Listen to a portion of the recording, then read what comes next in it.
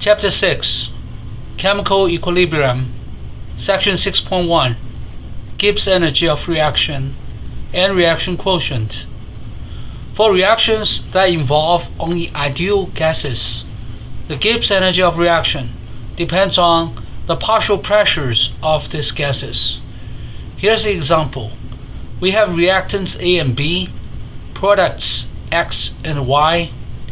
Nu sub A, nu sub B are the coefficients for the reactants.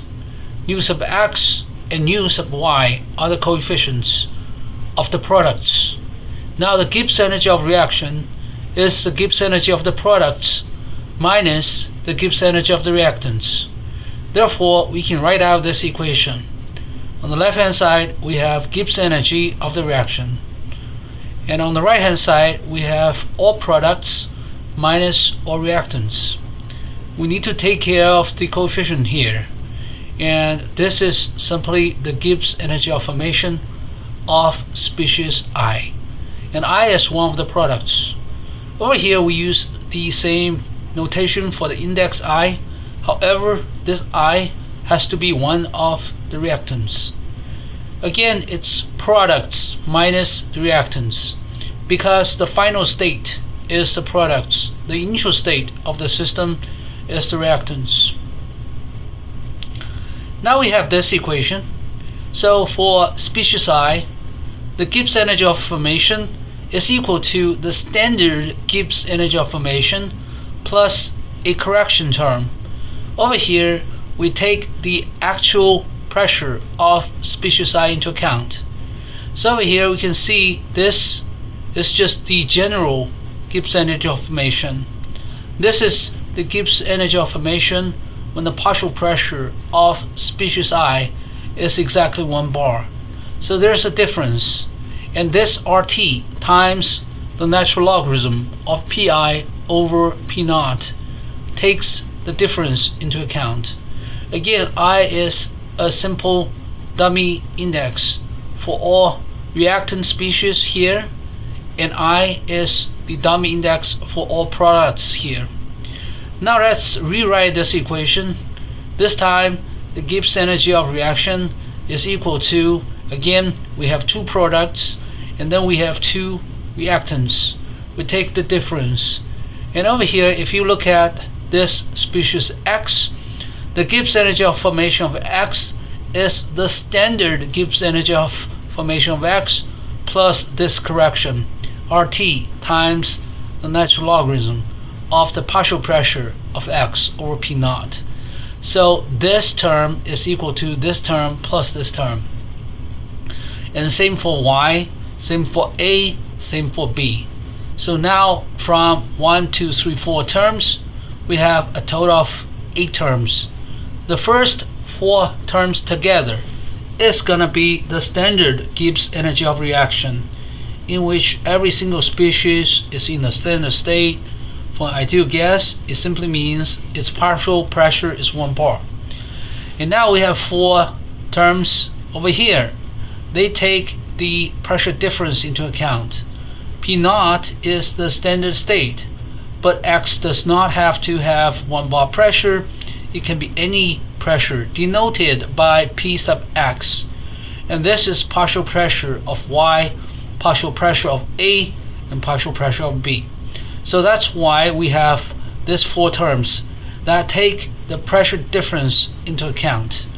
We can even combine these 4 terms to get this.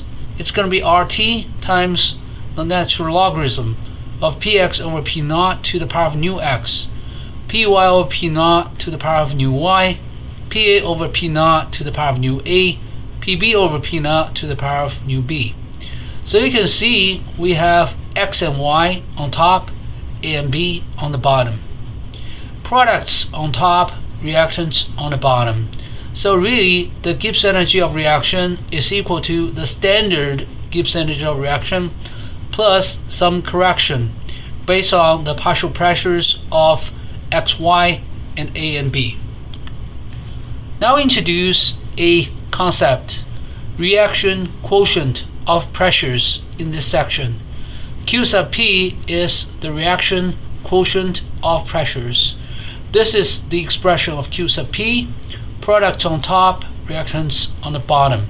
And we have Px over P naught to the power of nu x, Py over P naught to the power of nu y. These two are the products. And similarly, we have reactants on the bottom. Q sub P is unitless because Px over P naught is unitless. Same for this, this, and this. They're all unitless. And now we have a simpler expression. The Gibbs energy of reaction is equal to the standard Gibbs energy of reaction plus RT times the natural logarithm of the reaction quotient of pressures. When the reaction reaches equilibrium at constant temperature and pressure, the Gibbs energy of the reactant is equal to the Gibbs energy of the products. Now we have delta G of R equals 0. The Gibbs energy of reaction is just 0, and therefore we can set this whole thing to be 0. The standard Gibbs energy of reaction plus RT times the natural logarithm of K sub P is equal to 0 at equilibrium, and then we have the standard Gibbs energy of reaction equals negative RT times the natural logarithm of K sub P. What is K sub P? K sub P is simply this, Q sub P at equilibrium. So K sub P has a name. It's called the equilibrium constant of pressures. This P stands for pressures, and K sub P is the equilibrium constant of pressures. Again, K sub P is simply Q sub P at equilibrium. And then after we write this Q sub P, so this is Q sub P, we need to add EQ in the subscript. And we can compute K sub P given the standard Gibbs energy of reaction. So K sub P is equal to e to the power of negative standard Gibbs energy of reaction over RT. Now how do we get this? This delta G of R in the standard state is simply the Gibbs energy of formation of all products minus the standard Gibbs energy of formation of all reactants. This is just the difference between the reactants and the products. In the previous chapter, we have learned that the criterion for spontaneity in a closed system with no non-expansion work is unified to this.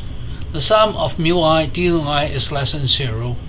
At equilibrium, neither direction of the chemical reaction is spontaneous, and therefore the sum of mu I dn I should be equal to 0 at this chemical equilibrium. Now we have this equation, and we also have dg is equal to negative s dt plus vdp plus the sum of mu I dn I. Over here, this equation holds for any closed system, even if there is chemical reaction taking place in the system. Now if this is 0, if the sum of mu I dn I is 0, then we have dg is equal to negative s dt plus vdp at equilibrium. Now if temperature and pressure are constant, we can say dt is 0, dp is 0, therefore dg becomes 0. So the total Gibbs energy of all substances remains constant at this equilibrium under the constant TP condition. So when do we know the chemical equilibrium has been reached? Well, if it's constant temperature and constant pressure, we know this chemical reaction reaches the equilibrium when dg is 0. More specifically, G has been minimized when temperature and pressure are held constant in a closed system with no non-expansion work when this chemical reaction reaches equilibrium. So again, at equilibrium, G is minimized. Since it's minimized already, dg is 0. Now given this equation from the previous chapter, dA is negative s dt minus pdv plus the sum of mu I dn I. We know at equilibrium the sum of mu I dn I is 0, and therefore dA is equal to negative s dt minus pdv over here when the chemical reaction reaches its equilibrium. The total Helmholtz energy of all substances in the system should remain constant at equilibrium under the constant temperature and volume condition. We can just look at this equation. When temperature and volume are constant, dt is 0, dV is 0, therefore dA is 0. More specifically, A is minimized at equilibrium when temperature and volume are held constant in a closed system with no non-expansion work. Now, what if there is some non-expansion work, like electric work? When there is electric work, then dA is less than or equal to dW of this electric work under the constant TV condition. And in this case, if there is electric work, then dG is less than or equal to dW electric. Chapter 6, Chemical Equilibrium. Section 6.2, Equilibrium Constants of Pressures. We can calculate the standard Gibbs energy of reaction given K sub P, the equilibrium constant of pressures, and vice versa. We can calculate K sub P given the standard Gibbs energy of reaction. Using this simple equation, the standard Gibbs energy of reaction is equal to negative RT times the natural logarithm of K sub P. We derived this equation in the previous section. So now let's look at one example. Let's look at this chemical reaction. The reactants are A and B. The products are X and Y. Now the expression of the equilibrium constant of pressures is this. We have products on top, reactants on the bottom. And don't forget about the stoichiometric coefficient for every single species. For example, when we look at product X, it has to be Px over P naught raised to the power of its coefficient, nu x. Same for Y, A, and B. Again, products on top, reactants on the bottom, and we take care of the coefficients. In this case, P is unitless because every single term is unitless. When we do Px over P naught, we cancel the unit. Now let's look at one numerical example problem, 6.2.1. Let's say the partial pressures of A, B, and X are 0.1, 0.2, and 0.3 at the chemical equilibrium of this reaction at room temperature. Calculate the equilibrium constant of pressures and the standard Gibbs energy of reaction. So first, we can compute K sub P. We'll just use this kind of expression. We have products on top, reactants on the bottom. We have only one type of product, which is X on top, A and B on the bottom. We have 2X, therefore this 0.3 over 1 bar should be squared. We have 2A, so we have 0.1 bar over 1 bar squared. We have only 1B, so we have this guy to the power of only 1. And on top we have 0.09, on the bottom we have 0.01 times 0.2, and the result is 45. That's the numerical value for this K sub P. And this does not have any unit. Now let's compute the standard Gibbs energy of reaction. It's just negative RT times the natural logarithm of K sub P. We plug in the numbers. It's just negative R is 8.3, temperature is 298. We take the logarithm of 45. We'll get a negative number. It's going to be negative 9,400 joule per mole, and I convert it to kilojoule per mole. We can also calculate K sub P given delta G, standard Gibbs energy of reaction, using this equation. Again, K sub P should be unitless. It's always unitless. Now let's look at another numerical example problem, 6.2.2. We're now given the standard Gibbs energy of formation of these two chemicals, N2O4 and NO2. I think this is dinitrogen tetroxide, and this is just nitrogen dioxide. Sometimes you can say mono nitrogen dioxide, but I'd rather just say nitrogen dioxide. That's clear enough. We have the values of their standard Gibbs energy of formation at room temperature. Now we have this reaction.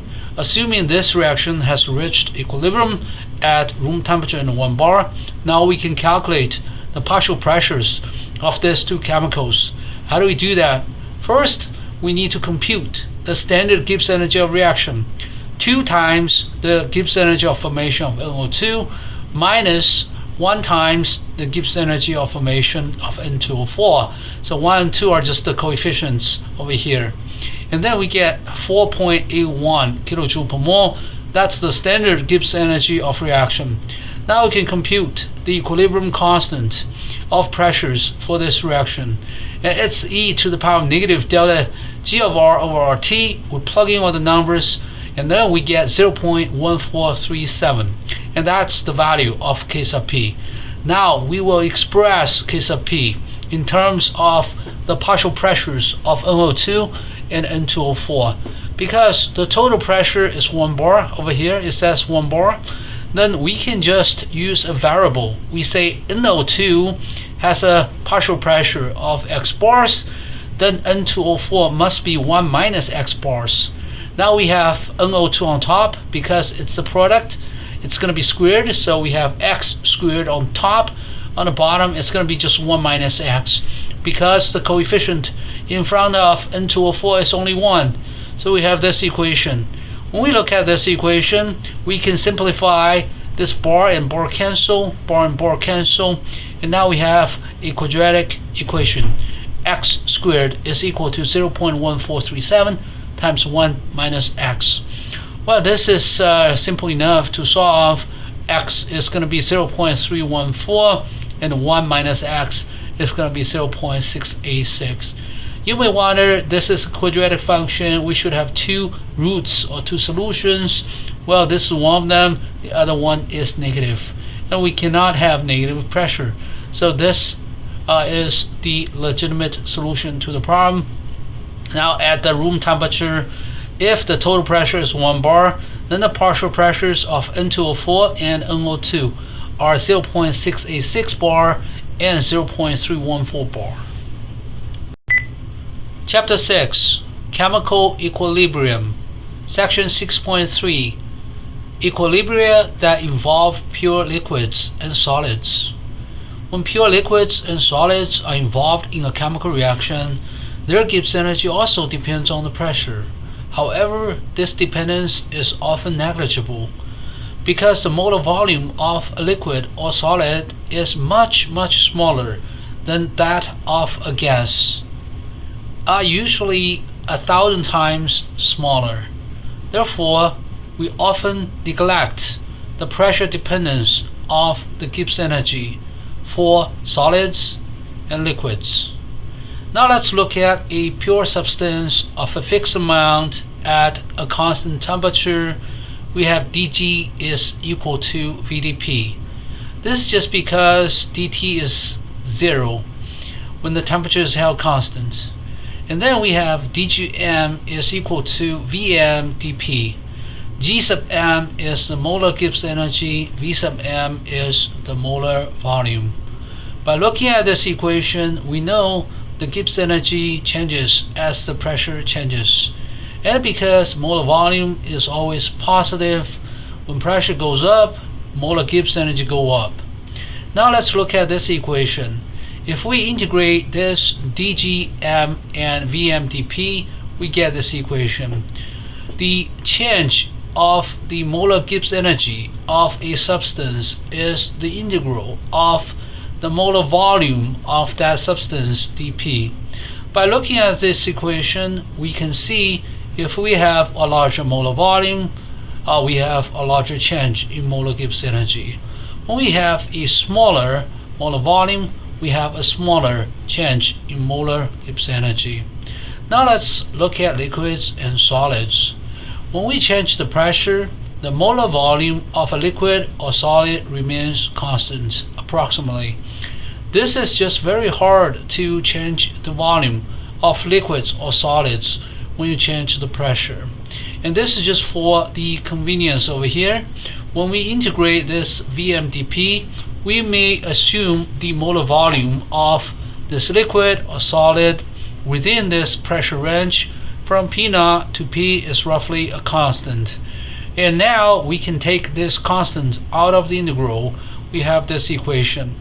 Alright, so the Gibbs energy of formation under pressure P minus the standard Gibbs energy of formation is equal to approximately the molar volume of this liquid or solid multiplied by the pressure difference. Again, from here, this integral, to here, this simple expression, we assume molar volume is a constant. You can only assume that for a liquid or solid. Do not assume the molar volume is a constant for a gas when pressure changes, because for a gas, when pressure changes, volume changes as well. Again, use this for liquids and solids. And now we're going to evaluate this. We find this is often very small or negligible for solids and liquids. Here's the example. The standard Gibbs energy of formation of liquid water is negative 237 kJ per mole at room temperature. Now let's change the pressure from the standard pressure, which is 1 bar, to 10 bars. So that's a significant pressure change. Now let's look at the change in its Gibbs energy of formation. Now we're going to compute this. The Gibbs energy of formation at 10 bar pressure minus the standard Gibbs energy of formation is equal to the molar volume times the pressure difference. What's the molar volume of water? It's roughly 18 milliliters per mole. And then we have this pressure difference expressed in the unit of pascals. We do the multiplication.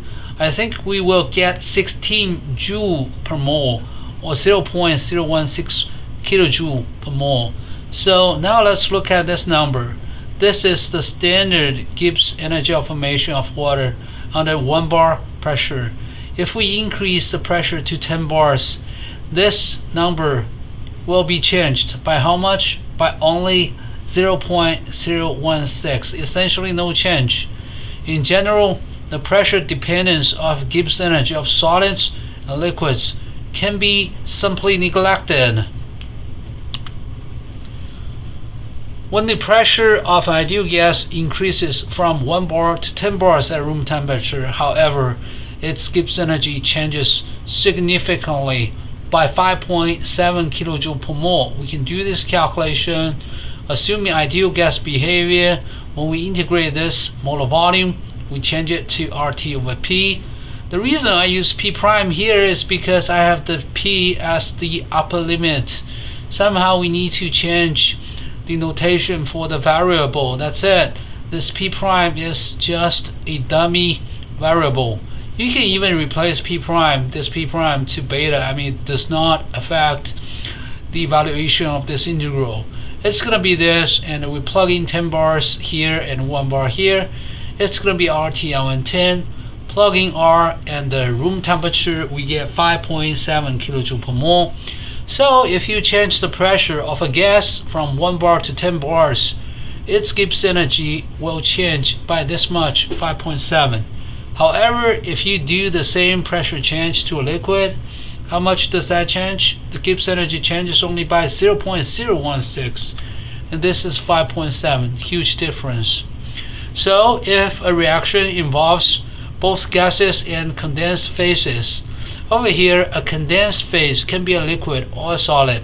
So if we have gases, liquids, and solids, then we will simply assume the Gibbs energy of formation of the liquids and solids are just independent of pressure.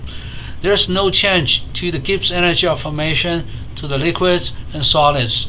You simply look up the standard Gibbs energy of formation for the liquid and solid and use those values, no matter what the pressure is, only because their pressure dependence is negligible.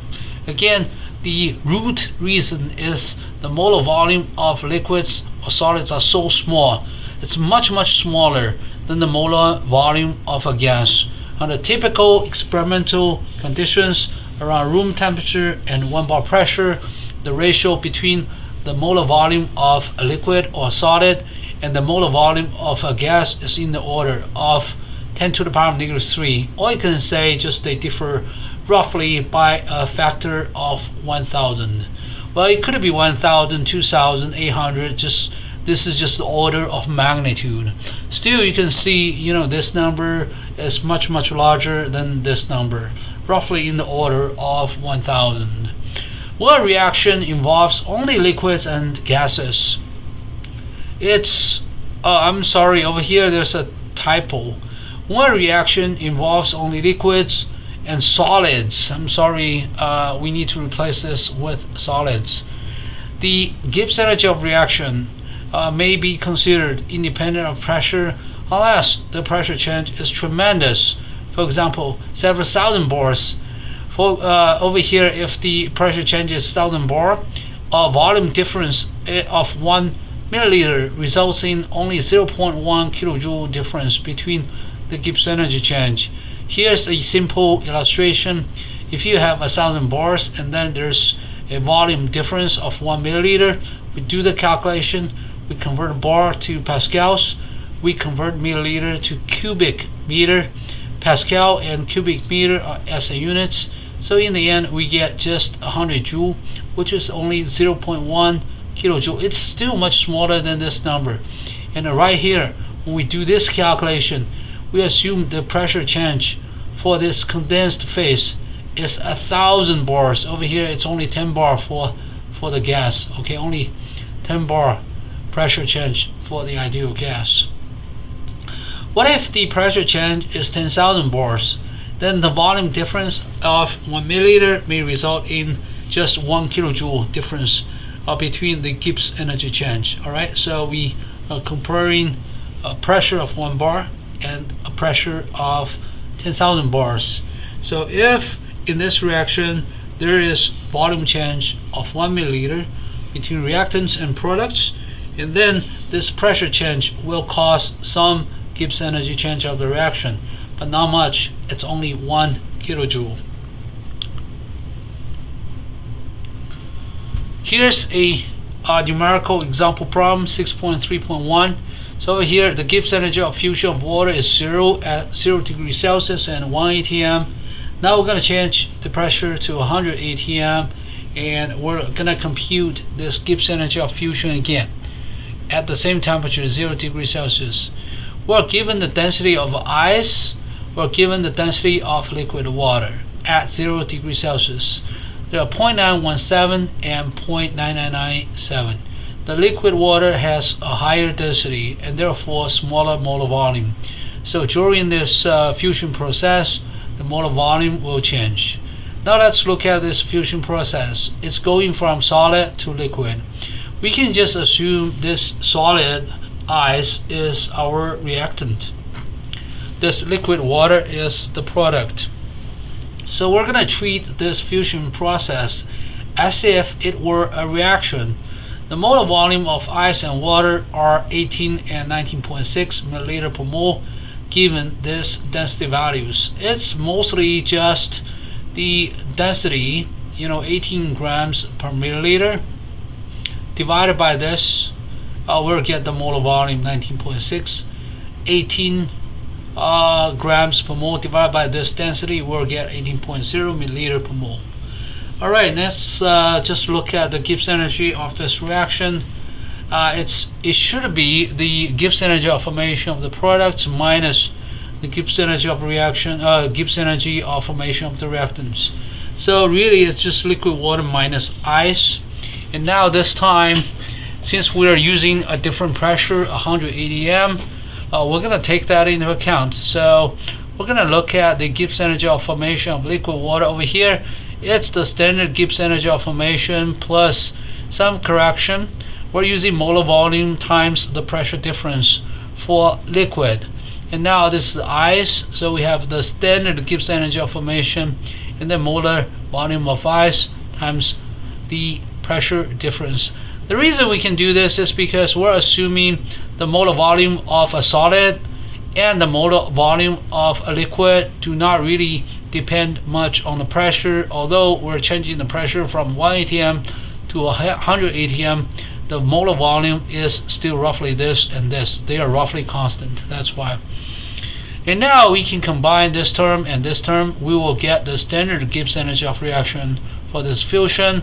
And also we'll have this molar volume of liquid minus the molar volume of ice over here times P minus P naught. P minus P naught is roughly 100 atm. And now we need to look at the molar volume change. It's small, it's roughly 1.6 milliliter per mole. So we plug in all the numbers, we get negative 16 joule per mole, and we get negative 0.016 kilojoule per mole. So even if we change the pressure from 1 atm to 100 atm, the Gibbs energy of this fusion process changes only by negative 0.016 kilojoule per mole. However small, it's still a negative number. That means, well, in this case, the product side is going to be slightly favored. The liquid phase is going to be slightly favored when this is negative. The reaction should proceed to the right hand side.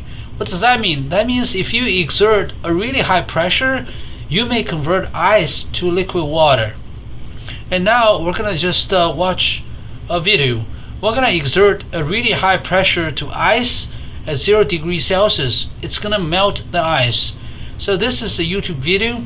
For copyright issues, I can only I'm going to try to demonstrate play something called regelation, which is where you provide a pressure onto ice and that turns it into water. But after that pressure is removed, it freezes again. So over here, there's a wire. It's actually a string from a guitar. And we have some heavy objects here. And you can imagine how much the pressure is because the area is so small, and we have 2 bottles of water, so tens of newtons divided by a very small area. And you can see this wire, this guitar string, is cutting the ice. So really it's not really cutting the ice, it's cutting liquid water. Because of the pressure, the ice actually has melted and the string is just cutting through this liquid water. So in the end, I think we're just cut through the whole thing. You can compress the ice, turn it into water, and then when that Alright, again, I can't play more than, I don't know, maybe 20 seconds. So over here, you can just search, does pressure melt ice? You can search for this video. Now, let's move on to the next slide. Again, I was just pretending this is a chemical reaction. So we can define the Gibbs energy of reaction for the fusion process from solid to liquid. Alright, and then we have this equation. We have the Gibbs energy of reaction is equal to the standard Gibbs energy of reaction plus some correction. This correction is due to the pressure change from 1 atm to 100 atm. And this is important only because the molar volume of ice and the molar volume of liquid water are different. Well, what if they are exactly the same? Then, well, there's no pressure dependence at all. So if these two are the same, you get just 0 times the pressure change. And then this part just disappears. Alright, I'm gonna move on to slide 10 over here. Here's another example problem 6.3.2. Under what pressure will graphite be converted to diamond?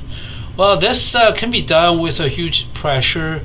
However, this is going to be extremely slow. Alright, but still, theoretically, let's look at this. When will this graphite be converted to diamond? They're both carbon. So when the Gibbs energy of diamond is lower than the Gibbs energy of graphite, and then this conversion will happen under the given temperature and pressure.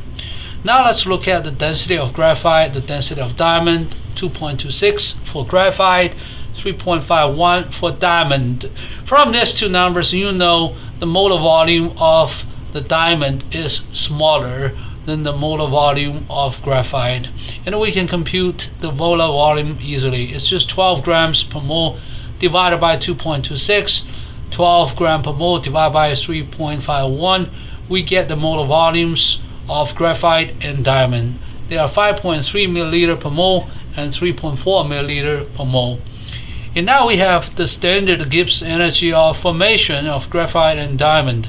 They're 0 and 2.9. Look, graphite has a lower Gibbs energy of formation. That means graphite is favored at room temperature and 1 bar condition. This is 1 bar condition. However, for this graphite to diamond conversion, we can make it happen if we have high enough pressure. So now let's make it happen. Let's look at this reaction from graphite to diamond. The Gibbs energy of reaction is again the standard Gibbs energy of reaction plus the molar volume of the product minus the molar volume of reactant, which is graphite, and then multiplied by the pressure difference. We can plug in all the numbers, okay? 2.9 kilojoule per mole over here. This is the standard Gibbs energy of reaction. It's just diamond minus graphite. It's a positive number, 2.9, and we have the molar volume of diamond, molar volume of graphite. We put in the units and then times P minus P naught. So when does this happen? This happens only when delta G of R is less than 0. The reaction moves forward spontaneously. So I'm going to say when this whole thing is less than 0, or the Gibbs energy of this reaction is less than 0. Either way is correct, but now I'm going to use this in quantity. I'm going to say this is less than 0, and this can be converted to P minus P naught should be greater than 2.9 kilojoule per mole over 1.9 milliliter per mole. How do we do this division? We need to use SI units. Mole and mole cancel, kilojoule becomes joule, and milliliter becomes cubic meter. We do the calculation, we get 1.5 billion pascals, which is 15,000 bars. It's a very high pressure. So if you really want to convert graphite to diamond, at least you need 15,000 bar pressure to make this reaction favorable thermodynamically. So again, diamond can be thermodynamically favored at room temperature, but it has to be very high pressure. How high? At least 15,000 bars. And note that a moderate change in pressure, for example 5 bars, will do nothing to the graphite or diamond. Virtually nothing. Chapter 6, Chemical Equilibrium. Section 6.4, Equilibria that involves solutions. When a solution is involved in a chemical reaction or physical change, the Gibbs energy of formation of the solute depends on its concentration. The standard state of the solute is often defined to be either 1 molar or 1 molo. 1 molar is denoted by uppercase M. 1 molo is denoted by lowercase m. 1 molar is 1 mole solute per liter solution. 1 molo is 1 mole solute per kilogram solvent.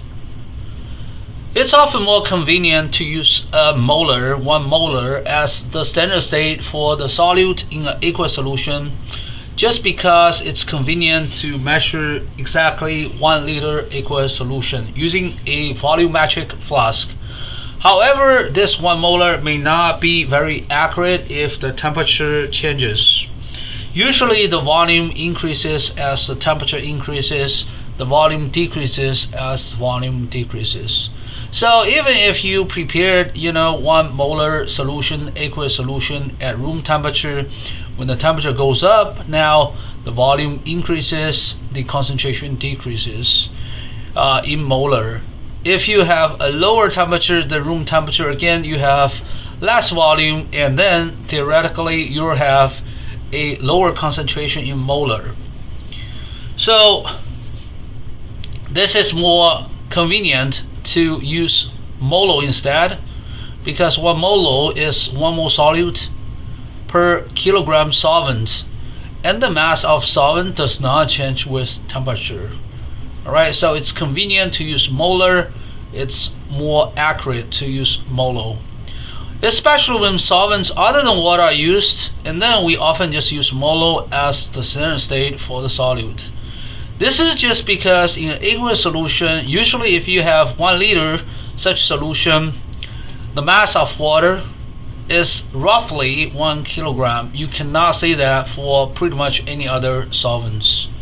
That's why it's often for us to use 1 molo as the standard state for the solute. 2 reasons. 1, a molo is more accurate because it does not depend on temperature, and number 2, if you have a solvent other than water, 1 liter such solution may not contain roughly 1 kilogram solvent. Now let's look at a typical chemical reaction that takes place in water. So from A to 2B, A is a solute, B is also a solute in an aqueous solution. That's why you have this AQ in parentheses here and here. Now the Gibbs energy of formation of A and B depend on their concentrations. C sub A and C sub B. Right now I'm using molar. And now let's look at this equation. So we have this equation to use when we need to know the Gibbs energy of formation for a certain concentration. So this number is usually provided, the value of the standard Gibbs energy of formation of A in an aqueous solution is usually provided to you. And then what if I ask you, what if the concentration of A is not 1 molar, it's 2 molar? And then we can just take the difference between these two. This is RT times the natural logarithm of 2 molar over 1 molar. So what if it's 0.1 molar? You just need to plug in this value. And this equation will give you the Gibbs energy of formation of A with non-standard concentration, and same for B. These two equations are exactly the same. You just need to replace every single A with B. Now let's look at the Gibbs energy of reaction. It's 2 times the Gibbs energy of formation of B minus the Gibbs energy of formation of A. So the 2 comes from here. And then we can divide this into 2 components. This B is here, the standard Gibbs energy of formation of B and its correction. Also, we can just divide this into 2 parts. The standard Gibbs energy of A plus the correction based on the actual concentration. And then we combine this standard Gibbs energy of formation of B and that of A. We have this 2 here. And we combine the RT times the logarithm over here. So if we look at this 2, this is just the product minus reactant in the standard state. That's the standard Gibbs energy of reaction. And over here we just combine the RT and the logarithm, and we have a reaction quotient of concentrations. The reaction quotient of concentrations is unitless, again, because if you look at the expression, it's CB over C naught to the power of 2 from here, divided by CA over C naught to the power of 1, because the coefficient in front of A is 1. So we have this equation for the reaction quotient of concentrations. Note that Q sub C has to be unitless. Again, it's just on top, it's the concentration of B relative to C naught, and then to the power of 2, of course, and then on the bottom it's the concentration of A relative to 1 molar to the power of 1. So on top it's unitless, on the bottom it's also unitless. Now let's look at this equation again. So we can somehow compute the Gibbs energy of reaction given the standard Gibbs energy of reaction plus the value of Q sub C. And Q sub C is the reaction quotient of concentrations. If we are given the values of the concentrations of A and B, we'll be able to calculate Q sub C. When the reaction reaches chemical equilibrium, this K sub C is equal to Q sub C at equilibrium. Alright, and K sub C is so-called equilibrium constant of concentrations. Again, if we use 1 molar as the standard state for this reaction in aqueous solution, we have this equation. The Gibbs energy of reaction is the standard Gibbs energy of reaction plus RT times the natural logarithm of Q sub C. Q sub C is the reaction quotient of concentrations. Q sub C is unitless because whenever you have a concentration in an aqueous solution, it has a unit. In this case, the unit is molar, but you need to divide that concentration by C naught, which is 1 molar. That's why there's no unit in Q sub C. At equilibrium, delta G of R is 0. That means the standard Gibbs energy of reaction is 0. The Gibbs energy on the left hand side equals the Gibbs energy on the right hand side. And in this case, K sub C is equal to Q sub C at equilibrium. And therefore we have 0. This becomes 0. And we copy this here, the standard Gibbs energy of reaction plus RT times the natural logarithm. Okay, again, K sub C, the equilibrium constant of concentrations, is simply the reaction quotient of concentrations when the reaction is at equilibrium. So we have this equation, and now we have standard Gibbs energy of reaction is equal to negative RT times the natural logarithm of equilibrium constant of concentrations. Here's one numerical example, 6.4.1. Let's calculate the standard Gibbs energy of reaction for this reaction. We have two reactants, H plus and OH minus, in the aqueous solution. There's only one product, water, in the reaction system. The reaction proceeds at room temperature, and we have the equilibrium concentrations of H plus and OH minus. They are both 10 to the power of negative 7 molar. So K sub C is, again, products always on top, reactants on the bottom.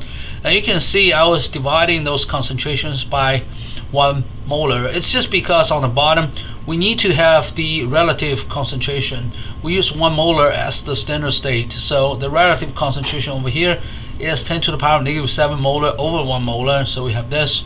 Water is a pure liquid. Whenever you have a pure liquid or pure solid, the standard state is its mole fraction, and the mole fraction of a pure liquid or solid is simply 1. So that's why I put 1 on top, and then we do the numerical calculation. We have 10 to the power of 14, and then we can compute the standard Gibbs energy of reaction. It's negative RT times the natural logarithm of K sub C. We plug in this number, we plug in R and temperature T, 298, we get negative 79.9 kilojoule per mole. Alright, to verify these results, we can use the values of the standard Gibbs energy of formation for H plus, OH minus, and water. We have those numbers here. Actually, the standard Gibbs energy of formation of H plus in water is just defined to be 0. It serves as a 0 reference. And then OH minus is this, and water is this. So we can do the calculation. We can have water minus H plus minus OH minus. So we have this setup over here. We get negative 79.9 kilojoule per mole. So given the standard Gibbs energy of formation for all chemical species in the reaction, we can calculate the standard Gibbs energy of formation. Given this K sub C, the equilibrium constant, we can also compute the standard Gibbs energy of reaction, and these two different calculations result in the same value, negative 79.9 kilojoule per mole for this reaction. Therefore, we are confident our calculation was correct. Chapter 6, Chemical Equilibrium. Section 6.5, Expressions of Equilibrium Constant. The equilibrium constant of a reaction that involves only ideal gases can be expressed in terms of the pressures, the concentrations, or the mole fractions of those ideal gases. Here's an example. In this reaction, A and B are reactants, X and Y are products. Nu sub A, nu sub B, nu sub X, nu sub Y are coefficients. Now we can express this equilibrium constant in terms of pressures. So over here you have products on top, reactants on the bottom. And we have Px over P naught. This is dependent on the pressure of X. Over here, Py over P naught. This is partial pressure of Y over P naught. And then the partial pressures of A and B, the reactants, are on the bottom. We also need to take care of the coefficients in front of AB and XY correspondingly. And this is the definition of the equilibrium constant of pressures, because you see the partial pressures of the chemicals in the final expression. Now we can have this equilibrium constant of concentrations as well. This is just because for ideal gases, somehow we can also use the mole of X divided by the entire volume of the system to get the concentration of X. And then we use the concentration of X divided by C naught. And over here we have one of the two products on top, and the other products also on top, reactants on the bottom. And when we write this, we have the equilibrium constant of concentrations. And again, we have to specify this is equilibrium. That means when the reaction reaches equilibrium, and then we plug in the actual concentrations of X and Y here, A and B here. We take care of the stoichiometric coefficients, and then we'll get the value of this equilibrium constant of concentrations. And finally, we can also express the equilibrium constant in terms of mole fractions. Let's say we have these 4 gases in the reaction system, and then we have mole fraction of X, Y, A, and B. The sum should be 1. Now, how do we compute the mole fraction of X? Well, it's pretty simple. We need to get the total number of moles of all gases. Let's say denoted by N, and over here it's just the number of moles of X over N. We get the mole fraction of X. This mole fraction of Y is the number of moles of Y divided by the total number of moles N, and then we get the mole fraction of Y. Similarly, we get the mole fraction of A and B. And again, if this reaction system contains only these 4 ideal gases, the sum of the 4 mole fractions should be 1.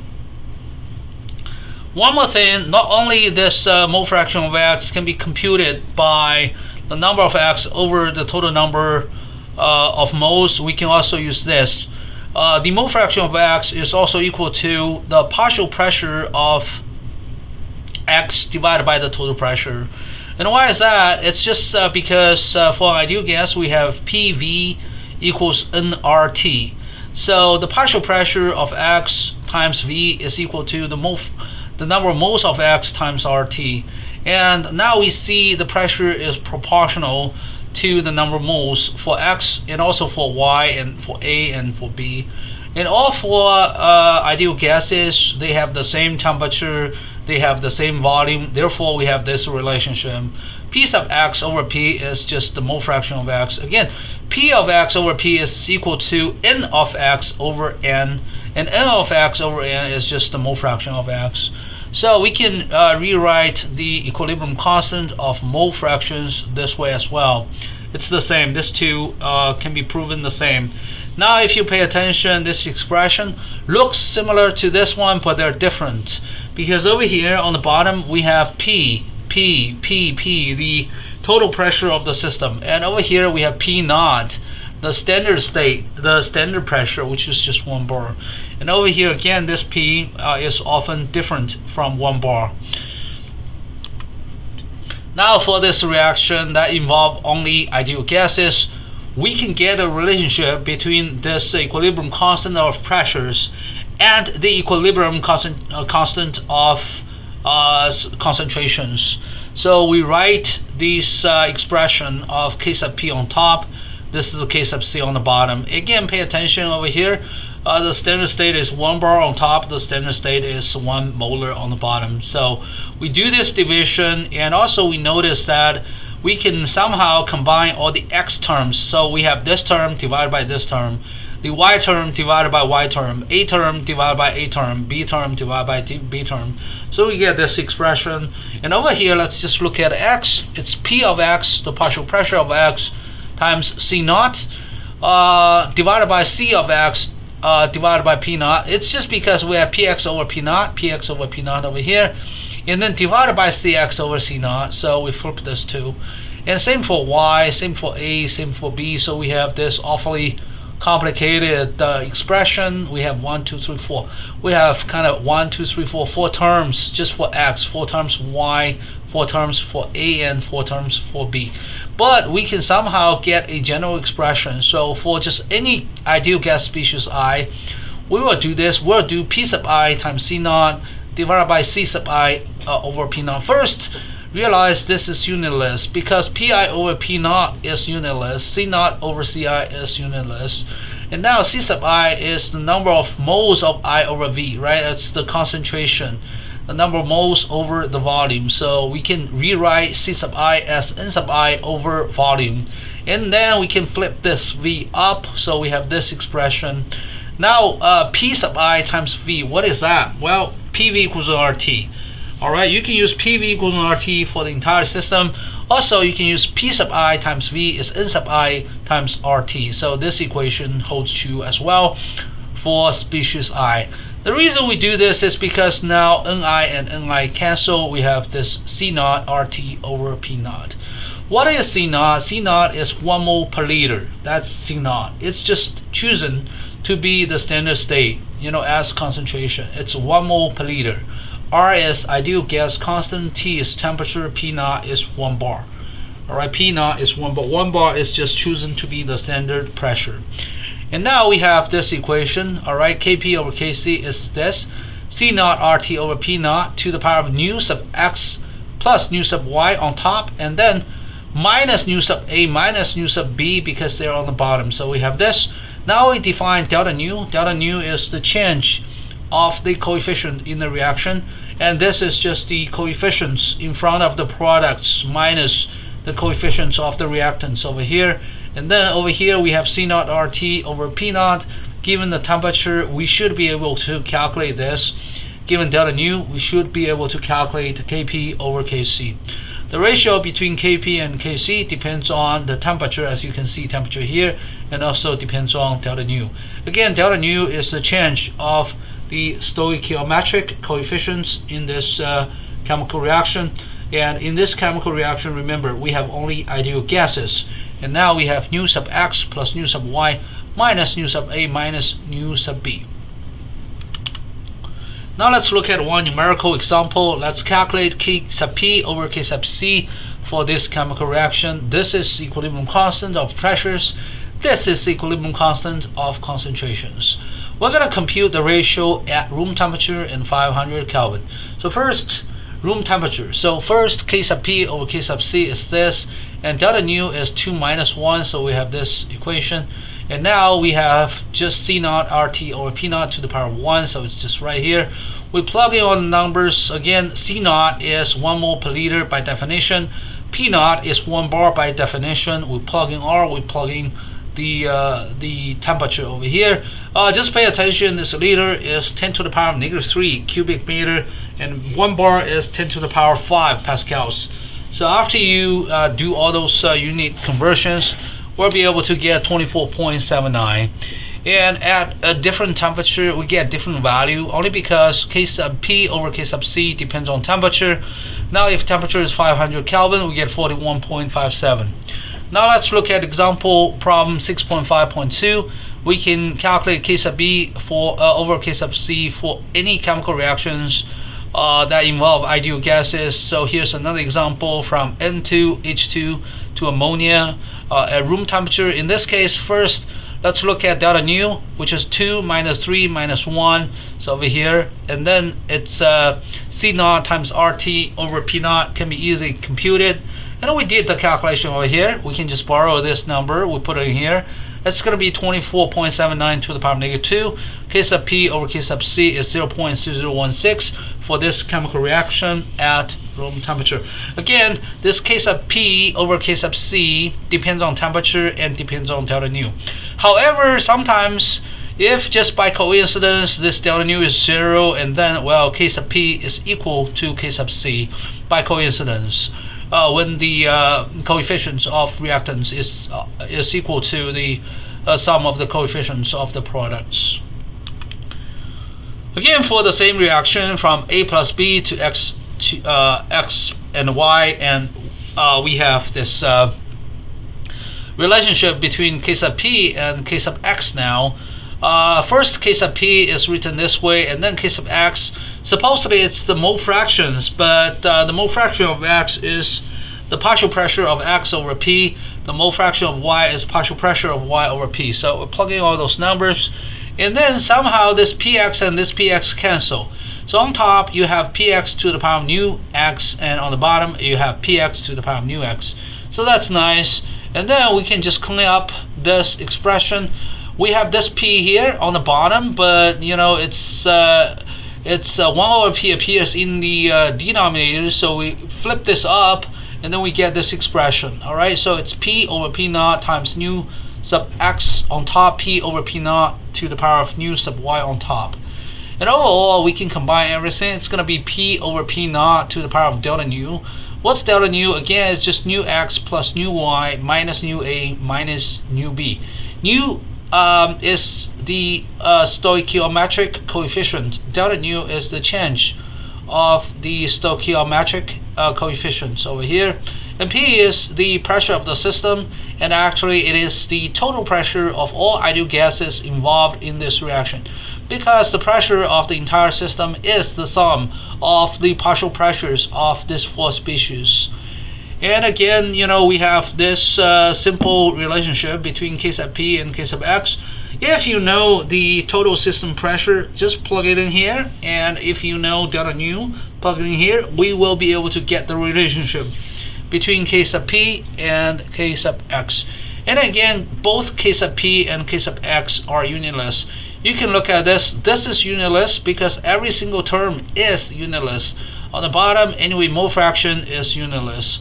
Again, these two differ by a factor of this, so somehow you can compute this, and you find how K sub P relates to K sub X.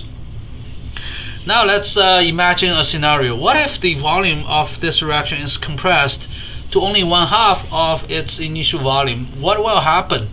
Its reaction quotient of pressures will change. Why is that? Well, if you change the volume under constant temperature condition, the pressure will change. If you compress the volume, so it becomes 1/2 of its initial volume, that means the pressure of every single species is doubled. Okay, again, the pressure of every single species, A, B, X, Y, okay, are doubled. That's why the new reaction quotient of pressures will change. So this is the new reaction quotient of pressures when you compress the system to only 1/2 of its volume. This is going to be the initial Q sub P times 2 to the power of delta nu. Why 2 to the power of delta nu? Again, for every single species, its partial pressure is doubled. So that's why we have 2 here. And also in the expression of reaction quotient, we need to take care of the coefficients, nu sub x, nu sub y on top, nu sub a, nu sub b on the bottom. So you're going to see 2 to the power of nu sub x, 2 to the power of nu sub y, and then 2 to the power of nu sub a, 2 to the power of nu sub b on the bottom. That's why we have the new reaction quotient of pressures being changed to this. This is the initial reaction quotient of pressures times 2 to the power of delta nu. Again, the partial pressures of all gases are doubled. Meanwhile, the quotient of mole fractions remain unchanged. That's strange, but remember, when you kind of shrink the volume, you're indeed actually changing the partial pressures, right? But also you're changing the total pressure. So the ratio between the partial pressure over the total pressure remains the same. So it's not going to change the mole fraction of any species. That's why Q sub P will change, but Q sub X remain unchanged. All right. Know that K sub P is equal to K sub X under 2 different conditions. If you have P equilibrium, at equilibrium, if the total pressure happens to be P naught, if this P at equilibrium happens to be P naught, you're looking at 1 to the power of something, and then K sub P is equal to K sub X. Another scenario, just when this delta nu happens to be 0, that means it happens the sum of nu x, nu y is equal to the sum of nu a and nu b. And then we have something to the power of 0, it's also 1. So under these 2 conditions, either one of these 2 conditions, K sub P is equal to K sub X. Alright, again, given the final pressure of the system at equilibrium and given delta nu, we can easily compute the ratio between K sub P and K sub X. Now, what if a reaction involves both gases and aqueous solutions?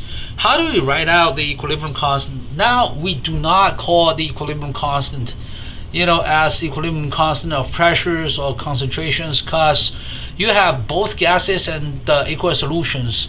Usually, we use 1 bar as the standard state for gases. We use 1 molar as the standard state for the solute in the aqueous solution. So it's going to be a hybrid expression. Alright, so again, we use P naught, which is 1 bar, as the standard state for the gases, C naught, which is 1 molar, as the standard state for the solutes in the aqueous solution. Again, this equilibrium constant must be unitless. And notice this, we do not have any subscript here. We talked about K sub P, K sub X, and K sub C, but right here it's just K. It's just K again for this reaction, but with some changes. Now this B is solute in aqueous solution. This Y is also in aqueous solution. Now how do we express this equilibrium constant, this K?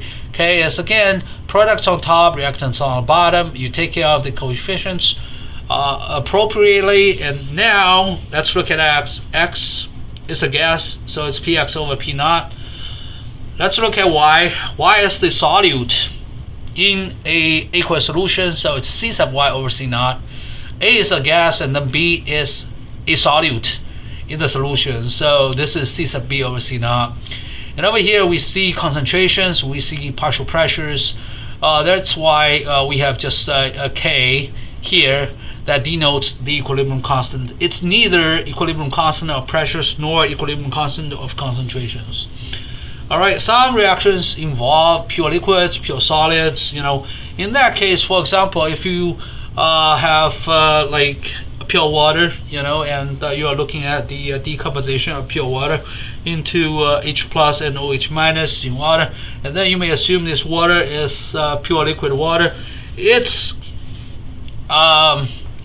concentration is considered 1. Alright, actually we're using the mole fraction of pure liquid and pure solid, which is just 1. And now we have this kind of expression for equilibrium constant. So let's say B is a pure liquid, Y is a pure solid. Alright, and for B it's just 1. For this Y it's also 1.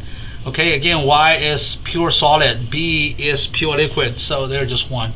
Now we also have X in an aqueous solution. That's why we use the concentration of X over C naught on top. A is a gas, so we use PA over P naught on the bottom.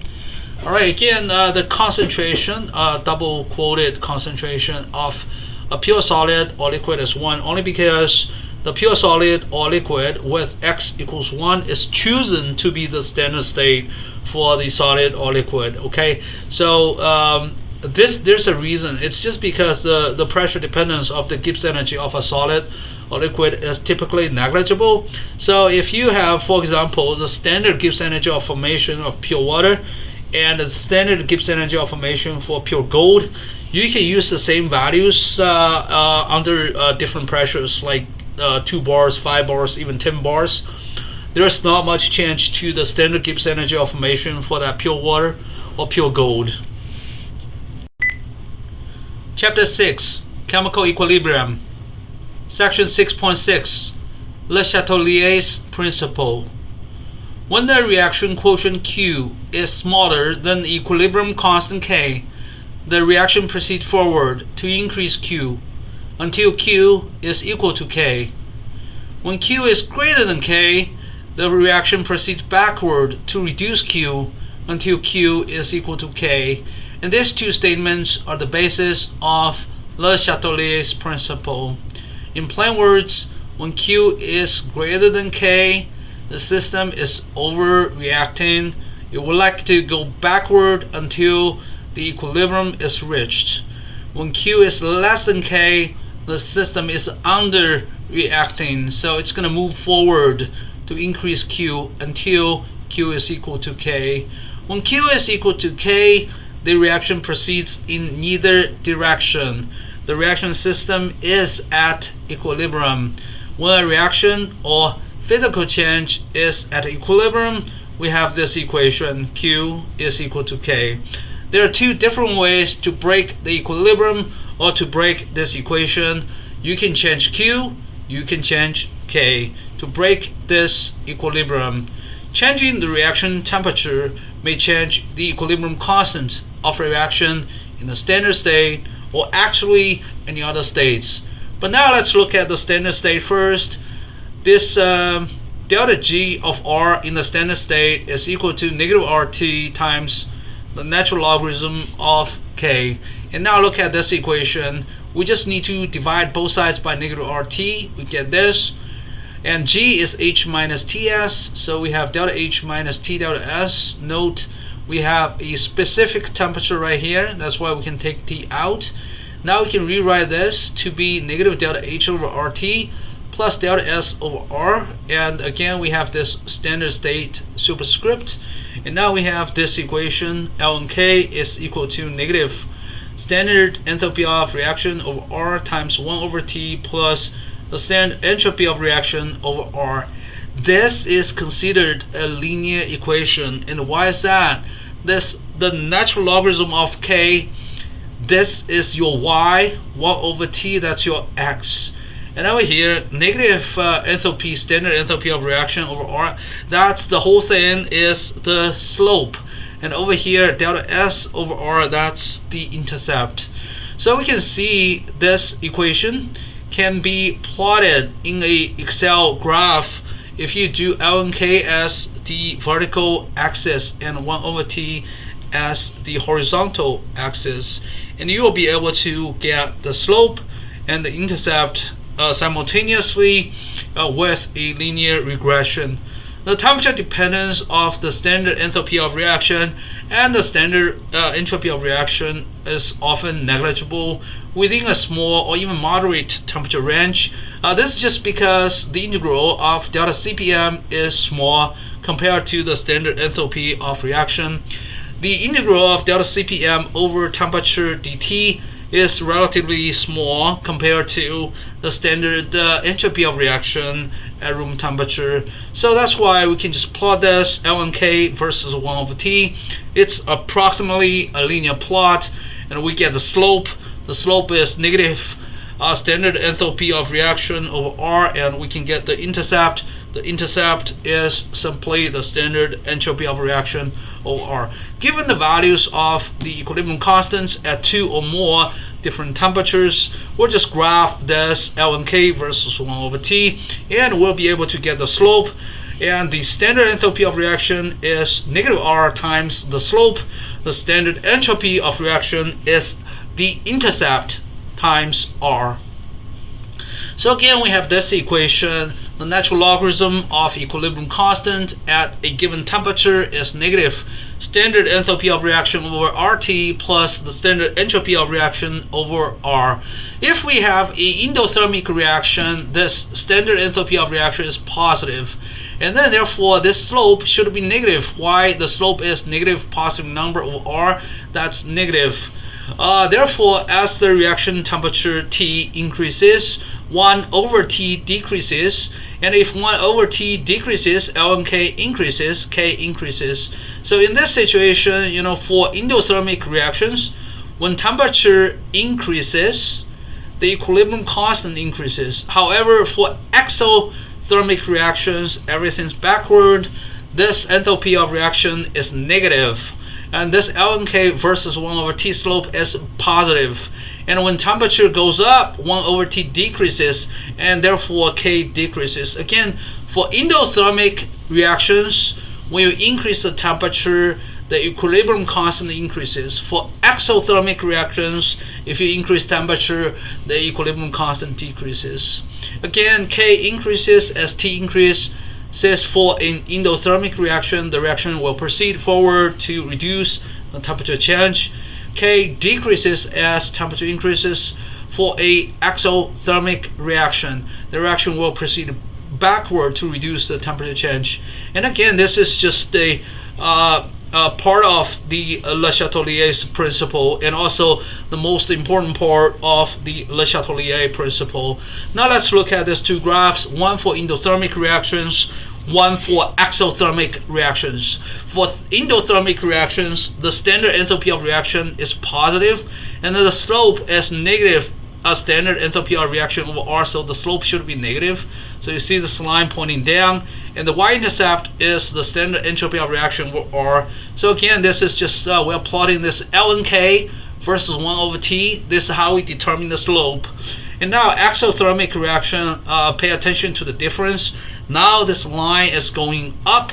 This is because the standard enthalpy of reaction is negative, and we have one additional negative sign in front. So the slope is positive. While the slope is positive, the standard enthalpy of reaction is negative. And again, the y-intercept is the standard entropy of reaction over R. So if somehow you can determine the slope and the y-intercept, you will be able to determine the standard enthalpy of reaction and the standard entropy of reaction at the same time. Now again, let's look at this reaction. This reaction is LMK is equal to negative standard enthalpy of reaction over RT plus the standard entropy of reaction over R. When the endothermic reaction is at equilibrium, increasing the reaction temperature may result in Q less than K, because that will just increase K. So it's going to break this equilibrium. K is now greater than Q. Therefore, the reaction should proceed forward, and that will absorb heat. When it absorbs heat, that will reduce the temperature. That's just the prediction of Le Chatelier. And now for a exothermic reaction at equilibrium, Q is equal to K. Now increasing the reaction temperature will reduce the value of K, and in that case now Q is greater than K. The system is considered overreacting. The reaction should proceed backward so that Q is equal to K again. What if the standard enthalpy of reaction is 0? This is rare, but if it happens, well, then if you look at the slope is simply 0, because the standard enthalpy of reaction is 0. That means this K does not depend on temperature at all. So for such a reaction, well, when it's at equilibrium, if you change the temperature, it's not going to disturb the equilibrium, because you're not changing Q, you're not changing K either. K does not depend on temperature. Le Chatelier principle states that when change is imposed on system at equilibrium, the system will respond in a way to counteract the change. That's the essence of the Le Chatelier principle. This principle suggests that after an endothermic or exothermic reaction reaches equilibrium, increasing the temperature will shift the reaction either forward or backward to absorb the heat and to reduce the temperature. Le Chatelier's principle applies to phase changes as well. If you increase the temperature of the liquid-gas mixture of the same substance, it's going to shift the equilibrium towards the gas side, because when liquid is converted to gas, it's going to absorb heat. That will reduce the temperature, and that will result in a higher gas pressure. What if you want to do a more quantitative analysis for the vaporization from a liquid to a gas? Well, we can use this equation. The natural logarithm of K is defined to be lnP over 1. P is your product, that's the partial pressure of the gas. 1 is for the pure liquid. This is a mole fraction of this pure liquid. It's equal to negative. Now the reaction is vaporization, so we have negative delta enthalpy of vaporization over RT plus the entropy of vaporization over R at this given temperature. Again, if you increase the temperature, this system will convert liquid to gas to absorb this heat to bring the temperature down. If you lower the temperature, gas is converted to liquid and release heat. That will bring the temperature back up. When the quotient of reaction is equal to its equilibrium constant, that means the reaction is right at its equilibrium. In short, we have Q is equal to K at when the reaction is at equilibrium. We can also change the value of Q to break the equilibrium. For example, if we have this reaction that involves only gases, we have this expression, Q sub P, the reaction quotient of pressures. We have products on top, reactants on the bottom. Now we can actually compress the reaction system to increase the partial pressures of all gases by the same factor tau. And if its compression, tau is greater than 1, because all those 4 species will have a larger partial pressure when the system is compressed. Now we have a new reaction quotient, Q sub P prime. Q sub P prime is equal to Q sub P times this tau to the power of delta nu. Delta nu is the change of the coefficients. So sometimes we have delta nu less than 0. That means, well, we have more gases on the left, less gases on the right. And then compressing the system will reduce Q sub P. Because if you look at this tau, tau is greater than 1 for compression. delta nu is less than 0. So this factor is less than 1. And that means this new Q sub P is less than the original Q sub P. And now this new Q sub P is now less than the equilibrium constant. That means the reaction should proceed forward, which results in the less amount of gases when the system is compressed. What if delta nu is greater than 0? Then compressing the system would increase the reaction quotient because tau to the power of delta nu in this case is greater than 1. Again, compression, so tau is greater than 1 and delta nu is greater than 0, and then we have tau to the power of delta nu greater than 1. This reaction quotient will be greater when the system is compressed. Qp prime is equal to Qp times tau to the power of delta nu, and this tau to the power of delta nu is greater than 1. So the new reaction quotient Qp prime is greater than K. The system is overreacting. That means the reaction will proceed backward, which would result in again less amount of gases to counter the pressure increase caused by the compression. So if you compress the system, the pressure goes up and the reaction should proceed in a way to actually reduce the amount of gases to bring the pressure back down. Again, that's just the essence of the Le Chatelier's principle. The system responds in a way to reduce the change either in temperature or in pressure.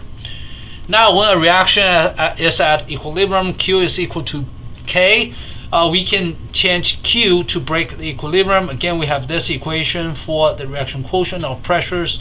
There is a way to just change the partial pressures of all species. For example, if you compress the system, the partial pressures of all 4 species would increase.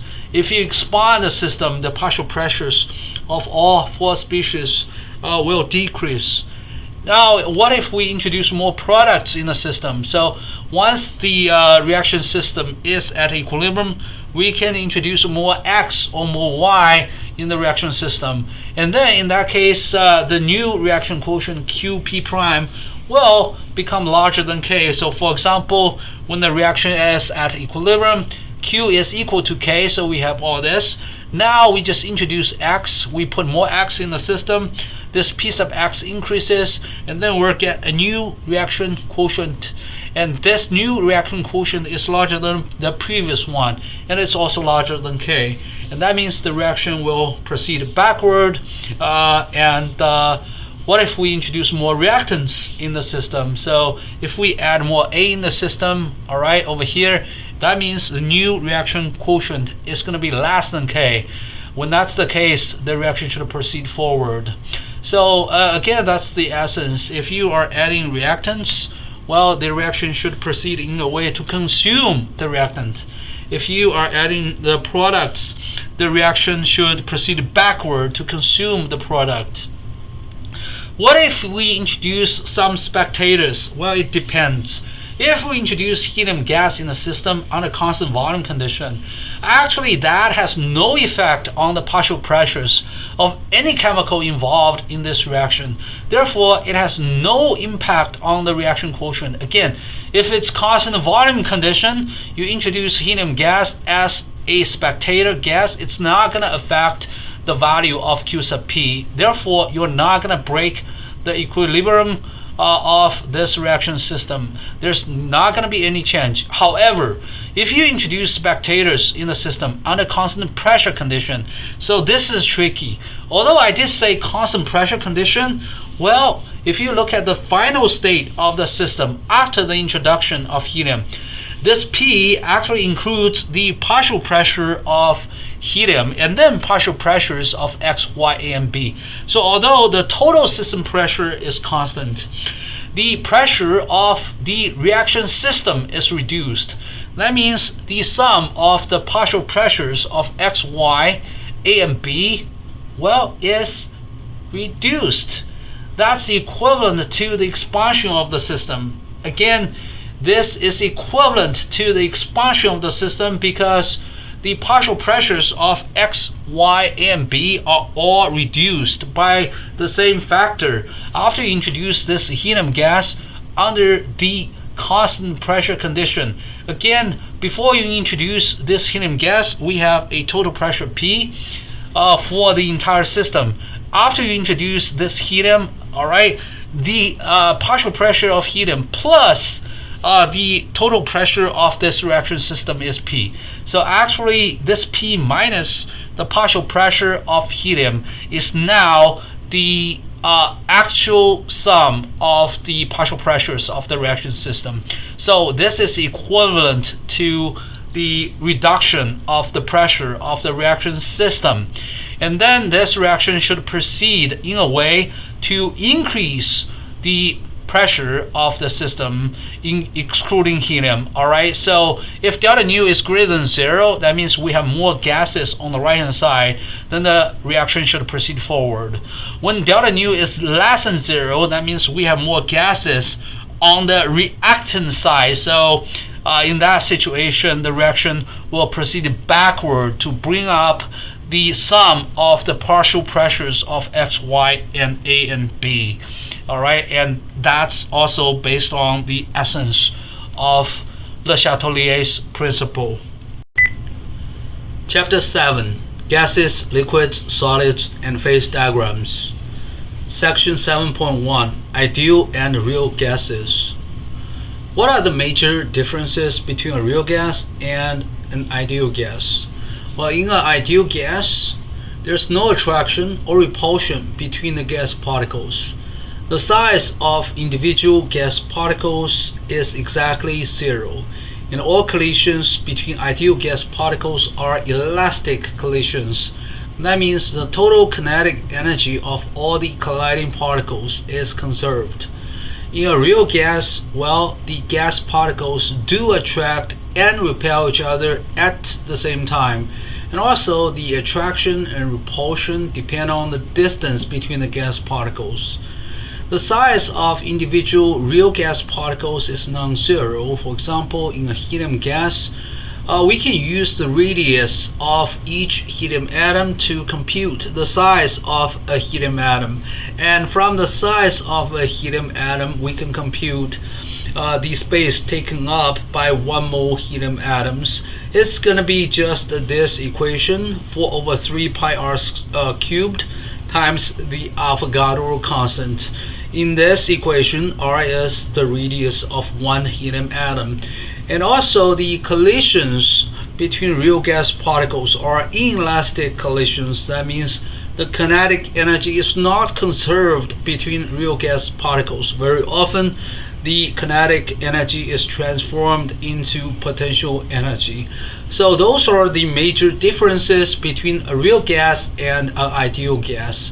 In this real world, all gases are real gases. Even helium, neon, and argon are real gases. However, they behave more ideally than many other gases because those are noble gas atoms. Helium, neon, argon, although they do attract and repel each other, but the attraction and the repulsion between noble gas atoms are typically small. And even small molecules such as H2 molecule and nitrogen 2 molecule, they often behave more ideally than many other gases. One reason is there's no non-zero dipole moment in H2, and there's no electric dipole moment in nitrogen 2 as well. So the attraction between hydrogen molecules and the attraction between nitrogen molecules are pretty small, and also they have fairly small sizes. That means if you use the van der Waals equation, the parameters A and B of these two gases are pretty small, and they behave nearly ideally. For a real gas, we can use different models to describe their behavior to connect pressure, volume, and temperature of real gases. The van der Waals equation is commonly used in physical chemistry because this equation is pretty simple. There are only 2 parameters, and the calculus that involves the use of the van der Waals equation is easier than if we use some other equations. So now let's look at this equation. This is the van der Waals equation. If we have ideal gas equation, it's just P equals RT over V sub M, or molar volume. But now we have V sub M minus B. This is just to subtract the molar volume of the gas by the space taken up by 1 mole such gas particles. And also there's an attraction term. When we have a larger attraction, we have a lower van der Waals gas pressure. So this equation is commonly used in physical chemistry. We like to use this equation because it takes the attraction and repulsion into account, and yet it's simple enough. It has only 2 parameters, and also the math is not too difficult. The downside of using the van der Waals equation is it's often less accurate than using some other equations, such as the Radix-Kwong equation. The Radix-Kwong equation also contains only 2 parameters, but it's more complicated than the van der Waals equation. So you can see this Vm squared is replaced by Vm times Vm plus B, and there's one additional square root of T on the bottom in this attraction term. So this is certainly more complicated in mathematics, but very often the Radix-Kwong equation is more accurate when describing the behavior of a real gas than this van der Waals equation. So there are pros and cons. This is more complex, the derivation is more tedious, but the result is often more accurate than the van der Waals equation. There are other 2 parameter equations that can be used to describe the state of a real gas. For example, this Barthelot equation over here, it looks slightly more complicated than the van der Waals equation. It's simpler than the Radix-Kwong equation. So if you look at the bottom here, it's just TVm squared. Again, it contains only 2 parameters, and usually we use van der Waals equation in undergraduate physical chemistry. If we want to achieve more higher level of accuracy, we use Radix-Kwong equation. And finally, this Barthelot equation is rarely used. Chapter 7: Gases, Liquids, Solids, and Phase Diagrams. Section 7.2: Compression Factor.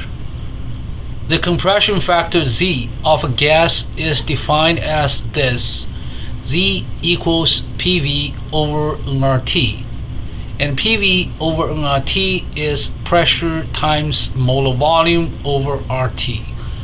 For ideal gases, Z equals 1 because PV equals nRT for all ideal gases. For a van der Waals gas, we need to use the van der Waals equation for pressure here.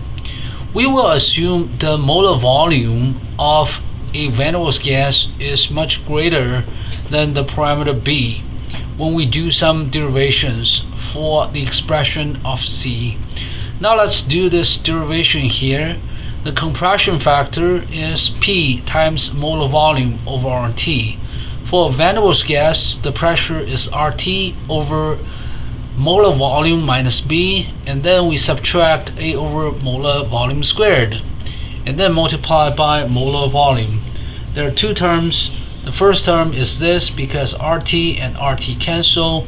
We have molar volume over molar volume minus B, and over here we have RT on the bottom, and then it becomes A over RT molar volume. This is because this molar volume and this molar volume squared partially cancel. So we have this equation. And if we divide both top and the bottom by molar volume, this becomes 1 over 1 minus B over molar volume, and then subtract A over RT molar volume. So over here, 1 over 1 minus a small number is approximately 1 plus that small number. Over here we have a mathematical equation. So 1 over 1 minus delta, we can expand it to 1 plus delta squared plus delta cubed, etc. when delta is small. And if delta is much smaller than 1, delta squared and delta cubed are much smaller than delta. Therefore, we can approximately say 1 over 1 minus delta is equal to 1 plus delta. Therefore, this term is approximately 1 plus b over Vm. So z is 1 plus b over Vm minus a over RT over Vm. And 1 over Vm is a common factor of the last two terms. Therefore, the compression factor Z of a van der Waals gas is roughly 1 plus the reciprocal of molar volume multiplied by B minus A over RT. You can see this B is the repulsion term in the van der Waals equation. A is the attraction term in the van der Waals equation. And also we can easily analyze this compression factor Z for a van der Waals gas. It's just because if B is greater than A over RT, we have Z greater than 1. If B is smaller than A over RT, then Z is less than 1. When Z is greater than 1, its pressure is greater than nRT over V. nRT over V is the pressure as if the gas were ideal. And if Z is less than 1, then P is less than nRT over V. nRT over V is the pressure of the gas if it were ideal. If we have a temperature right at A over BR, so we can plug this temperature here, A over BR, and then we'll have B minus A over here, this is A divided by B on the bottom, and then we get actually B minus B, Z is equal to 1. So in this scenario, Z is equal to 1 when the temperature of the van der Waals gas is equal to A over BR. And this temperature is called the boil temperature. So at the boil temperature, PV is equal to nRT because of the cancellation between the attractive effect and the repulsive effect in the van der Waals equation. Again, the compression factor Z of a gas is defined as follows. The lowercase z is equal to PV over nRT, or pressure times molar volume over RT. For ideal gases, the compression factor Z is simply 1. For a van der Waals gas, Z is approximately 1 plus. Over here we have the reciprocal of molar volume multiplied by the difference between B and A over RT. Again, if B is greater than A over RT, Z is larger than 1. If B is smaller than A over RT, Z is less than 1. That's why we sometimes say when the repulsive force is predominant, Z is greater than 1, PV is greater than nRT. When the attractive force between the real gas particles is predominant, we have Z is less than 1. The compression factor is less than 1, PV is less than nRT. And over here we have the compression factor Z of a nitrogen gas versus pressure. So you can see there are 4 lines. They're at different temperatures: 220 Kelvin, 273 Kelvin, that's just 0 degrees Celsius, and we have 327 Kelvin, which is roughly 54 degrees Celsius, and then 400 Kelvin, which is roughly 127 degrees Celsius. So you can see Z is actually a function of pressure with a different pressure. You have different Z values. It's also a function of temperature. You can see, we have 4 different temperatures, and we have 4 different curves of Z with respect to pressure. So even if we have the same pressure, for example 100 bars, we have 4 different values for Z. These 2 are below 1, these 2 are above 1. Now let's look at the temperature effect. When temperature is really high, for example in this case we have 400 Kelvin. When temperature is really high, well, this term is usually small, and B is usually larger than A over RT. Therefore, Z is usually greater than 1. As we can see, at 400 Kelvin, Z is greater than 1. Even at 327 Kelvin, Z is also greater than 1. If the temperature is lower, if we look at this, when temperature is lower, this A over RT can be competitive with B. For example, let's look at the green curve. So over here at around 140 bars, well, these B value and A over RT are about the same at this 0 degrees Celsius or 207.3 Kelvin. So over here at around 230 bars, you can see this blue curve is taken at 220 Kelvin. So at 220 Kelvin, roughly this B is equal to A over RT. Approximately, for two reasons. One, the Van der Waals equation is not exact. Number two, I mean, even this is based on some approximation we made before.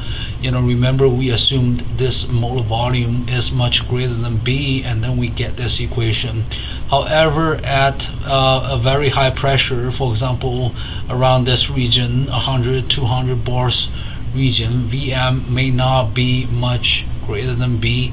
Vm might be, several times larger than B, but not much larger than B. So over here, this I think this graph is based on the real experimental data for nitrogen gas. This is based on the Van der Waals equation and based on the assumption this molar volume is much greater than B. So these two do not match exactly, but still we can have a rough understanding here. If temperature is really high, then the repulsive force is predominant.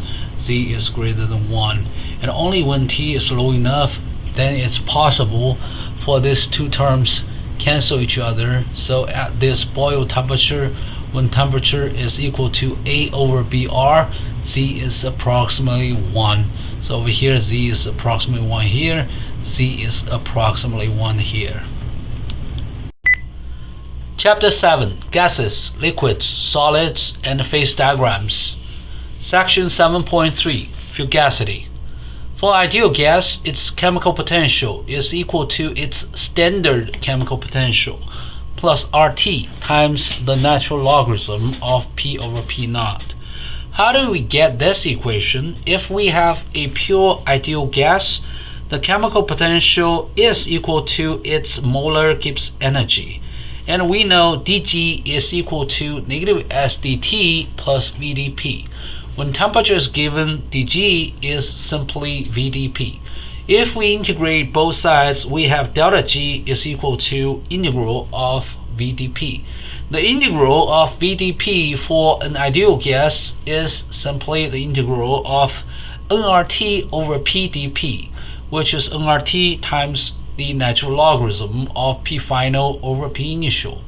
And then the change in the molar Gibbs energy is RT times the natural logarithm of P final over P initial. Let's assume the initial state is 1 bar, the final pressure is P, and then over here this is the difference between the molar Gibbs energy of an ideal gas with pressure P and the molar Gibbs energy of an ideal gas with 1 bar pressure. And we have this equation. And also we can rewrite this equation. P is P naught times e to the power of mu minus mu naught over RT. So this equation originates from this equation. For a real gas, we have a similar equation, very similar, except every occurrence of pressure should be replaced with fugacity. Fugacity is denoted by F. But what is the fugacity of a real gas? Fugacity may be viewed as the effective pressure of the real gas that directly correlates to the chemical potential of the real gas. And why do we need this effective pressure? It's just because in an ideal gas, there's no attraction or repulsion between ideal gas particles. However, between real gas particles, there is both attraction and repulsion, and they both affect the value of mu. To take that into account, we need to modify this equation. We need to replace P with F. And in fugacity, the attraction and repulsion between real gas particles is taken into account. Now, what is F naught? F naught is also 1 bar, but this F naught is slightly different from this P naught. So really, what is this F naught? F naught is the standard state for a real gas. P naught is the standard state for an ideal gas. If a real gas is in the standard state, well, we say its fugacity is equal to F naught, and F naught is 1 bar. Alright, we simply say, well, a real gas in the standard state has a fugacity of 1 bar. And when it has a fugacity of 1 bar, its pressure very likely is either greater than 1 bar or lower than 1 bar. Alright, again, it's just because fugacity is different from pressure for a real gas. However, under this situation, when P approaches 0, F approaches P. Why is that? When pressure approaches 0, that means we often have a very large molar volume, and that means we have a very long distance between gas particles. In that case, the attraction and repulsion may become negligible, and in that case, F approaches P. The fugacity approaches pressure when pressure is extremely low. Now we define the fugacity coefficient, gamma. Gamma is defined to be fugacity over pressure. Gamma is unitless. Note that the fugacity coefficient of a real gas depends on its temperature and pressure, because when we have different temperatures or pressures, they may affect the distance between the real gas particles, and in turn it's going to affect the attraction and repulsion. Remember, when we have a shorter distance between those gas particles, we have greater attraction and greater repulsion. When the distance is longer, we have less attraction and less repulsion. They do not cancel, and that's why this F is often different from P. Now, at very high temperatures and very low pressures, we know the molar volume is extremely large. In that case, the gas particles are very far away from each other. Then the gas behaves ideally or nearly ideally. Then gamma approaches 1, F approaches P. The fugacity coefficient of a real gas can be calculated using this equation. In this equation, we have the natural logarithm of gamma on the left hand side. On the right hand side, we have integral of z minus 1 over p prime d prime. P prime is simply a dummy variable. I was considering using p here, but we do need to use this p as the upper limit for the range of pressures. So we need to integrate this p prime from 0 to p. That's why we need another variable, p prime, here. You may replace this p prime with x or tau. It does not matter. You will get the same integral. Now, what is this z? Well, z is the compression factor. Z is equal to PV over nRT. When attraction dominates, z is less than 1. When repulsion dominates, z is greater than 1. So let's analyze this Ln gamma. When the repulsion between gas particles predominates, z is greater than 1, and over here you are integrating a positive quantity, and therefore this integral is greater than 1. Therefore, the natural logarithm of gamma is greater than 0, and then gamma is greater than 1, F is greater than P. When attraction predominates, z is less than 1, you're integrating a negative number, a negative quantity, you will get a negative result here. Therefore, the natural logarithm of gamma is also negative. That means gamma is less than 1, the fuel gasity is less than the pressure. So let me repeat, if repulsion predominates, PV is greater than nRT, Z is greater than 1, the compression factor is greater than 1, the fuel gasity is greater than pressure. When attraction predominates, the compression factor is less than 1 and the fuel gasity is less than the pressure. And over here, it's just because in this F, in this fuel gasity, we include the attraction and repulsion factors. Now we prove this equation. Y, the logarithm of gamma, is the integral of z minus 1 over p prime d prime. For an ideal gas, the chemical potential is mu naught plus RT times the natural logarithm of p over p naught. For a real gas, we have a similar equation, except this p should be replaced with f, p naught should be replaced with f naught. P naught is 1 bar, f naught is also 1 bar. However, they are different. P naught is the standard state for a ideal gas. F naught is the standard state for a real gas. Now let's take the difference between these two equations. So basically we have the chemical potential of a real gas minus the chemical potential of an ideal gas. And then these two cancel. We have just RT times F over P. P naught is 1 bar, F naught is also 1 bar. F over P is gamma, so we see this natural logarithm of gamma here already. Now let's take the exact differentials of both sides. We have d mu real minus d mu ideal is equal to the differential of RT times the natural logarithm of gamma. For a pure gas, the chemical potential mu is equivalent to the molar Gibbs energy. Therefore, we have d mu is just dg sub m, the molar Gibbs energy over here, and it's negative s sub m dt plus v sub m dp. When temperature is constant, this dt is 0, then we have d mu is equal to molar volume dp. For a real gas, we have d mu real is Vm real dp. For ideal gas, this d mu ideal is Vm ideal dp. The dependence can be different. Now we're going to take the difference between these two equations. So d mu sub real minus d mu sub ideal is molar volume of the real gas dp minus the molar volume of the ideal gas dp. So we're going to copy this equation here and here from the previous slide. We had d mu real minus d mu ideal should be the exact differential of RT times the natural logarithm of gamma. Gamma is the fugacity coefficient.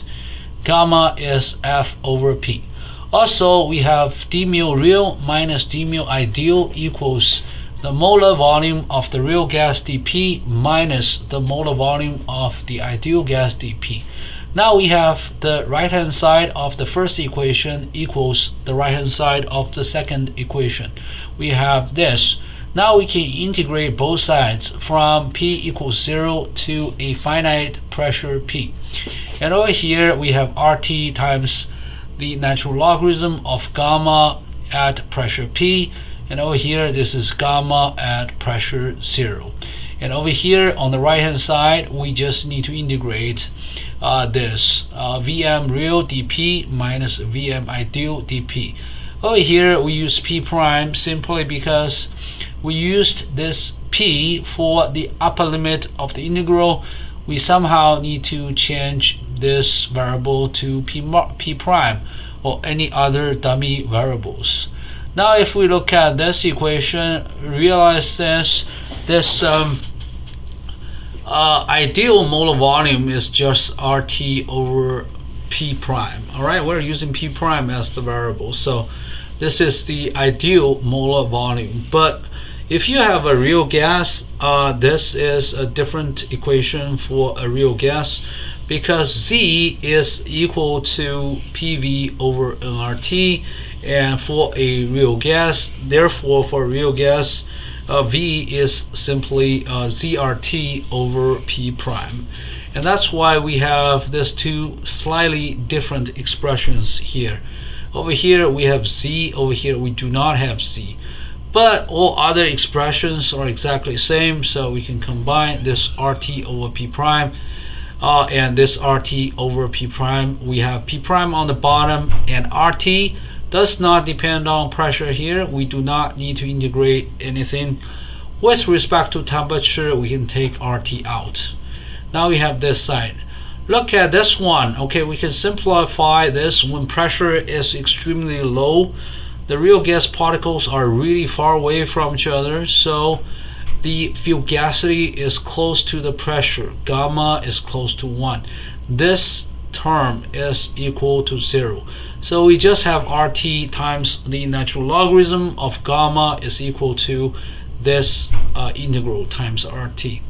So RT and RT cancel, right? RT and RT cancel, and then we have the final expression, the natural logarithm of gamma is equal to the integral of z minus 1 over p naught d 1 over p prime dp prime.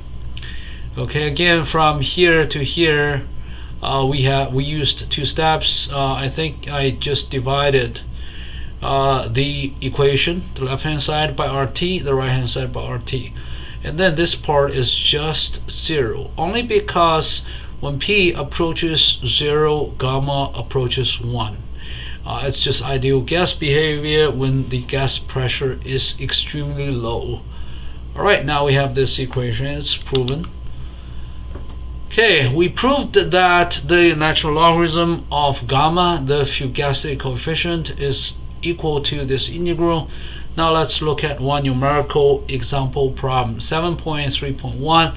Let's say the compression factor of a real gas at room temperature is a function of pressure, so we have this function of pressure here. Again, Z does not have to be a constant at a given temperature. Z often depends on the pressure, and you can tell when pressure is very large, usually the repulsion term starts to predominate and Z is greater than 1, but when pressure is small, usually attraction is predominant and Z is usually less than 1.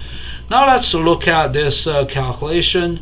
What we need to do is we need to just plug in this expression of Z here and integrate everything. So now let's calculate the fugacity coefficient gamma and the fugacity when the pressure is 10 bars and 100 bars. So what if the pressure is 10 bars? We just need to integrate this from 0 to 10 bars. The natural logarithm of gamma at 10 bars pressure is the integral of this is Z minus 1, so this one disappeared, and then we have 1 over P prime and then dP prime. Why do we see X here? It's just because for convenience we can define X to be P over P naught. So this is just X and this is X squared. It's convenient only because X is unitless. It's easier to deal with. Since X is unitless, you know, this is unitless, this is unitless, and the upper limit is now 10 instead of 10 bars because X is from 0 to 10 here. Now on the bottom we were supposed to have P prime here, but since we have this, well, P prime is just P naught X and P prime is X P naught. We just need to integrate this. P naught and P naught cancel. We just need to integrate a function of X, which is right here. The remaining steps are trivial. You just get logarithm of gamma is negative 0.05 and gamma is 0.95. Fugacity is 9.5 bars. So that means at 10 bars, the attraction predominates. Alright, and then let's look at another calculation. What if it's 100 bars? We'll just borrow this function over here. It's just we just need to change the upper limit to 100. Now pressure is 100 bars, X is 100. Plugging all the numbers, we get 0.4, gamma is 1.5, fugacity is 150 bars. So over here you can see when pressure is 100 bars, actually gamma is greater than 1, fuel gasity is greater than pressure. It tells you that the repulsion starts to predominate when the pressure is this high. For a chemical reaction that involves only ideal gases, it's easy to write out its equilibrium constant. For example, its equilibrium constant of pressures is simply this. We have products on top, reactants on the bottom, XY on top, and B on the bottom. And it's an ideal gas. We don't have to worry about the attraction or repulsion between gas particles. We're simply using P here. So this is P sub X over P naught. This is P of Y over P naught, P of A over P naught, P of B over P naught.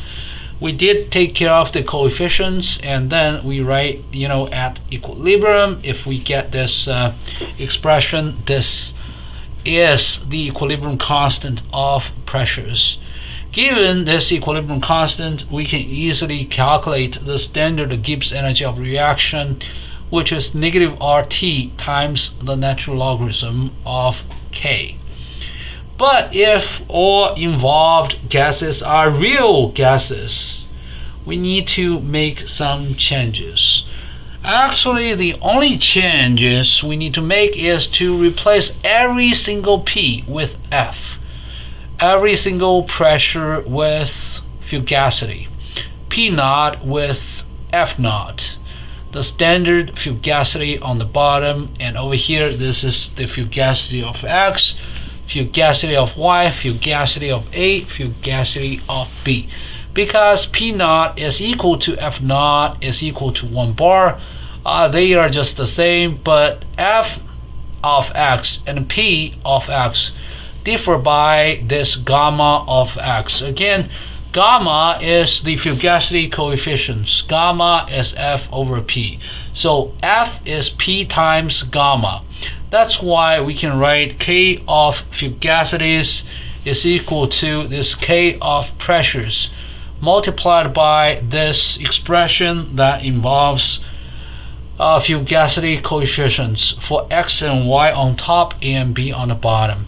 And again, for a real gas, there's attraction and repulsion. They affect the chemical potential of every single gas. And now we have a different equation for the standard Gibbs energy of reaction. It's negative RT times the natural logarithm of the equilibrium constant of fugacities. Again, the equilibrium constant of fugacities and the equilibrium constant of pressures are often close to each other. They differ by a factor that consists of all those gammas, those fugacity coefficients of X and Y on top and B on the bottom. And again, over here we see a superscript naught here. It means standard state. And for real gases, it means every single real gas has a fugacity of 1 bar, not pressure of 1 bar. They have a fugacity of 1 bar. And given the standard Gibbs energy of reaction, we can compute the equilibrium constant of fugacities. So K of F, K sub F is e to the power of negative standard Gibbs energy of reaction divided by RT. By looking at this equation, you can see if all gases involved in a chemical reaction are real gases, we do need to take the attraction and repulsion into account. Remember, this G is H minus Ts, and H enthalpy is U plus PV, and that U does depend on the attraction and the repulsion between all those real gas particles. So now you can see why we need to modify the equation from here for ideal gases to here for real gases. Chapter 7, Gases, Liquids, Solids, and Phase Diagrams. Section 7.4, the PT phase diagram. Here P and T denotes pressure and temperature. We're looking at the PT phase diagram of CO2. you can see there are three different phases: solid phase, liquid phase, and gas phase. The supercritical fluid is not usually considered a phase. It's between a liquid and a gas. It has properties between those of a liquid and those of a gas. Now let's define phase. It's a form of matter that is uniform with respect to chemical composition and the state of aggregation at microscopic and macroscopic level. So for example, if you have a pure substance, we have three different phases. But if you have two substances, even if you just look at the liquid, water and liquid vegetable oil, you mix them, you will still form two phases. In one phase you have water, in the other phase you have oil, because they are not miscible with each other. Oil and water are not soluble in each other. Therefore, you have two different phases. They are both liquid phases if you have water and oil. However, if you have water and ethanol, you mix them, you have a single liquid phase, because in that mixture you have a uniform chemical composition, and also the state of aggregation is simply the liquid. And overall, the chemical environment of each water molecule is about the same. The chemical environment for each ethanol molecule is also about the same. Although those molecules move around, but on average each molecule has roughly the same environment.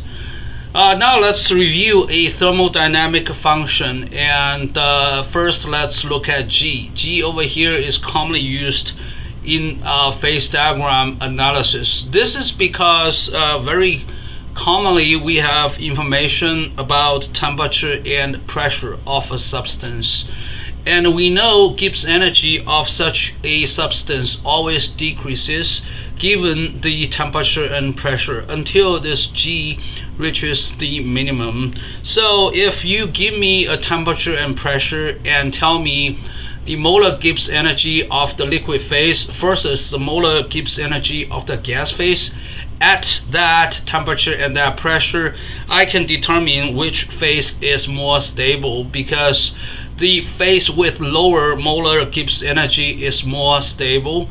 The molar Gibbs energy should reach the minimum if you wait long enough. That's after the system reaches equilibrium. Okay, and all that statement is based on one assumption, that is, when there's no non-expansion work. If there is non-expansion work, for example, if you're doing some electric work to the system, it's possible to actually increase the Gibbs energy of that substance. So again, when there's no non-expansion work, and then we can say the Gibbs energy always decreases at constant temperature and pressure.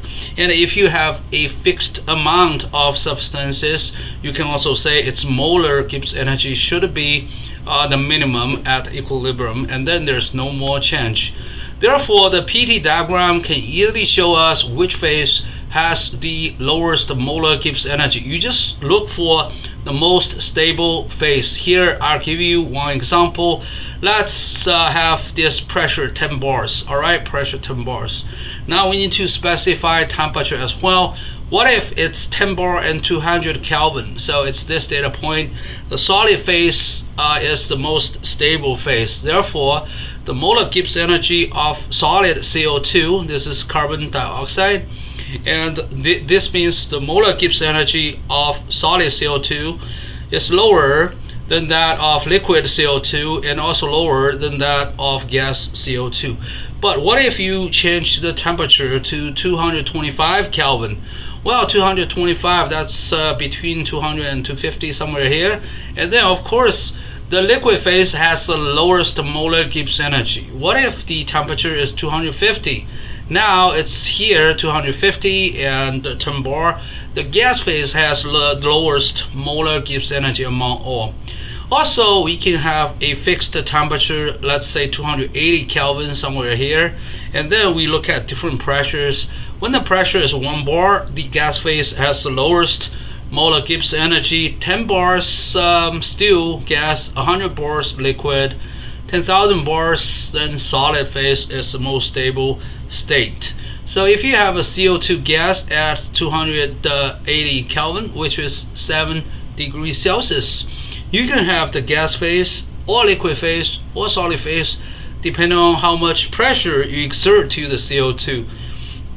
And now let's look at this triple point. At triple point, the solid, liquid, and gas phases coexist. There are 3 phases, that's why it's called a triple point right here. And we can estimate the triple point for CO2. I think it's roughly 220-ish Kelvin. And over here, this is logarithm scale, so I don't know, this might be 7 bars. And under that pressure at this temperature, you have 3 phases coexist for pure CO2. Now let's look at the supercritical fluid. It's not really a new phase, it's just between a liquid and gas. Let's look at this line between solid and liquid. If you look at this curve, this curvy line between the solid and liquid, it actually tells you what the melting point of CO2 under different pressures. You can see if the pressure is 10 bars, the melting point is roughly 220, a bit lower than 220. But if the pressure is 1,000 bars, so you draw a line here, horizontal line here, this is about 1,000 bars, and then you draw a line down here, I think the melting point changes to 230.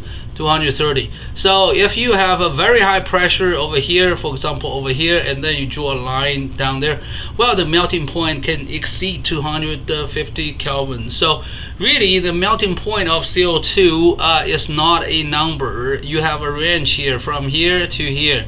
That's a melting point range for CO2. Alright, it's just you have to specify the pressure. What if you have a pressure of only 1 bar? You can see under 1 bar pressure, well, we cannot even have the liquid phase. Under 1 bar pressure, well, on the right hand side you have the gas phase, on the left hand side you have the solid phase. So really, if you extend this line somewhere here, you can see there's only a sublimation point. There's no melting point. There's only one sublimation point from solid on the left to the gas on the right at 1 bar pressure. That's why we do not usually see liquid CO2. It's called dry ice for that reason. But if you really want to make liquid CO2, it's possible. You just need to increase the pressure, for example, to 10 bars, and we have a temperature range for CO2. In the liquid phase from here to here. So you have a roughly 10 Kelvin temperature range, maybe around 10, a little bit more than 10 Kelvin. So over here you have a liquid CO2. And actually in this video, I think they will make liquid CO2. They do need a very high pressure. So let's look at this person. He's wearing a shield to protect himself because of the high pressure. He's holding liquid CO2 because the pressure is really high inside. So I can only show you just a few a few seconds of the video. Container, whereas the rest of it is cooled down, but inside the container will rise very rapidly as its temperature approaches room temperature. Alright, I think you can see some liquid CO2, but after the pressure is released, you will see the CO2 becomes a solid phase again.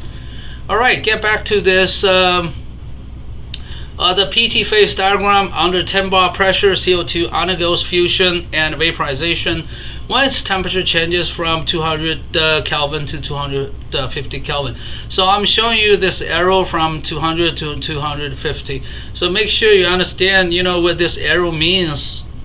And also we have another arrow in this phase diagram. So this is 280 Kelvin, and we're looking at the pressure change from 10,000 bars to 1 bar. So over here at a constant temperature, 280 Kelvin, we can observe the fusion of CO2 here, and we can observe the vaporization of CO2 here. or by changing the pressure. There's no temperature change at all. So it's kind of interesting. To melt CO2, you do not change the temperature, you just change the pressure. To vaporize liquid CO2, you just change the pressure again. Alright, so you decrease the pressure, and then you can observe first from solid to liquid, and then from liquid to gas. And also you can see this line. This line is the for the vaporization from liquid to gas, or for the condensation from gas back to liquid. How about this line? This line is between the solid phase and gas phase. So from left to right, crossing this line, it's called the sublimation. If we go backward from gas to solid, you can say it's desublimation or condensation or deposition. But condensation actually means from gas to either liquid or solid. So when you say condensation, you probably want to say to liquid or to solid. But if you say desublimation, it's more clear, I guess. And deposition is also from gas to solid. But when you say deposition, it's very often people understand this is done on another surface, another solid surface, deposition. So desublimation probably is more clear than the other two words, condensation or deposition. Again, let's look at this three lines. Those are so-called coexistence lines. Okay, coexistent lines, because two different phases coexist along the line. So let's look at this line. Solid and liquid coexist along this line. Now let's look at this line. The liquid phase and gas phase coexist along this line. And finally, the sublimation line. Okay, the solid and the gas phase coexist along this line. All right, and finally, the triple point. Again, the triple point is when the three phases coexist. You have solid, liquid, and gas phase coexist at this temperature, 217 Kelvin, and around 5 bars, 5 point something bars. That's the triple point. And below this pressure, 5.12 pressure, liquid CO2 is never stable. Liquid CO2 is never stable, because under this pressure, you can see you can only have either solid or gas, or, well, on this line, both solid and gas.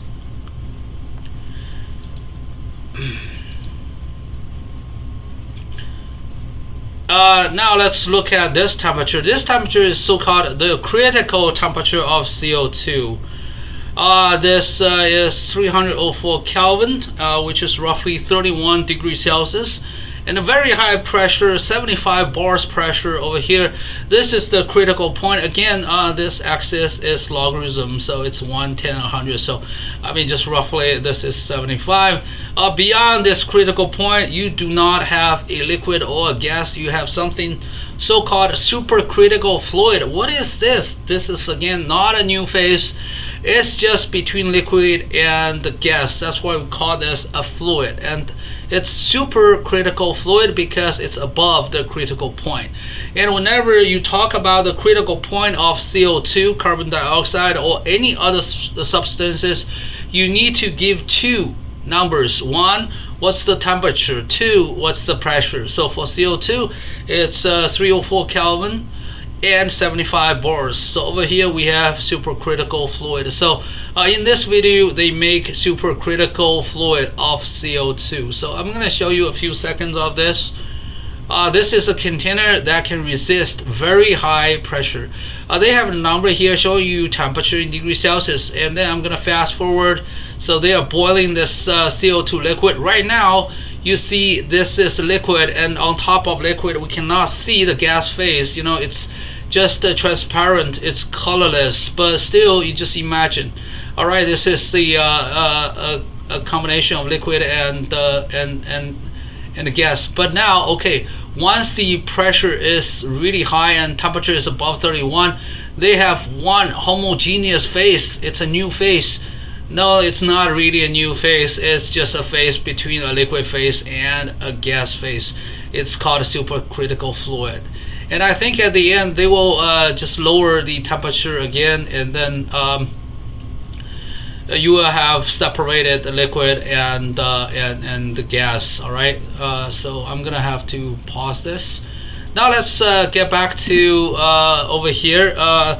So we have the critical point for carbon dioxide, and you can look up the critical point for many other substances like water, like nitrogen, etc. It's just safe and easy to make supercritical fluid of CO2. So in industry, this supercritical fluid of CO2 is used to extract caffeine from those coffee beans. That's why we can have those decaffeinated coffee beans. All right, so caffeine can be dissolved in supercritical fluid of CO2. Again, I mean, CO2 is non-toxic. Now let's look at back this here. A supercritical fluid can fully occupy the container. So if you look at this statement, a supercritical fluid is like a gas, because a gas can occupy the entire container. A liquid cannot, because of the gravity. The liquid will occupy the bottom part of the container, right? But this supercritical fluid has a density closer to that of a liquid phase. How close? Usually, we know the density of the liquid is roughly 1,000 times the density of the gas. So what about supercritical fluid? It's about 1/3 of the density of liquid and 300 times the density of the gas. So in that sense, the density of a supercritical fluid is closer to a liquid. It's more like a liquid. However, it occupies the whole container in a homogeneous manner. So in that sense, it looks like a gas, but with a density close to a liquid. At the critical point, we have this delta P over delta V is 0, and the second derivative of P over volume is also 0. I put a molar volume here, but they are just the same if you have a fixed amount of CO2. So when you do the experiment, when you are trying to find when this first derivative and the second derivative are both 0, just make sure you do not add CO2 in the system. Do not kind of take CO2 away from the system. And therefore, if delta P over delta V is 0, then delta P over delta V sub M is also 0. Same here. We have similar analysis here. And why do we need these two equations? Actually, if you have a van der Waals gas, we have the equation of P. P is a function of molar volume. We can just derive the first derivative of P with respect to V and then second derivative, and we set them 0 and we solve these equations. All right, now let's look at another phase diagram for the CO2. And over here we have pressure, over here we have specific volume. This is cubic meter over kilogram. So if you have a fixed amount of CO2, just don't worry too much about this specific volume. You can just imagine this is just pressure versus volume for a fixed amount of CO2. Now you can see at higher temperature, 100 degrees Celsius, it behaves more ideally because pressure is inversely proportional to volume. Again, you can just imagine this is just volume. It's just I cannot find a good picture of pressure versus volume. I found this pressure versus specific volume instead on this Wikipedia page. That's why 80 degrees still like ideal, 60, well, some distortion from this previous curves. 40 degrees, you can see over here there's something going on.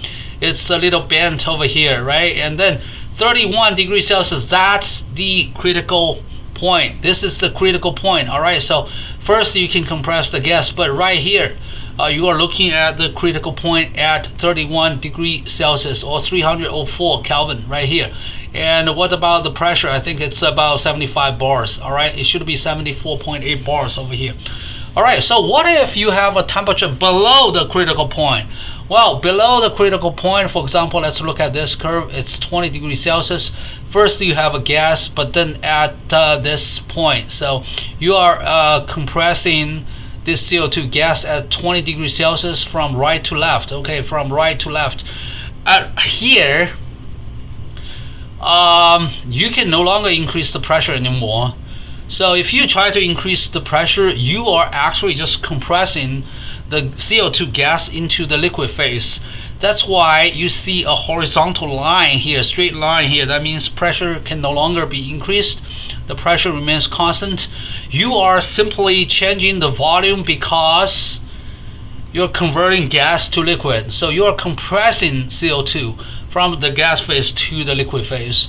At this point, I think you have just pure CO2 liquid. There's only one phase here. Now, if you further increase the pressure, you are simply just compressing the liquid phase. It's really, really hard to compress the liquid phase. That's why you are seeing this really sharp pressure increase. Okay, when the volume is below this point, you can see we're trying to liquefy. We're trying to reduce the volume of the liquid phase, and you know it's hard. You know it's hard to change the volume of the liquid phase. To the left hand side of this data point, you have just the liquid CO2, and this is 0 degrees Celsius. Same analysis. You can compress this CO2 gas until here, and starting from here, you're just converting CO2 gas to the liquid phase. And after this point, you are just compressing the CO2 liquid at 0 degrees Celsius. Again, we mentioned how to compute the critical point. You simply have delta P over delta T equals 0, and the second derivative of P with respect to V is also 0, because we usually use a fixed amount of substance, and then you can just take delta P over delta Vm as well. First, we write out P as a function of Vm using this Van Hoff's model. So to describe a real gas, we're just assuming the CO2 is a Van Hoff's gas with parameter A and B to describe the attraction and repulsion between CO2 molecules. And what we do is we simply do mathematics over here. The first derivative, we just take the first derivative of this, and we get this. We set it to 0 at the critical point, and then we take the second derivative and set it to 0. So if we go back to here, so really it's just we're saying that over here the slope is 0, and also the change of slope is also 0 right here at this critical point. All right, the slope is 0. That means delta P over delta V is 0 at this point. And then the second derivative is also 0. That means the change of the slope with respect to volume is also 0. All right. Okay, get back to here. So we do need to use calculus to convert this delta P over delta V to algebraic equation over here, and also the second derivative, another algebraic equation. These two are set to 0 at the critical point, and then we have this equation and this equation, two equations. You can see they look similar to each other. You have similar terms, so I'm gonna just use equation 1 divided by equation 2. So this divided by this, we have something here. This divided by this, we have something else here. Left equals right. We actually can compute the molar volume at the critical point, and we use C to denote critical. So this is critical molar volume. It's actually 3B. It's 3B. The density of the supercritical fluid is thus roughly 1/3 of the density of the liquid phase. And now we plug in this critical molar volume equals 3B into equation 1. We have this equation, and we can solve for the critical temperature. T sub C stands for critical temperature. This C in the subscript denotes critical. And we get this equation, 8 over 27, A over BR. And 8 over 27 is 0.296. And we can see the critical temperature is roughly 30% of the boil temperature. A over BR is the boil temperature. So at boil temperature, actually, the real gas pressure is equal to the ideal gas pressure. That's the definition of boil temperature. Alright, and finally we can compute the critical pressure just using this equation, because we now have the critical temperature, we have critical molar volume. We just plug in all those expressions, we get critical pressure. It's 8 over 27 B squared. And you can see if we have a large attraction, smaller repulsion, we have a very high critical pressure. But if we have very large repulsion, very small attraction, we have lower critical pressure. And again, we solved the equation for the first derivative and second derivative of pressure with respect to volume or molar volume, and then we get the expressions for P, T, and V. Actually, this is molar volume for a van der Waals gas at the critical point. We have these three expressions. So, and also we can just multiply P and V. You can see we multiply the critical pressure and critical molar volume and see how does this compare to RT. If you do all those derivation, this is pretty easy. You get actually only 3/8 RT of at the critical point. So remember, if you have an ideal gas, PV is equal to RT, so PVM is equal to RT, but this is only 3/8 or 0.375 times RTC, so it behaves quite differently from the ideal gas behavior, and the compression factor is much smaller than 1. It's only 3/8 or 0.375. In this case, we know the attraction is predominant because C is much less than 1. In this section, let's look at just one numerical example problem, 7.4.1. Calculate the critical temperature and pressure of nitrogen given its van der Waals parameters A and B. So over here, T sub C is 8A over 27 RB. We just plug in all the numbers. Pay attention here. I'm using bar liters for this number. For this number, it's in liters. So over here, this is the ideal gas constant in bar and liter. So this is 0.083 bar liter over Kelvin mole. So now we just make sure all the units are used consistently. Those are non-SI units, but I used those units consistently. I get 126 Kelvin. And now let's look at the critical pressure. It's 8 over 27 B squared. Plugging all those numbers, we get 34 bars, and we get the critical molar volume for nitrogen as well. It's this much, 0.116 liter per mole. So over here we have all those critical pressure, temperature, and molar volume calculated using these equations, and these equations come from the van der Waals equation of state. The values of parameters A and B of many van der Waals gases are just tabulated in appendix D, and you can look up the critical temperature and pressure for some selected substances such as water in appendix F. Chapter 7, Gases, Liquids, Solids, and Phase Diagrams. Section 7.5, the Clausius-Clapeyron equation. At any point on the existence line between two phases, alpha and beta, these two phases coexist at equilibrium. Here's an example. So we have this coexisting line between the liquid phase and the gas phase. So any data point on this line, you have a equilibrium between the liquid phase and gas phase. These two phases coexist. And also the molar Gibbs energy of the liquid phase equals the molar Gibbs energy of the gas phase along this line, and therefore we have this equation. In general, we'll just say alpha phase and beta phase. The molar Gibbs energy of alpha phase is equal to the molar Gibbs energy of the beta phase at this specific pressure and temperature on the coexistence line.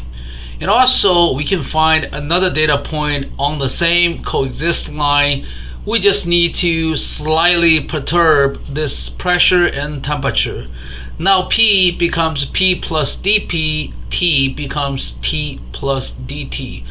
So at this new data point, with both pressure and temperature being disturbed by an infinitesimal amount, we still have molar Gibbs energy of the alpha phase equals the molar Gibbs energy of the beta phase. Now we'll take the difference between these two equations.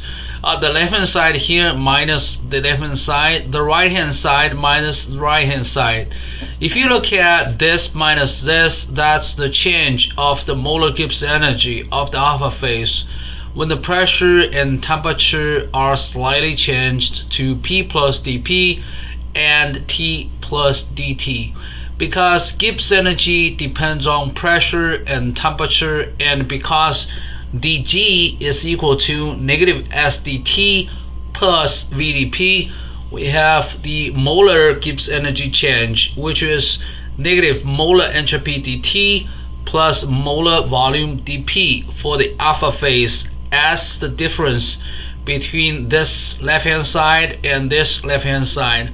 On the right hand side, we do the same thing for the beta phase, and we have negative molar entropy dt plus molar volume dp for the beta phase. Now we have alpha phase and beta phase. And now we will rearrange this equation so that dt appears on one side, dp appears on the other side. So we have over here the molar entropy of the beta phase minus the molar entropy of the alpha phase times dt equals the molar volume of beta phase minus the molar volume of alpha phase dp. This equation holds true for just any coexistent line between two different phases. Now we can have dP over dt. It's simply the change of the molar entropy over the change of molar volume in the transition from the alpha phase to the beta phase. So it's written this way. It's delta S sub m from alpha to beta over delta V sub m from alpha to beta. This m stands for molar. We're looking at alpha to beta transition. Therefore, we have beta phase minus alpha phase. Beta is the final state, alpha is the initial state in this transition from alpha to beta. And we have expression for dP over dt.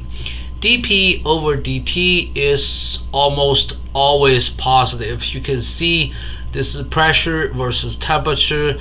Let's look at this line. This line has a positive slope. That means dP over dt is positive along this coexistence line. Same for this line, positive slope. Over here also positive slope. For the alpha to beta transition, dP over dt is equal to the molar entropy change divided by the molar volume change. Usually the molar entropy change and the molar volume change have the same sign, so they can be both positive or both negative, and that means dP over dt will have to be positive. But there is one exception. That's when water undergoes the fusion process, and then we have molar entropy of this fusion process greater than 0, because the molar entropy of liquid water is larger than the molar entropy of ice. However, we know the density of liquid water is higher than the density value of ice. Therefore, the molar volume of liquid is smaller than the molar volume of solid. So in this fusion process of water from ice to liquid water, delta entropy is greater than 0. Delta volume is less than 0.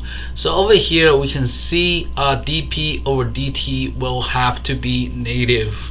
What if you are looking at the freezing of liquid water? Still dP over dt is less than 0.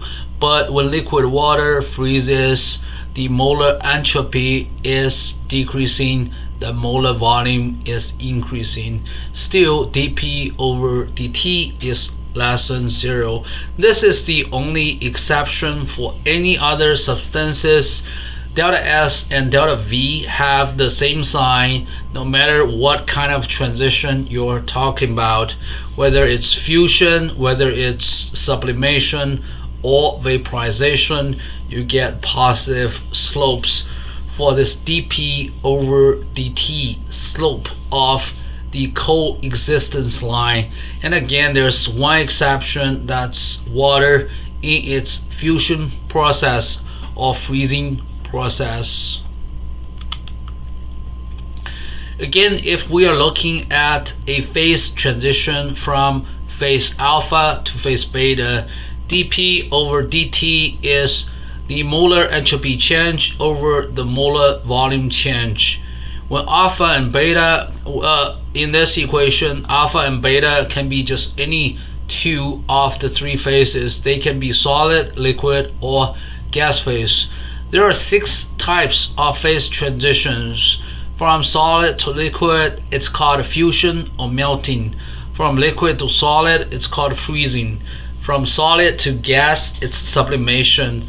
From gas to solid, well, there are 3 words: desublimation, deposition, condensation. From liquid to gas, it's vaporization or evaporation. From gas to liquid, it could be condensation or liquefaction. Again, you can see this condensation here and here. You see condensation from gas to solid, condensation from gas to liquid. So sometimes you better specify the 2 phases if you're talking about a condensation process. When 2 phases are at equilibrium at a given temperature and pressure, we have this equation. Since the Gibbs energy has reached the minimum, I want to say the molar Gibbs energy of the alpha phase equals the molar Gibbs energy of the beta phase, and then there's no further change to this molar Gibbs energy of the substance. It's already reached the minimum, and therefore we have delta G of the transition is equal to 0, or delta G sub m of the transition is equal to 0. Remember, G is defined to be H minus Ts, therefore delta G is delta H minus delta Ts. At a given temperature, you can treat this temperature as a constant, therefore delta Ts is simply T times delta S, and this is 0. And now we have this equation: the enthalpy change in this transition process is equal to temperature times the entropy change of this transition process.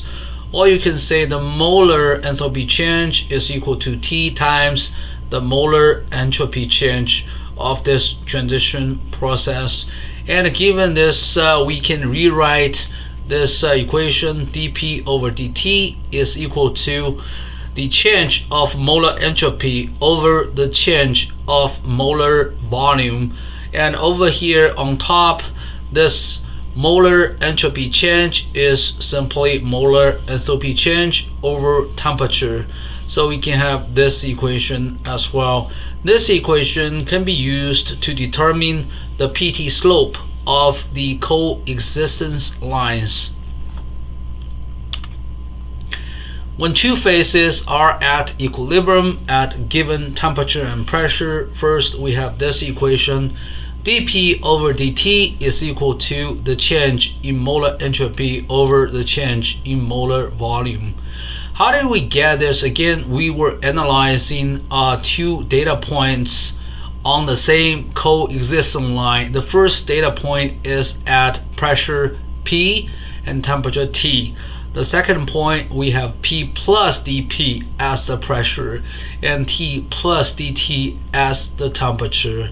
And we assume the molar Gibbs energy of the 2 phases are the same on these 2 data points, because we're talking about the equilibrium between 2 phases. Let's say we have phase alpha and phase beta. So at PT, these 2 phases have the same molar Gibbs energy.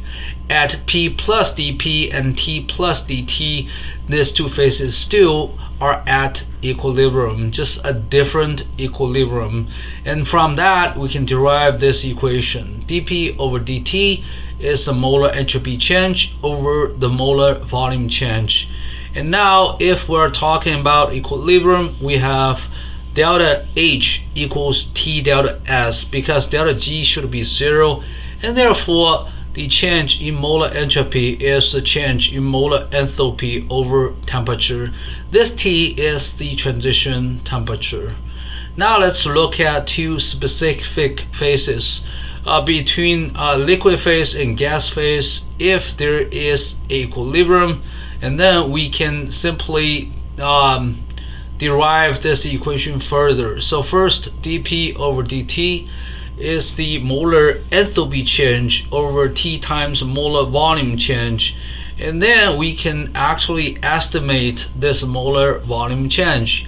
Assuming the process is from liquid to gas, it's called vaporization, and then this change in molar volume is the molar volume of gas minus the molar volume of liquid. Now, the molar volume of the gas phase is usually 1,000 times larger than the molar volume of the corresponding liquid phase. So we can neglect this part. The molar volume of liquid can be neglected. And then we have approximation sign here. It's delta H for the vaporization over TV of the gas phase. And then because we know PV is approximately nRT, therefore the molar volume of the gas is roughly RT over P. We're making another approximation here. Now this molar volume of the gas phase is roughly RT over P. We replace the molar volume V of the gas with RT over P, and now we have this expression. We have P over here and then RT squared on the bottom, and also on top there is molar enthalpy change. So now we have actually a differential equation to solve. To solve a differential equation like this, usually we will first identify the variables pressure and temperature, and somehow you need to move the pressures on one side and temperature on the other side before you integrate both sides. So this is what we're gonna do. We look at this equation, and we decide to divide both sides by pressure, and then pressure here will be moved here, and then we multiply both sides by dt. Now we get this equation. dP over P is equal to the molar enthalpy change over R times dt over T squared. Again, from here to here, all we did was we divided both sides by pressure and we multiply both sides by dt. We have this equation. Now we can integrate both sides of this equation. Again, we'll integrate both sides of this equation. The integral of dP over P is equal to, well, the integral of this part, and the molar enthalpy change in the vaporization process is approximately a constant within a narrow or even moderate temperature range. So if the temperature change is not too significant, we may treat this enthalpy, molar enthalpy change, as a constant. That's why I took it out of the integral.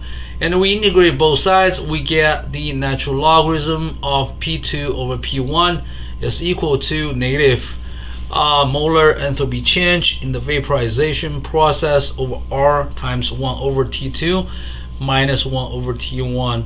This is because the integral of 1 over T squared is negative 1 over T. So by looking at this equation, we know the boiling point of a pure substance is always higher under a higher external pressure. This is because the molar enthalpy change in a vaporization process, or so-called enthalpy of vaporization, is always positive. So this is positive, R is positive, and then if T2 is greater than T1, we have a negative value here inside the parentheses. But then there's another negative sign, and then therefore P2 is greater than P1. Alright, what if P2 is greater than P1, and then we can derive this, the sign of this has to be negative, so T2 is greater than T1. So again, the vapor pressure of a liquid is always higher at a higher temperature. And also, well, the boiling point of a pure substance is always higher under a higher external pressure. So both statements are correct. For water, we may choose the normal boiling point of water as the reference to compute its boiling point under any other pressure. So water boils at 100 degrees Celsius, so we plug it in here under 1 atm pressure, so we plug in pressure here. Now we have a relationship between the pressure and the boiling point. If you have a higher pressure, you'll have a higher boiling point. Lower pressure, lower boiling point. The molar enthalpy change of vaporization, also called enthalpy of vaporization, can be looked up. It does change a little bit when you change the temperature, but approximately you can treat the enthalpy of vaporization as a constant. It's approximately a constant. And now let's look at the graphical representation of this equation, or this equation. It's right here. So you can see the natural logarithm of p and 1 over t has a linear relationship.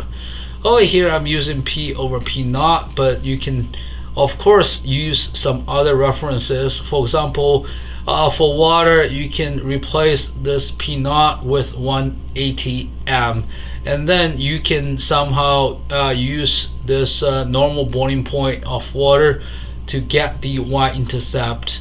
So by looking at this equation, what's the y-intercept? It's just negative enthalpy of vaporization over R, and then divided by this temperature. That's the y-intercept. And the y-intercept has another physical meaning, because if you look at this, the enthalpy of vaporization divided by the temperature of vaporization is equal to the entropy of vaporization. So you can see this expression here. It's just equivalent to this part divided by negative temperature. Same thing. Again, when the liquid and gas phase are at equilibrium, the Gibbs energy of vaporization is 0.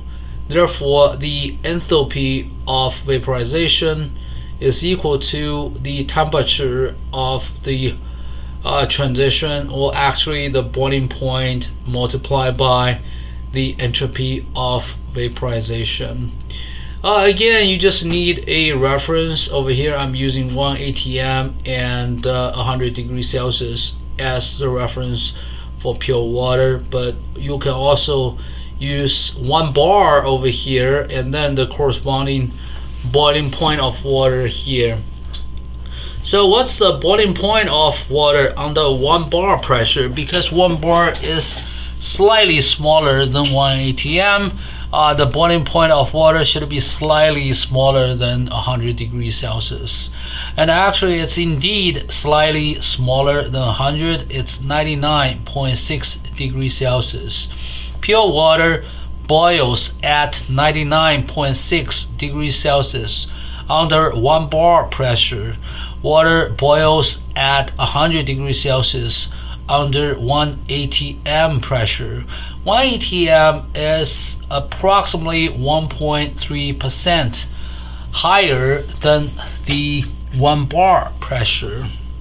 So again, this graph tells you the natural logarithm of p is linear with 1 over t. That's why we can plot LMP versus 1 over t and determine the slope and y-intercept. The slope is negative enthalpy of vaporization over R. The y-intercept is the entropy of vaporization over R. After you get the slope, multiply that by negative R, you get the enthalpy of vaporization. After you get the y-intercept, just multiply the intercept by R, you'll get the entropy of vaporization. And delta H over delta S, you get the temperature of vaporization, or you can say the boiling point of this vaporization process. at the liquid gas equilibrium of pure water, we have this equation. Again, water boils at 100 degrees Celsius under 1 atm pressure. Now we can determine the boiling point of pure water at two other different pressures. The first is lower than 1 atm, 0.03 bars. The second one is higher than 1 atm, it's 2 atm. You're given the molar enthalpy of vaporization, or simply enthalpy of vaporization in kilojoule per mole at the normal boiling point, and then we can plug in this pressure of 0.03 bars on top. So we have that on top. 1 atm is 1.013 bars, so we have these two numbers. We plug in the enthalpy of vaporization, and then R here, and then 1 over T minus 1 over 100 degrees Celsius. We see only one variable here. We can solve this equation easily. I used Wolfram alpha to solve this equation. We get temperature 294 Kelvin, that's 21 degrees Celsius. What's the physical meaning of this? Well, there are two interpretations. One is this: at 0.03 bar condition. So if the external pressure of pure water is 0.03 bars, water can boil at 21 degrees Celsius. Therefore, the boiling point of water is 21 degrees Celsius under this reduced pressure, 0.03 bars. Actually, there's another physical interpretation. So at 21 degrees Celsius, when liquid water and water vapor are at equilibrium, well, the partial pressure of water vapor should be 0.03 bars. Now let's look at the higher pressure. If the pressure is 2 atm, we expect to see a higher boiling point. Again, we plug in all the numbers. 2 atm over 1 atm over here. This is 1 over the boiling point under 2 atm pressure minus 1 over 100 degrees Celsius. We plug in those values for the enthalpy of vaporization over here and the value of R. We solve this equation. This T is actually 394 Kelvin, 121 degrees Celsius. So the boiling point of water now is higher than 100 degrees Celsius. That's why if you use a high pressure cooker to cook food, for example rice, it's gonna take much less time, only because when you use a high pressure cooker, the boiling point of water becomes 120 degrees Celsius. It's much higher than 100 degrees Celsius, and rice can be cooked much faster at this higher temperature. Again, the boiling point of water is not just 100 degrees Celsius. It is 100 degrees Celsius under 1 atm pressure, but actually the boiling point of water can be within a very large range. The boiling point of water is 21 degrees Celsius under 0.03 bar pressure. The boiling point of water is 121 degrees Celsius under 2 atm pressure. What's the lowest possible boiling point of water? It's actually 0.01 degrees Celsius.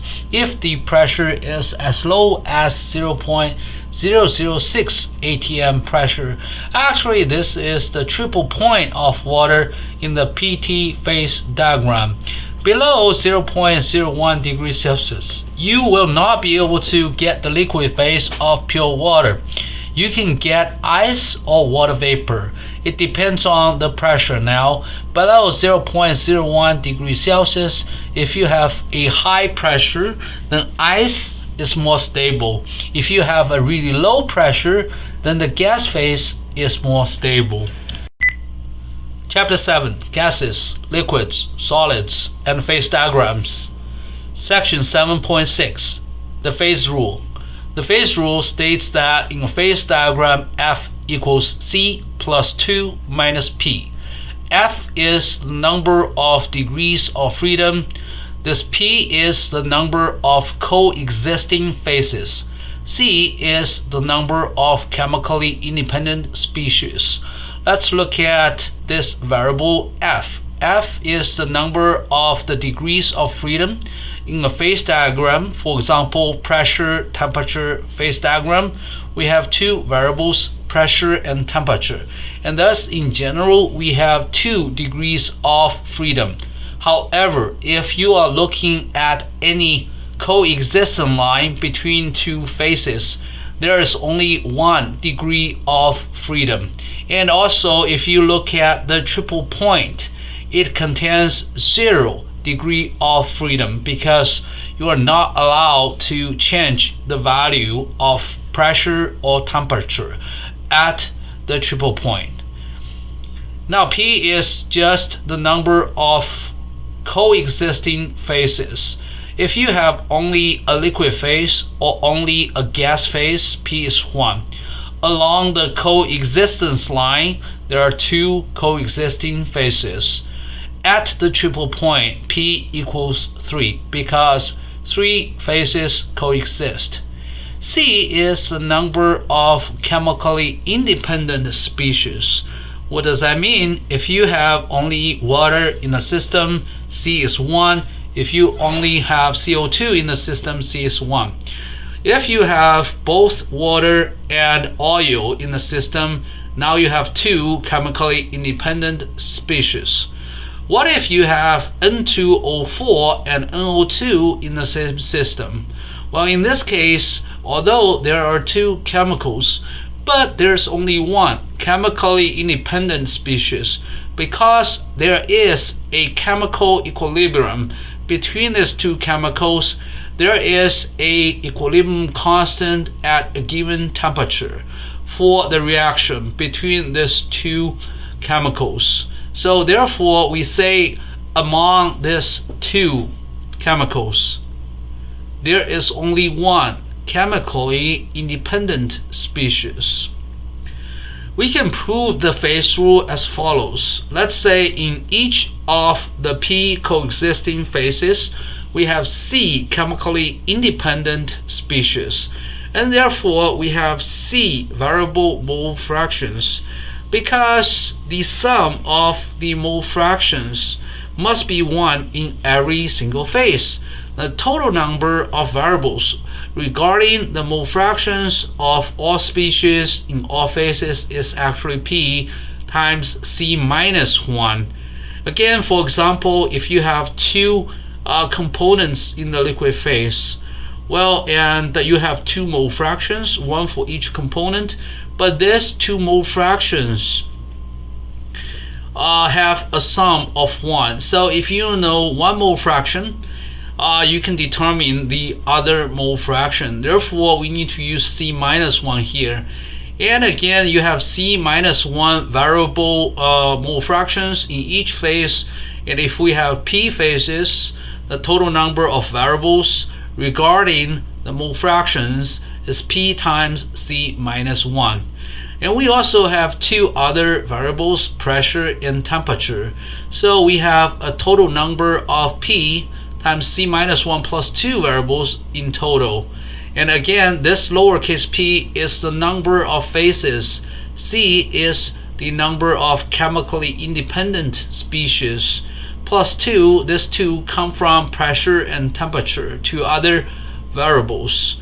And now we're going to look at some relationships between those variables, because each chemical coexists in all P phases, and therefore at equilibrium its molar Gibbs energy of phase 1 should be equal to its molar Gibbs energy in phase 2, and also equal to the molar Gibbs energy of phase 3, etc.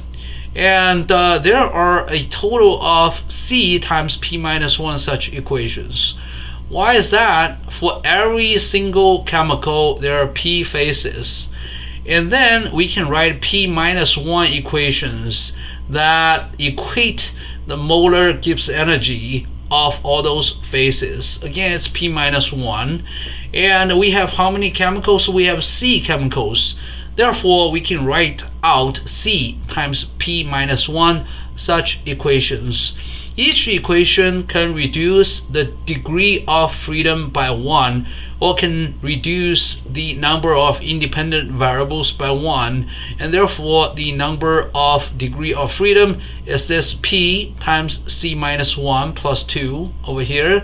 That's the total number of variables here, and then minus the number of equations that connect those variables, because each equation reduces the degree of freedom by 1, and we do this simple algebraic operation, we get C plus 2 minus P. That's the phase rule. And when there's only one chemical species, such as pure water or pure CO2, and then C is equal to 1, F equals 3 minus P. Because the number of degrees of freedom cannot be negative, so only up to 3 phases may coexist if you have only one chemical in the system. And when 3 phases coexist, we have a triple point. Again, there can be a triple point up to 3 phases coexist, and there's no way for us to have 4 different phases coexist in the phase diagram of only one chemical. Again, the phase rule states that in a phase diagram we have F equals C plus 2 minus P. F is the number of degrees of freedom, and C is the number of chemically independent species. So if you have water and vegetable oil, we have 2 independent species. Oh, sorry, this is not a good example because vegetable oil is not pure. So how about this? What if you have a mixture of water and cyclohexane, and then C equals 2, all right? But if you have N2O4 and NO2, in that case, well, there's only one independent, a chemically independent species. And also, what if you have 3 different gases? What if you have CO2, oxygen, and CO? It seems that you have 3 chemicals, O2, CO2, and CO, but among these 3 chemical species, there are only 2 independent, chemically independent species, because there's a chemical equilibrium among these 3 species. All right, and now let's look at this P. P is the number of coexisting phases. So in an area, for example, like this, we have only the gas phase, and we have 2 degrees of freedom, because you can change P and T at the same time independently. So we have 2 equals 1 plus 2 minus 1, and that's correct. Now if you look at the coexistence lines, all right, when you see a line, there's only 1 degree of freedom, so F equals 1. And since we have only one species, so it's just 1 equals 1 plus 2 minus P, and you can solve this equation, P is 2. And indeed, along any coexistence line, there are 2 phases. So along this line, you have liquid and gas phases. Along this line, you have solid and gas phases. Along this line, you have solid and gas phases. So again, this equation holds. At this triple point, we have 0 degrees of freedom. So F is 0, and then 0 is equal to 1 plus 3 minus P, and then P is 3. We have 3 phases at the triple point. And again, if you have a pure substance, there's no way for you to have 4 phases coexisting at a given temperature and pressure, because you can plug in the numbers. If you have only one species, C is 1, and if P is 4, you are looking at 1 plus 2 minus 4, negative 1. you have -1 degree of freedom, and that does not make any sense. So that's why if you have only one chemical, you can have up to 3 phases coexisting at a given pressure and temperature, and that's called triple point. So again, if there's only one chemical species, F is 3 minus P, the number of degrees of freedom is 2, 1, or 0. When 1, 2, or 3 phases coexist, this is just simple calculation over here. Now, if you have 2 chemically independent species, one example here is sodium and potassium.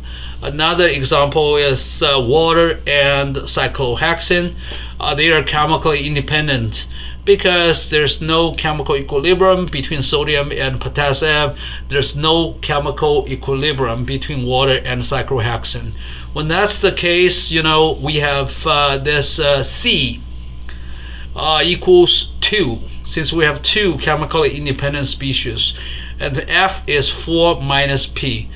And in this case, if you have a mixture of sodium and potassium, it's possible for up to 4 phases coexist at a pressure and temperature. And in that case, it's called a quadruple point. It's called a quadruple point. 4 phases coexist. Chapter 7, Gases, Liquids, Solids, and Phase Diagrams. Section 7.7, the Pressure, Volume, Temperature Phase Diagram. So here is one example. We have pressure, we have specific volume, we have temperature here. The reason we have specific volume here instead of volume is because volume is extensive, specific volume is intensive. We can use molar volume here as well, which is also intensive, or if you specify the amount of the substance, you can even put volume here, because one can easily convert volume to either molar volume or specific volume if you know the amount of the substance. Now let's look at this 3-dimensional phase diagram. We have 3 variables: pressure, volume, and temperature. However, it's really a 2-dimensional pressure volume phase diagram at different temperatures. So you can see this is the highest temperature, this is the lowest temperature. So if you collect the PV phase diagram at different temperatures and put them together, you make a 3-dimensional PVT phase diagram. At this high temperature, you can see pressure and volume are inversely proportional to each other. Over here, same thing, they are still inversely proportional to each other, but I think there should be some distortion here. Maybe it's hard to see, but there should be a distortion from PV equals RT because temperature is lower. And now right here, this is the critical point. So critical point is important. Below the critical point over here, if you first reduce the volume of the gas, well, you can do so. You can see pressure goes up as volume decreases. Everything's normal, but at this point, something really interesting happens. When you further reduce the volume of the substance, you can see there's no pressure change. So this line actually corresponds to constant pressure. How is it possible you are reducing the volume of the substance and yet the pressure remains constant? Okay, actually at this point you are starting to convert the gas into the liquid phase. So from here to here, all you do is you start to convert the gas all into the liquid. So at this point, this substance is completely in the liquid phase. And that explains why you see a sharp increase of the pressure, because if you look at this line, you are compressing the liquid. It's very difficult to compress a liquid with higher pressure. That's why the pressure jumps up really quickly. And we can see more phases. Again, over here, even lower temperature. First you have a gas, and now you're converting gas to liquid. Now, not by changing its temperature is constant. You just compress it. You compress the gas into the liquid. There's no pressure change. you are just compressing the liquid, the gas into the liquid. So along this line, you actually have a equilibrium between the liquid and the gas phase. And then you have a liquid right here, and you are compressing the liquid. There should be a very significant pressure increase. And then if you further compress the liquid, guess what's going on? The liquid is gonna turn into a solid. So between here and here, you have both liquid and solid phases coexist. And we're assuming actually the density of the liquid is lower than the density of solid for this substance, and that's actually why you can compress a liquid into a solid. And once you have 100% solid, again, if you are trying to further reduce the volume of a piece of solid, it's hard. You need a huge amount of pressure, so the pressure goes up again. And just let you know, this lens should be really small. This is some kind of exaggeration. This lens should be pretty small because the specific volume of solid and the specific volume of liquid should be extremely close to each other. So we have this longer than real line is just to show you both phases coexist. We need some space to put the words over here. Alright, and then you may ask, what if the temperature is higher than the critical point? So for example, this temperature or this temperature, if we keep compressing the volume, keep increasing the pressure, what will happen eventually? If the pressure is high enough, when the pressure is higher than the critical pressure, you will get a fluid, and that fluid is the so-called supercritical fluid. The supercritical fluid can occupy the entire container just like a gas would do, and a supercritical fluid has a density much closer to the density of liquid, but much higher than the density of a gas. So a supercritical fluid is like between a gas and a liquid.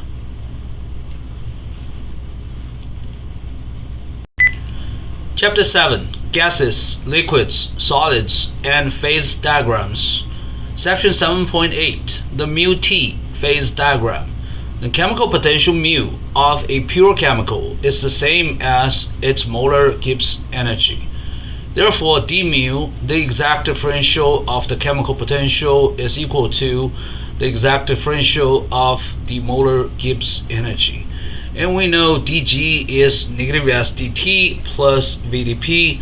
Therefore, dg sub m is negative molar entropy times dt plus molar volume times dp.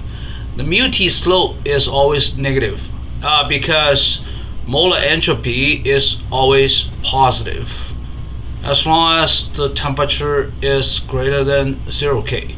The solid phase has a lower entropy than the liquid phase. The liquid phase has a lower entropy than the gas phase. So if you look at the three slopes in the solid, liquid, and gas phases, you will see the mu-T line of the solid phase has the least negative slope, the blue line. The mu-T line of the gas phase has the most negative slope, the orange line, and liquid is in the middle. At low temperatures, the solid phase has the lowest mu. So over here, if you extend this gas line to here, and you can see this blue line has a lower chemical potential than this green line or this orange line. Therefore, the solid phase is the most stable phase for this chemical below a certain temperature, and we call that melting point. At the melting point, the mu-T line of the liquid phase and the mu-T line of the solid phase cross at the same temperature. That's the melting point. At that temperature, the chemical potential of solid and the chemical potential of liquid are the same. And now we observe the solid and liquid phases coexist at the melting point. when the temperature is above the melting point, you can see now the chemical potential of the liquid is lower than that of solid or that of gas. Now this substance is in the liquid phase until the temperature reaches the boiling point. After the boiling point, the chemical potential of the gas phase is now lower than the liquid lower than the solid. So again, by plotting this mu-T lines for the three phases, we will be able to identify the melting point T sub M and the boiling point T sub B.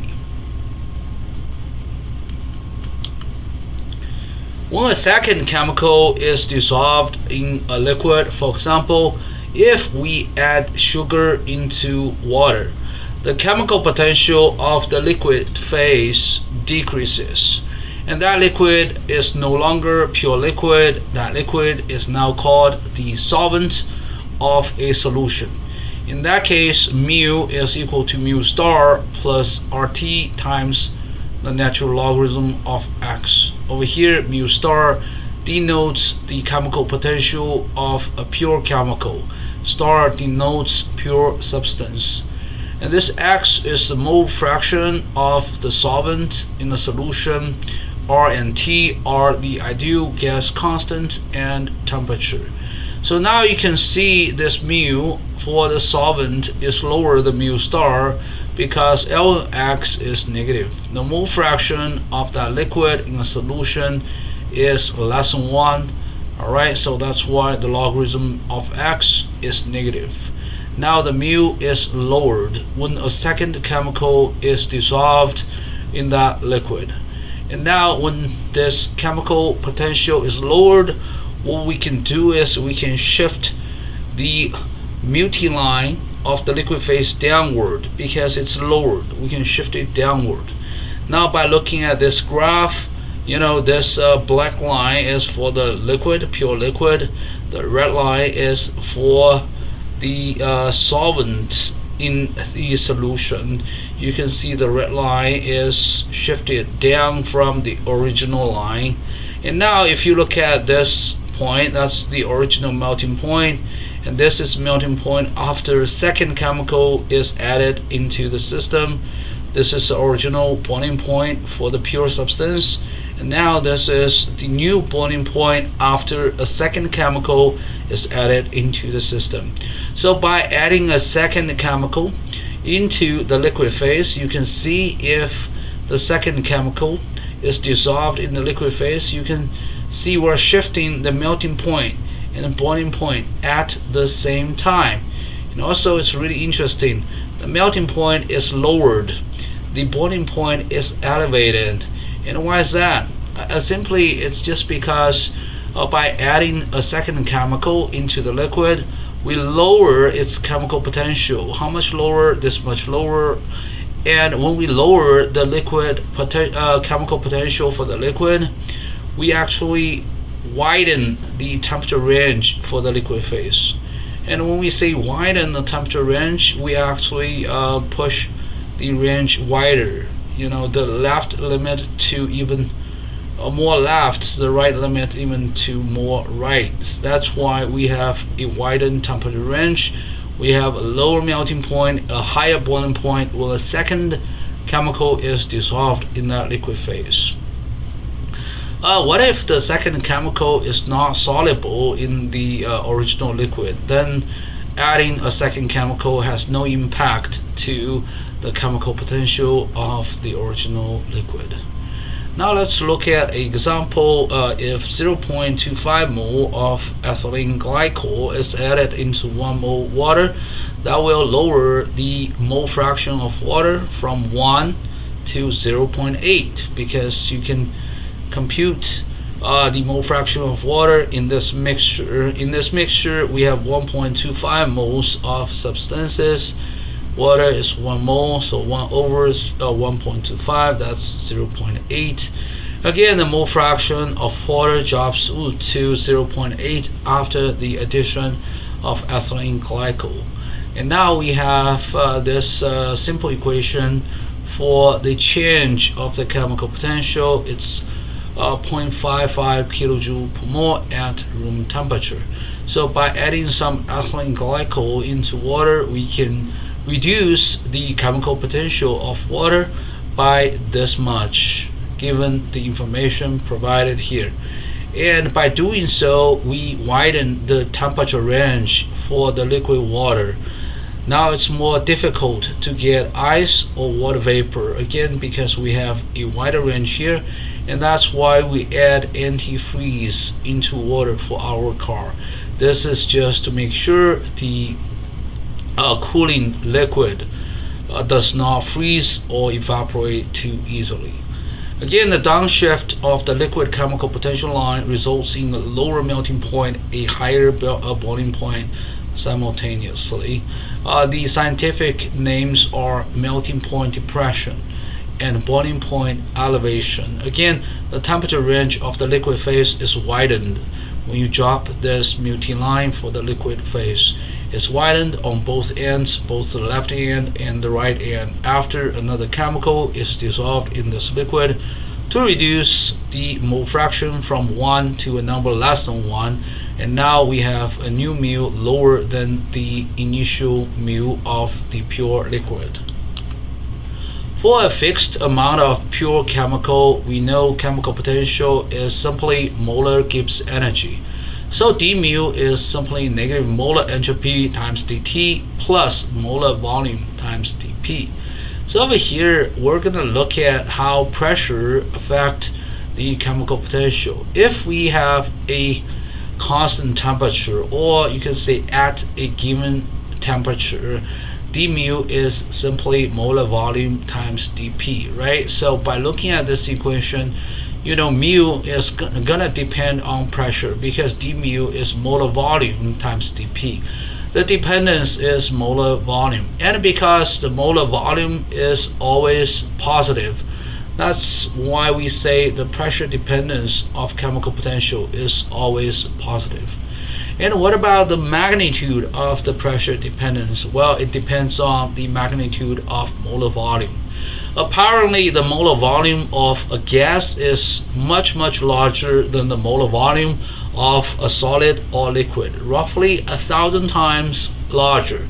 That's why if you change the pressure barely, you change the chemical potential of the solid phase or liquid phase. However, you may significantly change the chemical potential of the gas phase because the molar volume of a gas is very large.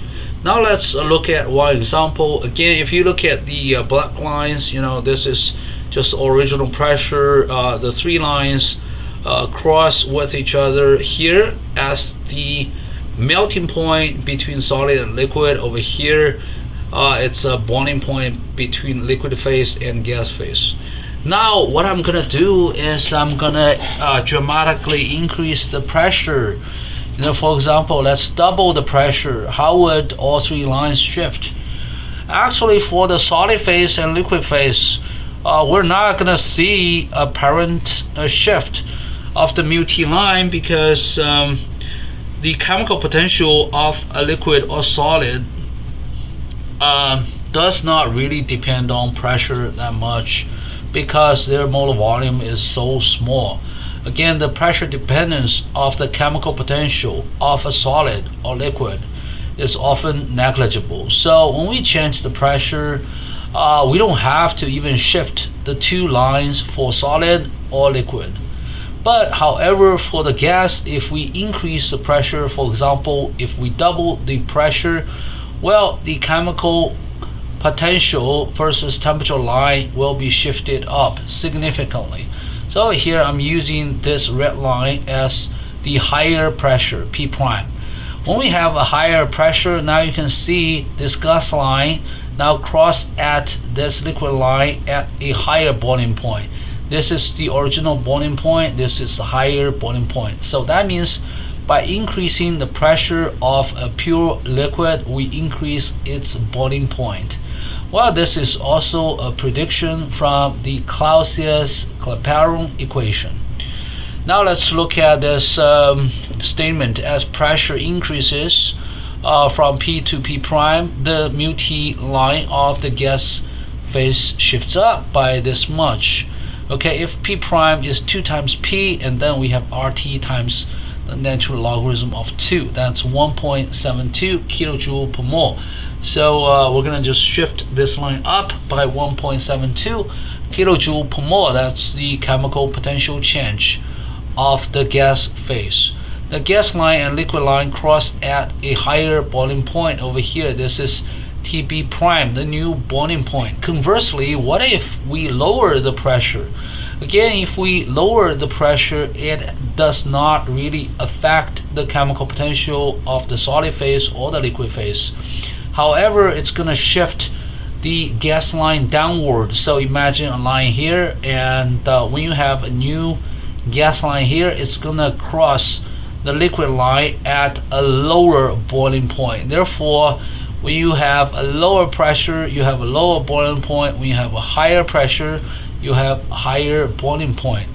And also, in general, you can see when you have a higher pressure, the phase with lower molar volume is favored. When you have a low pressure, the phase with larger molar volume is favored. So again, when you have a lower pressure, well, the phase with larger molar volume is favored. What's that phase? That's the gas phase. Alright, so when you have a lower pressure, it's easy to make a gas out of liquid. That means lower boiling point. When you have a higher pressure, the liquid with the phase with lower molar volume is favored. So if you compare the liquid and the gas, liquid has a much smaller molar volume. So when you have a high pressure, the liquid phase is more favored. You can see we have a wider range for the liquid phase. That means it's more stable. We actually elevated the boiling point by increasing the pressure. For a pure substance, again, mu is just molar Gibbs energy, and therefore d mu is negative molar entropy times dt plus molar volume times dp. At a constant temperature, d mu is simply molar volume times dp, and you can see the pressure dependence of chemical potential is simply the molar volume. The molar volume of a solid phase or liquid phase is so much smaller than the molar volume of the gas phase. And therefore, if we change the pressure, the change of the chemical potential of a solid or liquid is often negligible. Again, just because they have a very small pressure dependence. Alright? And now if we look at gas, well, that's another story. For the gas phase, you have very large molar volume, so that's why you can significantly change the chemical potential of a gas by changing the pressure.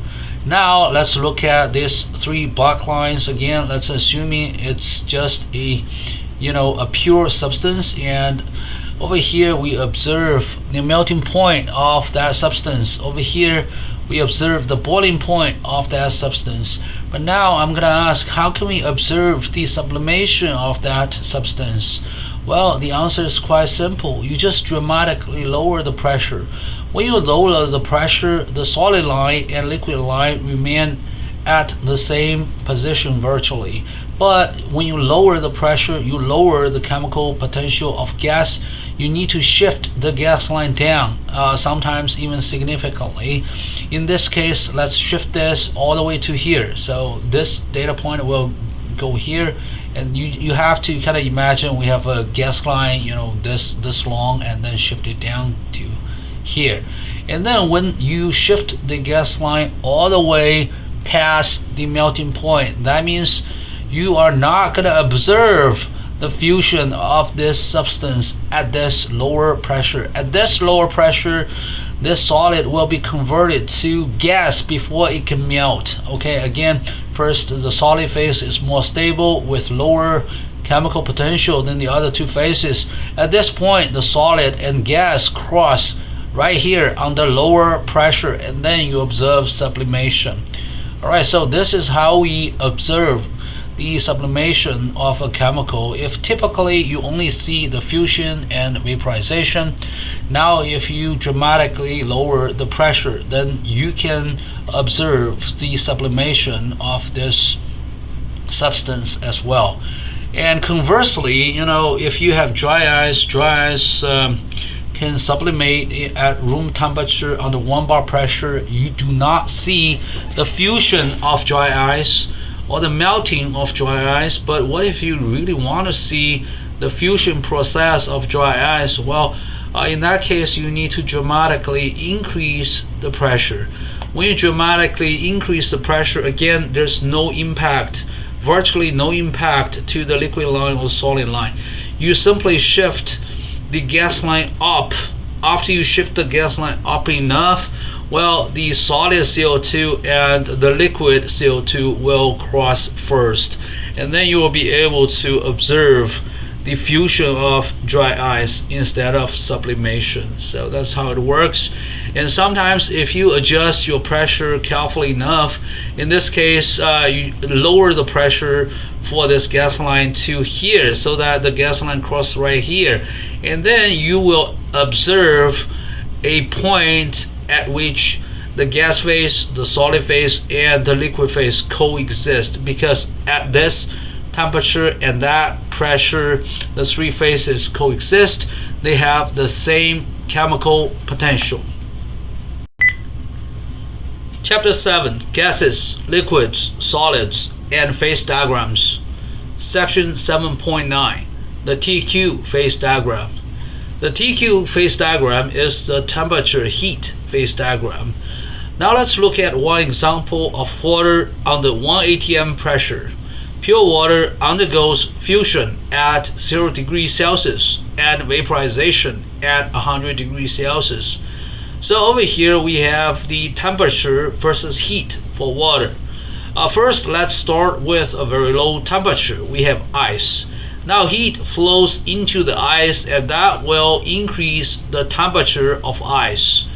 You see this line, the temperature increases as heat flows into the ice until it reaches 0 degrees Celsius. This line is approximately linear because the temperature change is approximately proportional to the amount of heat. But why at this point there's a plateau? Very simple.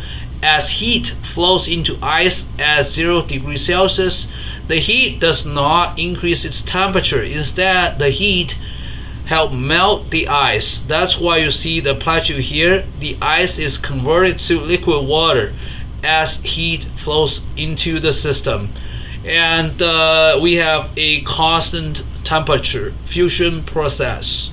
Now at this point you have 100% liquid, and if heat keeps flowing into this liquid water, again the temperature of the liquid water can increase as heat flows in. And this line is also approximately linear because the temperature change of the liquid water is approximately proportional to the amount of heat that flows into the water. Finally, we reach this 100 degrees Celsius and see another plateau. This is just because from here to here the temperature is constant. The heat flows into the system only to vaporize the liquid water to the gaseous water. So at this point we have 100% water vapor. So after this point you can keep heating up this water vapor. You see another positive slope again. So there are two plateaus in this graph. The first one is the fusion process. The second one is the vaporization process. In the fusion and vaporization process, heat flows into the system but not changing the temperature of the system. Heat flows into system to facilitate the phase transition from solid to liquid, from liquid to gas. Now let's look at the slopes of the TQ line here, here, and here. The reason we have three slopes here, here, and here is because we have the solid phase at the beginning. In the middle we have the liquid phase. On the right hand side we have the gas phase. So what is dq over dt over dq? Again, the slope is simply dt over dq. But what's the physical meaning of this? Remember, we said under 1 atm pressure, so assume the pressure is constant. So dt over dq is also dt over dqp, and that's just the reciprocal of dqp over dt. Remember the definition of heat capacity. C is dq over dt, and dqp over dt is cp. So really, these three slopes are the reciprocals of the isobaric heat capacity of the water in the solid phase, in the liquid phase, in the gas phase, and they have different values. Chapter 8, Non-Electrolyte Solutions, Section 8.1, Ideal Solutions and Raoult's Law. In an ideal solution of two components A and B, the AB interaction is the same as the AA interaction, and also the same as the BB interaction. So in this case, when we mix liquids A and B, they form a solution, and for each A or B molecule in the solution, they feel the same amount of attraction and repulsion before and after mixing. An ideal solution may contain more than two liquids. For example, over here, we can have an ideal solution of three components: H2O, HDO, and D2O, and D denotes deuterium because these three water molecules are isotopic water molecules. They have very similar chemical and physical properties. So a mixture of these three components behave virtually ideally. Now let's look at the Raoult's law. Raoult's law states that the partial pressure of species I is equal to the mole fraction of this species I in the ideal solution multiplied by the pressure of pure liquid I. This star denotes pure. So again, Raoult's law applies to an ideal solution. X sub I is mole fraction of species I in the ideal solution. Star stands for pure. Pi star is the pressure of the vapor on top of pure I, and then P sub I is the partial pressure of I on top of an ideal solution that contains species I. We have this Raoult's law because the vapor pressure of species I is proportional to the evaporation rate of species I, and the evaporation rate of species I is proportional to the mole fraction of species I in the solution. So that's why you have the mole fraction of I here. For example, let's look at an ideal aqueous solution of glucose. Well, in the real world, it's not an ideal solution, but hypothetically, let's look at this example. Let's assume the interaction between water and glucose is the same as interaction between glucose, and also the same as the interaction between water and water. So approximately, we say it's an ideal solution. So over here, let's see. We have pure water, and water molecules in the liquid phase may enter the gas phase. That's called evaporation. And also, the water molecules in the gas phase may enter the liquid phase. That's condensation. And at the equilibrium between the condensation and the evaporation, we can measure the pressure of water, pure water. So we have corresponding P of water star over here. What if we add glucose into this water? When we add glucose in the water, we lower the mole fraction of water. Let's have a numerical example. Let's say we added glucose, so the mole fraction of water drops to 80% of the initial mole fraction. That means just 0.8, because initially we have pure water, the mole fraction is 1. Right now the mole fraction is only 0.8 after the addition of glucose. When the mole fraction of water drops to only 0.8, that means on the surface of liquid, we also have the mole fraction of water drop to 0.8, 80%. And because the evaporation of water is proportional to the mole fraction of water on the liquid surface, that means the evaporation rate now is only 80% of the evaporation rate of pure water, so it drops. And adding glucose does not really change the condensation rate, so now right here we do not have an equilibrium. The condensation is now faster than evaporation because the evaporation rate is only 80% of the previous evaporation rate.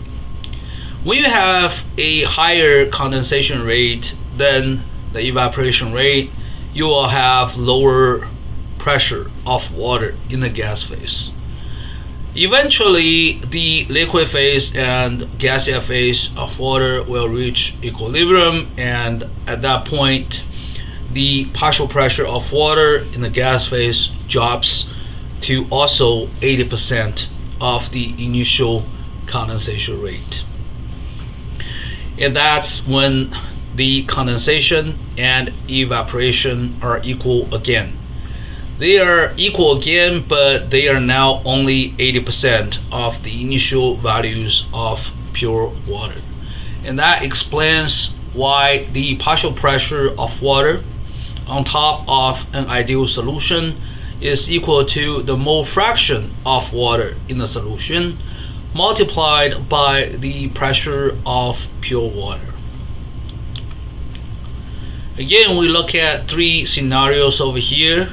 So scenario A, B, and C, we can see in A, we have pure water. The evaporation rate equals the condensation rate.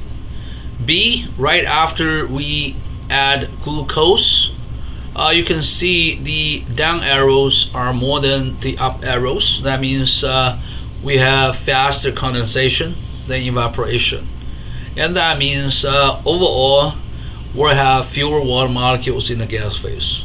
C, in the end, the evaporation rate equals the condensation rate again, but their values are now only 80% of the initial values. I'm assuming the mole fraction of water over here is only 80% of 1. Okay, so again, if we look at the arrows, you can understand we have over here the condensation equals evaporation, over here the condensation equals evaporation. But if you compare this to equilibria, you can see over here we have 5 arrows up, 5 arrows down. Over here 4 arrows up, 4 arrows down. So that's because again the mole fraction of water drops to 80%, which will reduce the evaporation rate, alright, to only 80%, and eventually the condensation rate should match the evaporation rate, and the condensation rate is proportional to the partial pressure of water in the gas phase. So eventually the partial pressure of water on top of this solution will have to be reduced to 80% of the initial value as well. In an ideal aqueous solution, the vapor pressure of water is the mole fraction of water multiplied by the pressure of pure water under the same condition, regardless of the identity of the solute. As long as we can assume the attraction between the solute and water is the same as the attraction between the water molecules, and that means we're not really changing the attraction and repulsion felt by each water. In this case, the evaporation rate of water over here, the rate of evaporation is equal to the mole fraction multiplied by the evaporation of water of pure water. So right now we have this equation. Again, we can write this only if we assume adding a solute does not really change the amount or the magnitude of attraction and repulsion for the water molecules. And then we have this. That means the evaporation rate is only proportional to the mole fraction. I mean, if we have lower mole fraction, we have fewer water molecules on the surface, and we have slower evaporation rate. Again, the star denotes pure substance, and R is the rate of evaporation here. When the liquid and gas phases of water are at equilibrium in an aqueous solution versus the equilibrium in pure water, we have two equations. In an ideal aqueous solution, we have this. The evaporation rate is equal to the condensation rate for the water in an ideal solution. So over here in a pure water at equilibrium, also we have the evaporation rate equals the condensation rate.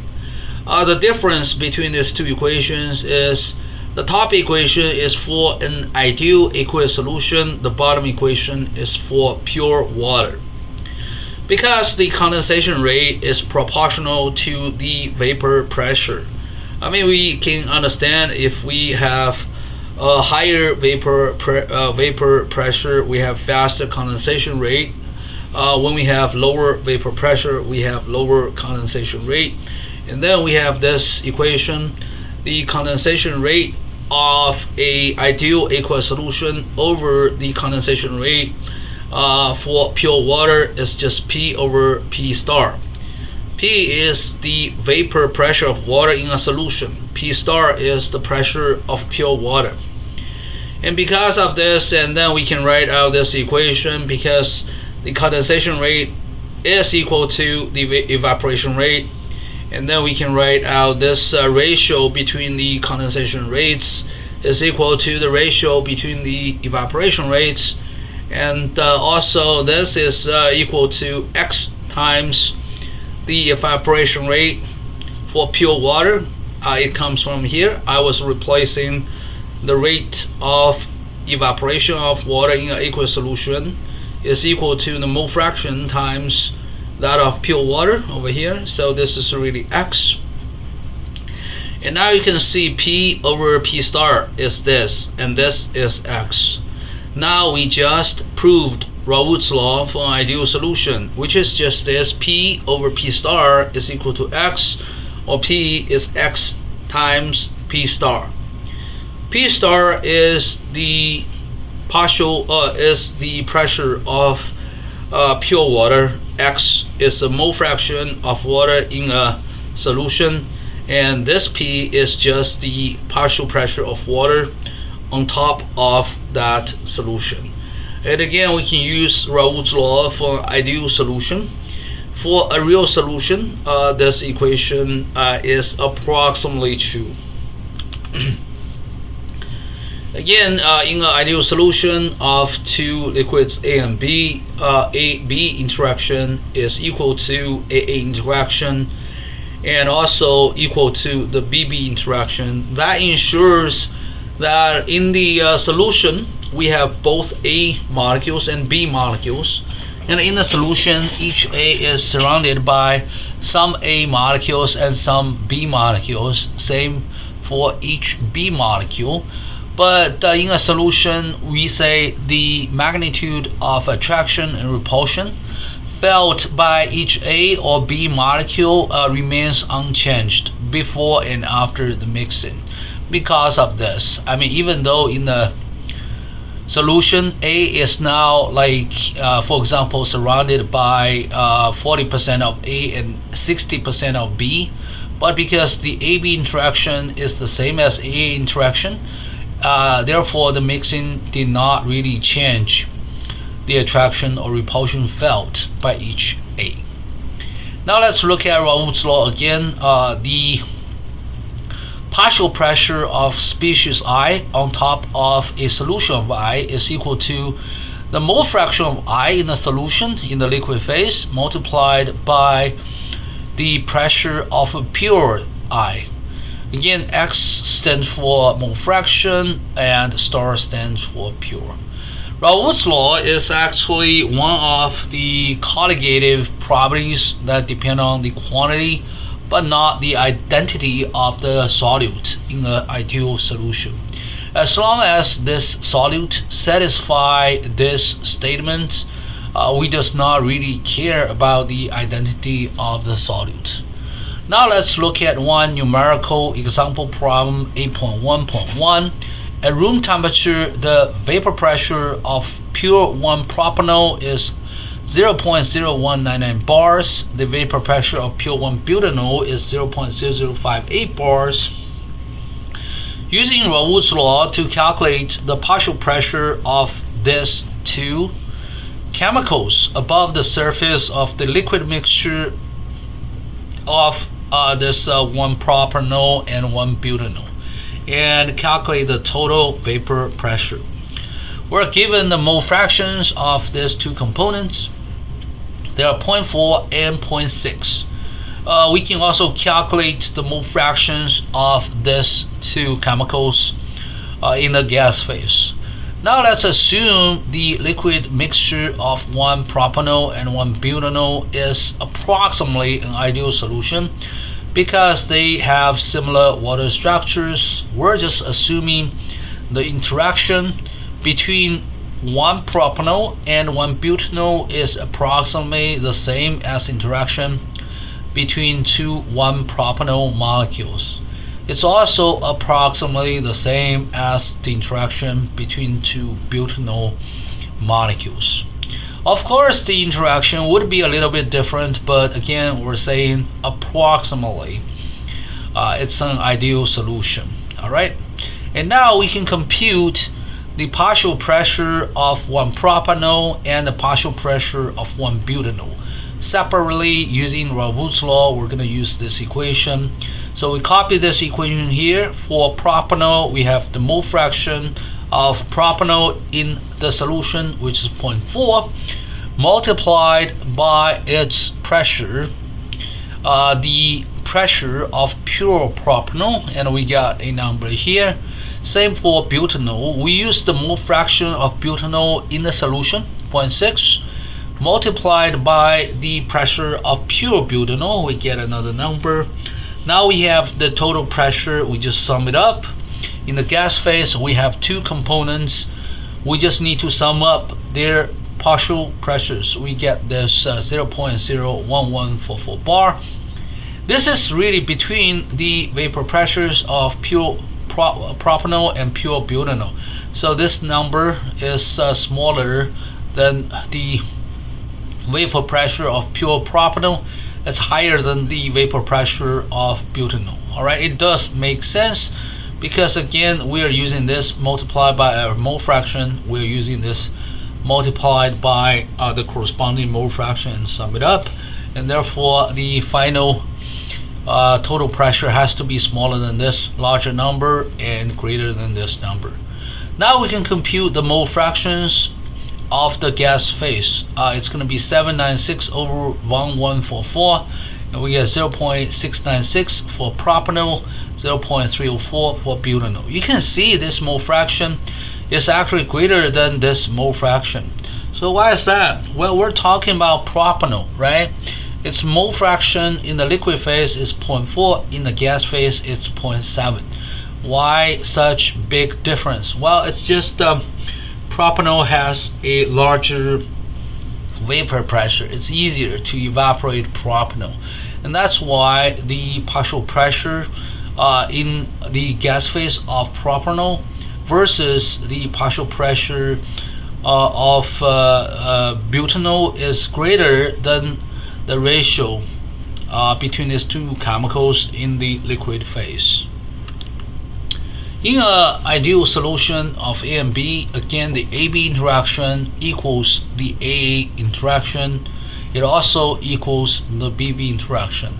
In that case, we can use Raoult's law, which is this equation. The partial pressure of species I equals its mole fraction in the solution multiplied by the partial pressure of multiplied by the pressure of pure I. Now let's do some derivation. If a species A obeys Raoult's law, and then we have this equation. That means the chemical potential of A in a solution is equal to the chemical potential of pure A, so the star symbol denotes pure substance, and then plus a correction, RT times the natural logarithm of the mole fraction of A in the solution. We'll do some derivation to prove this. The above equation can be proven by comparing two different scenarios of the liquid-gas equilibrium. What two cases? In one case, we will have pure A. In the other case, we will have an ideal solution of A. Alright? So first, case A, pure A is at equilibrium with just gas A, and gas A has a pressure of PA star. Again, PA star, that means the pressure of pure A. So we have this equation. Alright, for the gas phase, mu star. For the gas phase, we have this equation. For the chemical potential of the gas phase, this is the chemical potential of pure A in the gas phase under 1 bar condition, plus this pressure dependence. The pressure dependence is RT times the natural logarithm of PA star over P naught. If you don't recall how we got this, just remember for a pure substance, d mu is equal to dg, and d mu is equal to dgm, the differential of molar Gibbs energy, and dgm is negative molar entropy dt plus molar volume dp when the temperature is constant. dgm is simply molar volume dp, and we can integrate both sides, and you will see a logarithm here. The reason is, for ideal gas, molar volume is simply RT over P. You're integrating RT over P dP, and then that's why you have this pressure dependence in the form of the logarithm of a ratio between the actual pressure over P naught. Again, because we use P naught as the standard state, and this mu naught is the chemical potential of gas A when its pressure is 1 bar. Alright, that's why we have this equation. When pure A has a liquid phase and a gas phase, and these two phases are at equilibrium with each other. Therefore, the chemical potential of A, this is pure liquid A, is equal to the chemical potential of gas on the right hand side. Now, what if it's in a solution? So if it's in a solution, we will actually put this solution in the superscript over here. This is the chemical potential of A in a solution. It's still equal to a similar equation here. The only change we need to make is over here, this is PA star.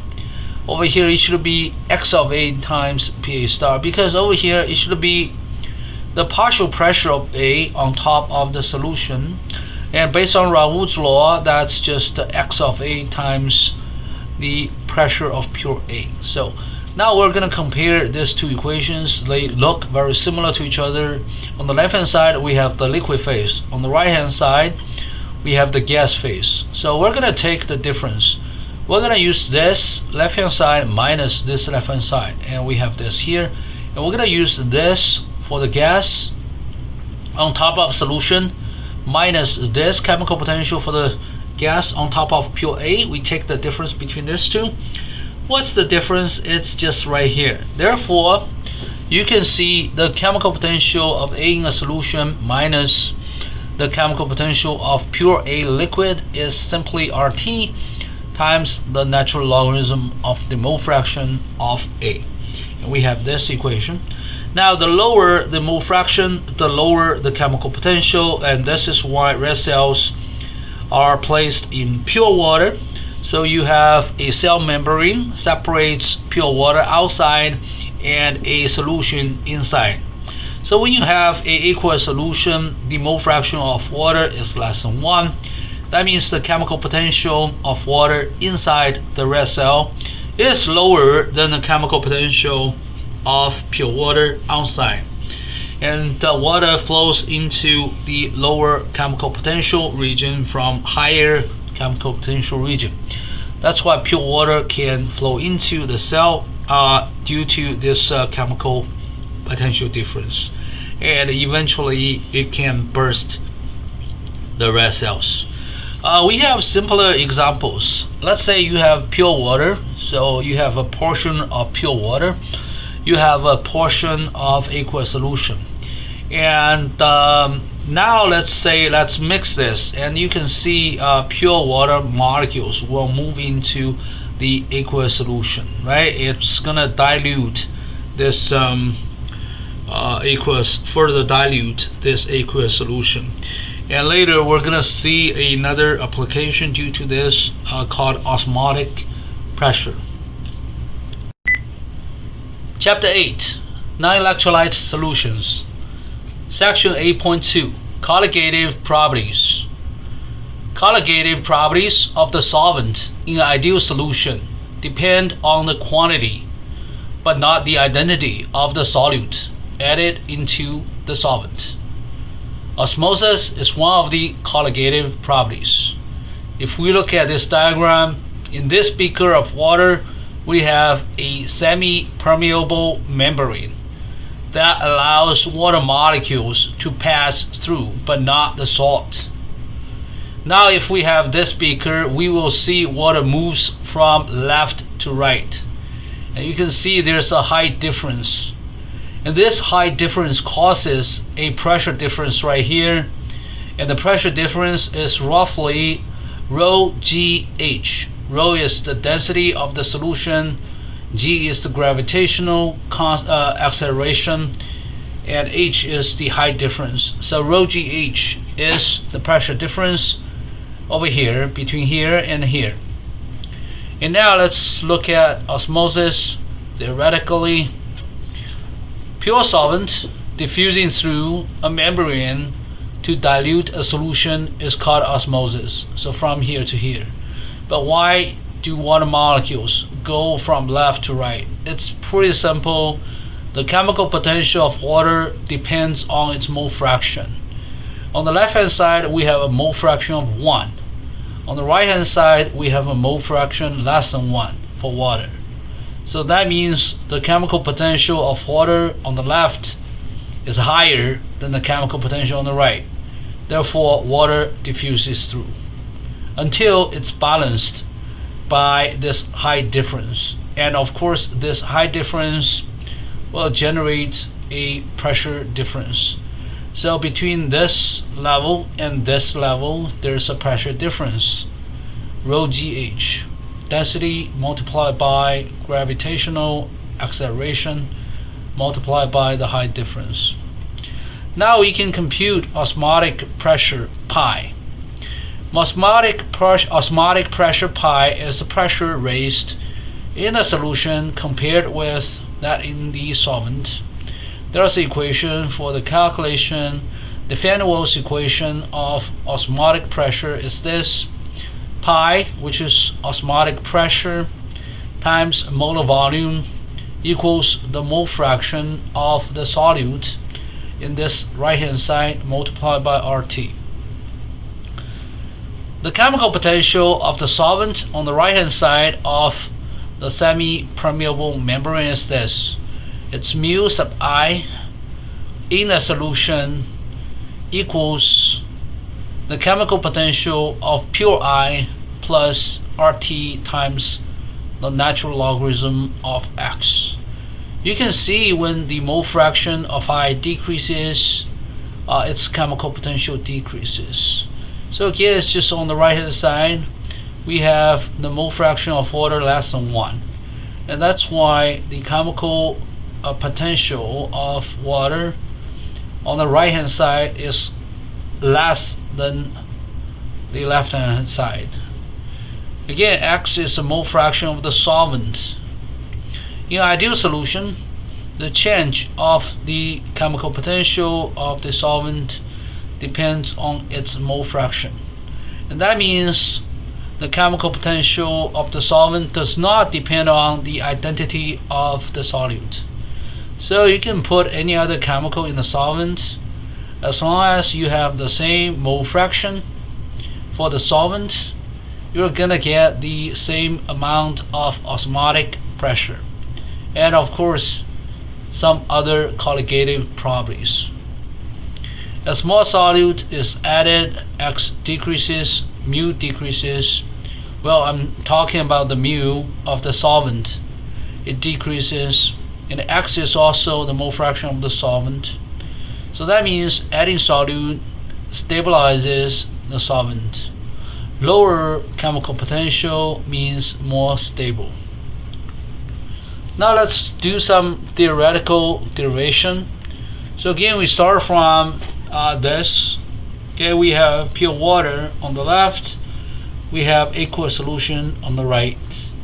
And when you look at this beaker, actually the water on the left has higher chemical potential than the water on the right. So water passed through this membrane, and now we have a height difference. The pressure difference between here and here is called osmotic pressure, denoted by pi. Now let's do some derivation. The mu is simply the differential of molar Gibbs energy for a pure substance. When temperature is constant, we have d mu equals molar volume times dp.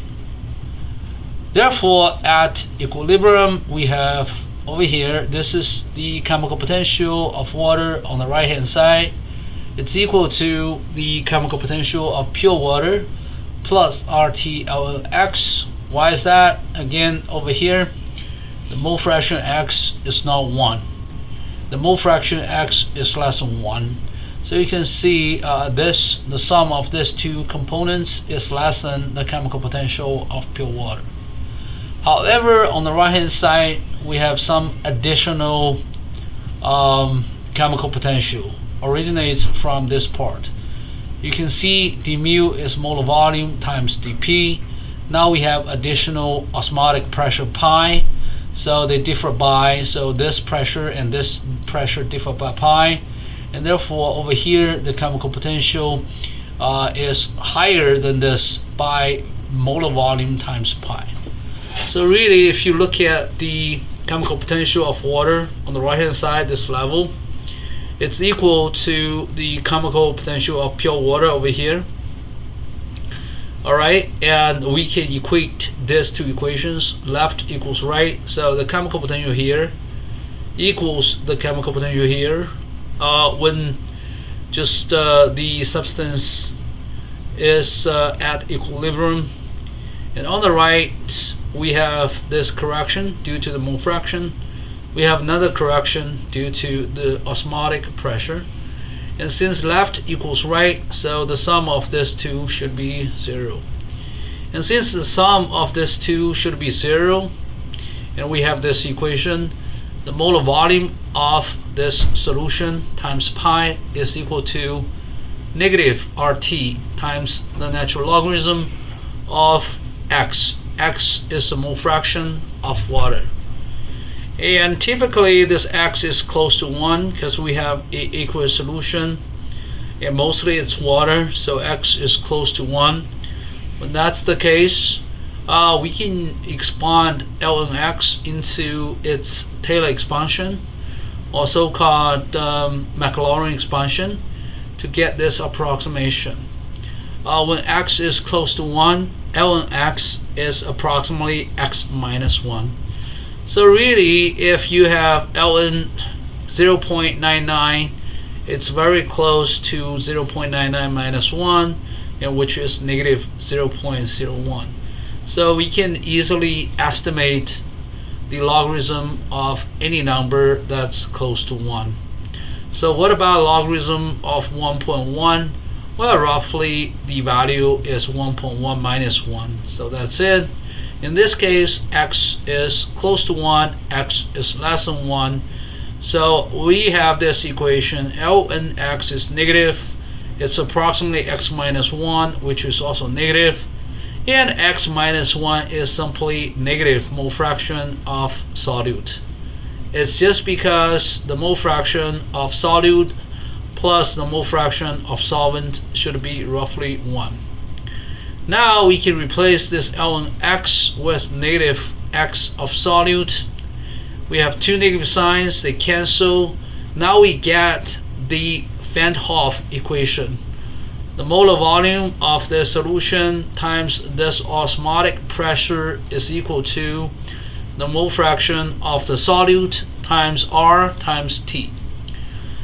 It's a bit hard to memorize the equation, but we can multiply both sides by the total number of moles N on the right hand side, and then we have pi times V. And V is the total volume equals RT times, now we have N times the mole fraction of solute. This is simply the number of moles of solute. Alright, so we have this equation. Pi V is approximately equal to N solute RT. This is a bit easier to memorize due to its similarity to the ideal gas law. PV equals nRT. You just need to replace PV with pi V. Replace nRT with N of the solute and times RT, and that's it, and you get this Van Hoff equation. Of course, you can use this equation as well. Now let's look at one example problem, 8.2.1. Calculate the room temperature osmotic pressure between pure water and an aqueous solution of 0.1 molar glucose.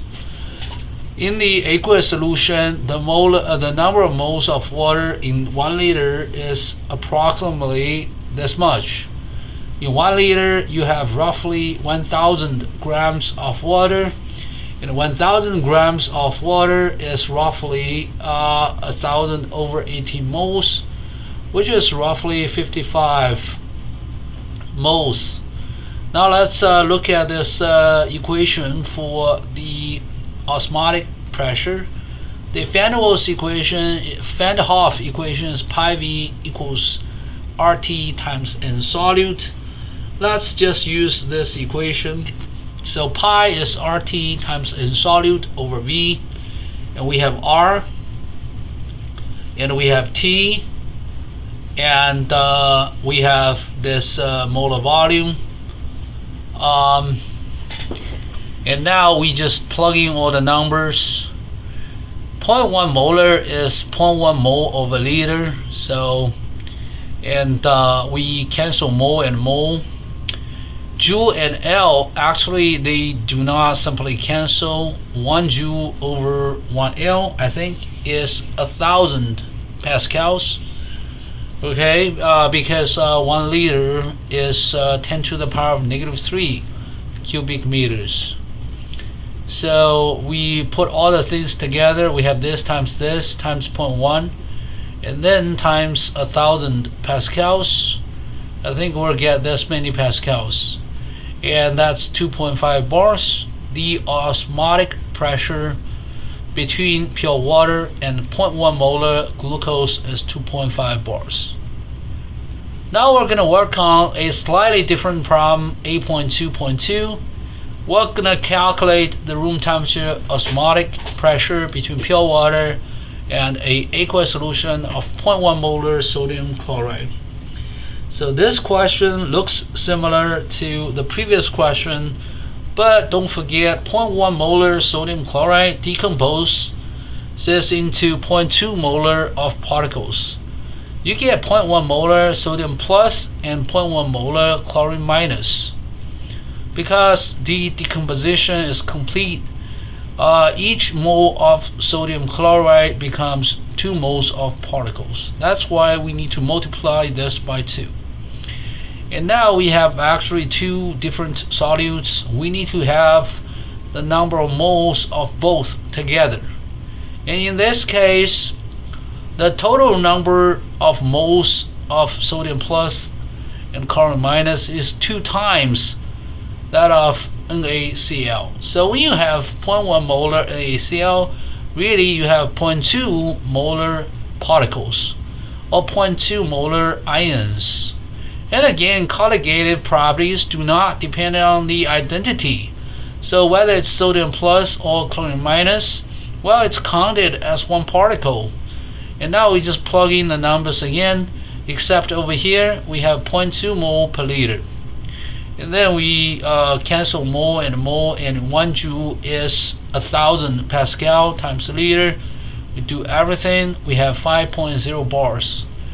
This osmotic pressure is 2 times this osmotic pressure, only because 1 unit of NaCl becomes 2 particles, sodium plus and Cl minus. Now let's look at 2 other colligative properties. One is boiling point elevation, the other is freezing point depression. So we have this experience.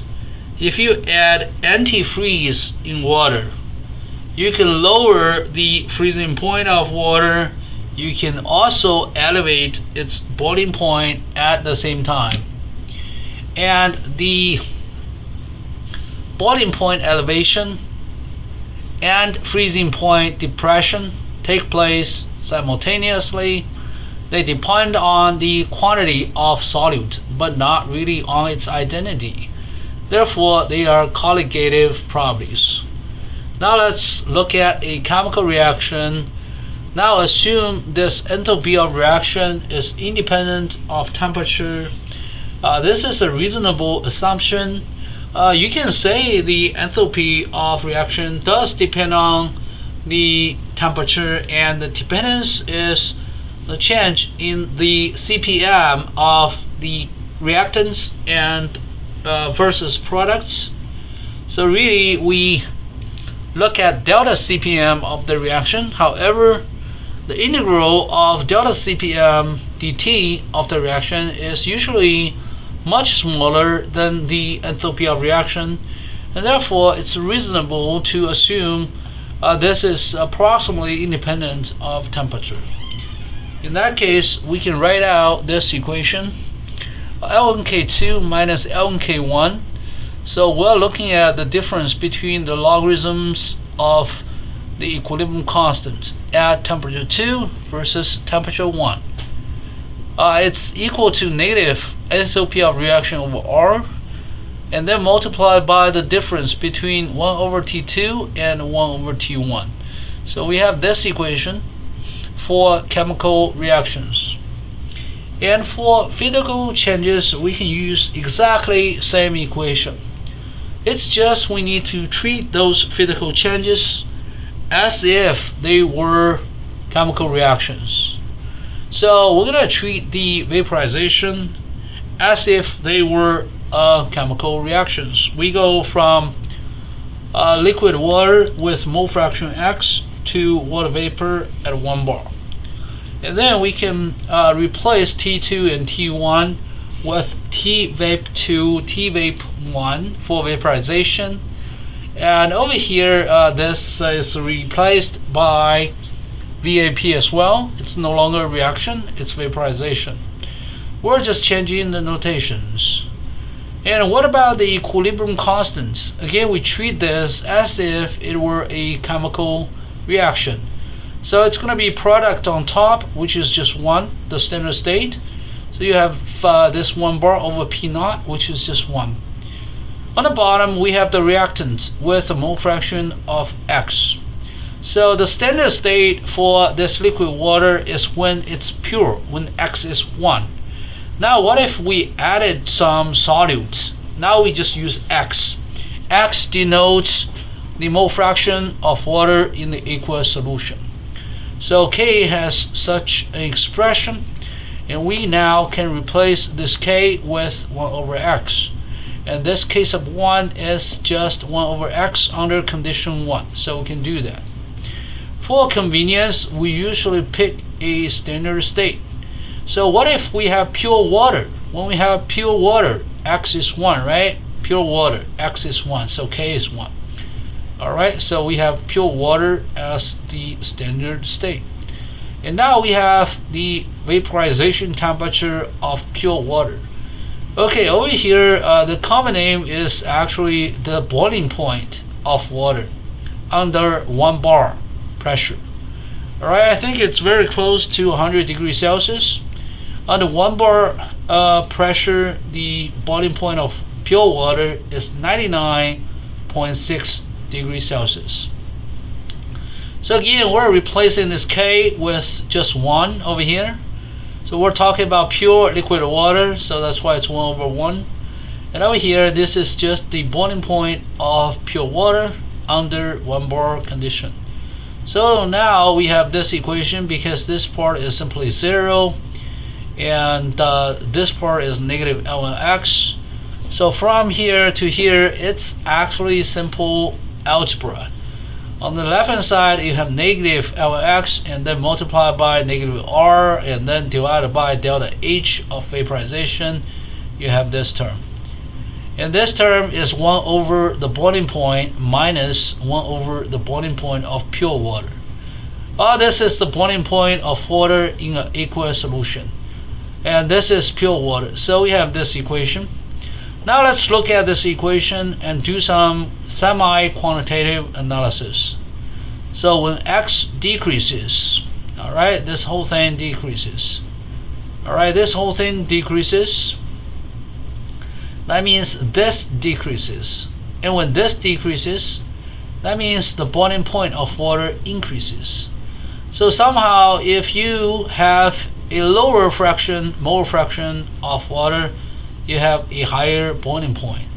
That's why when you add antifreeze in water, you lower the mole fraction of water, you increase the boiling point of water. In general, adding a solute in water increases the boiling point of water. And by how much? Just plug in those values here. You have the enthalpy of vaporization of water, you have R, you have the boiling point of pure water, and then plug in all the numbers and then plug in X. You will get the boiling point of water in the solution. We can also analyze the fusion of water similarly.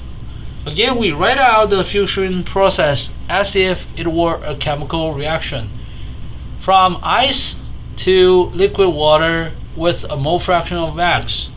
So on the right hand side, it's a solution. On the left hand side, it's pure ice.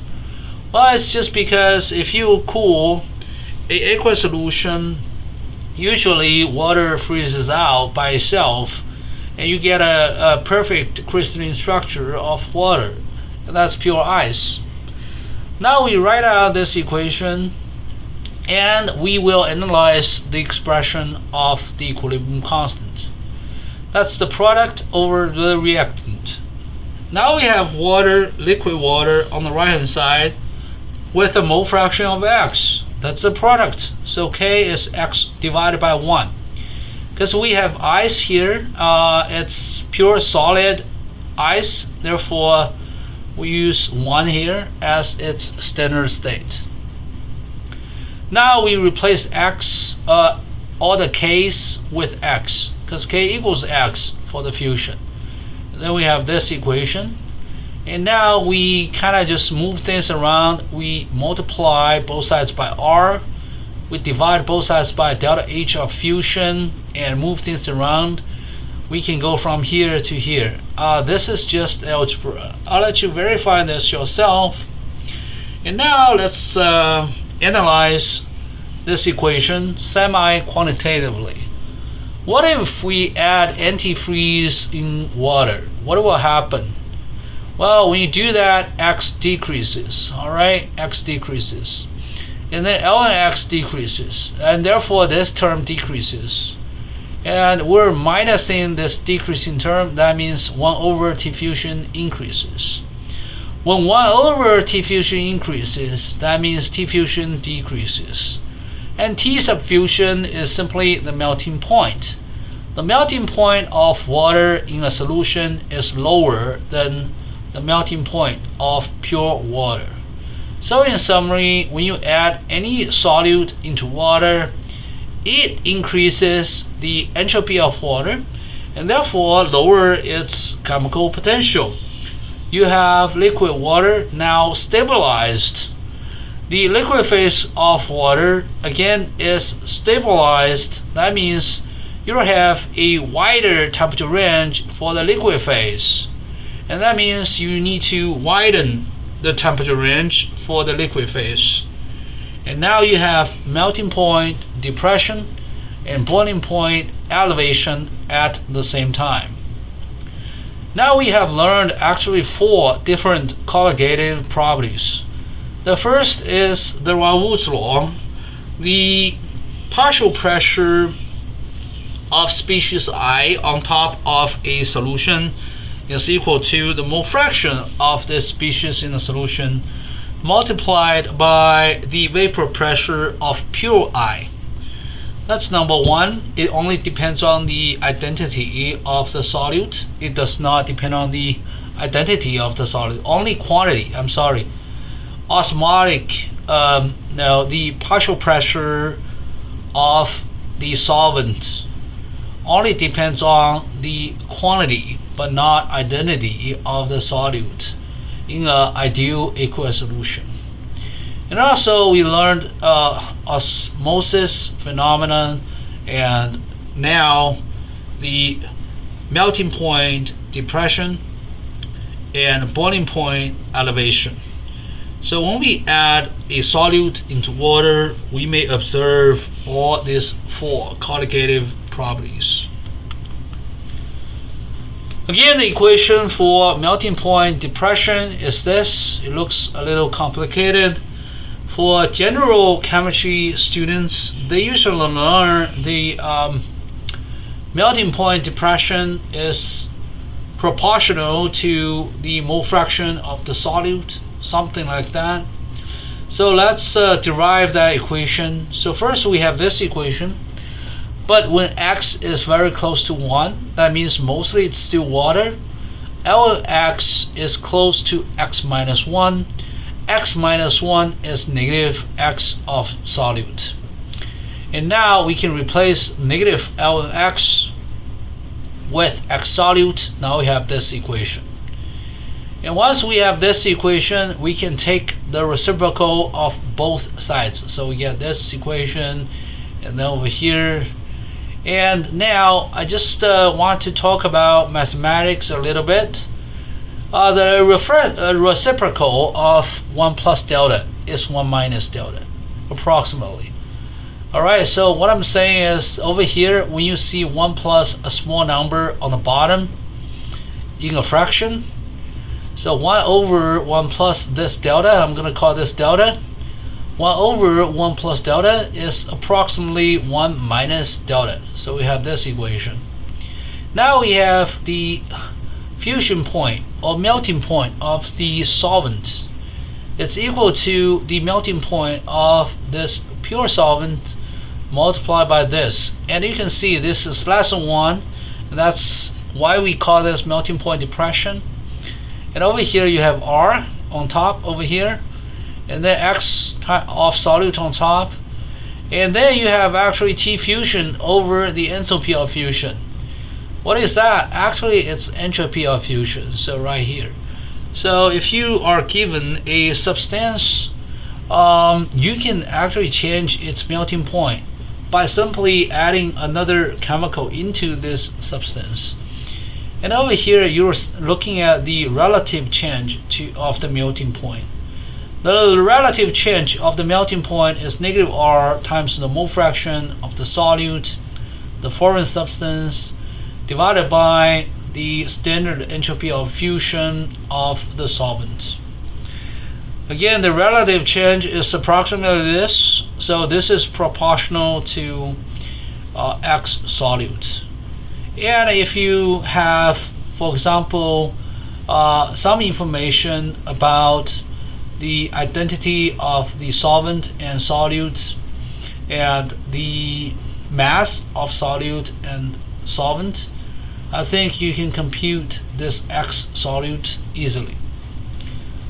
Alright, so we can see the relative change of the melting point is negative, and we can plug in numbers here to get the relative change for the melting point.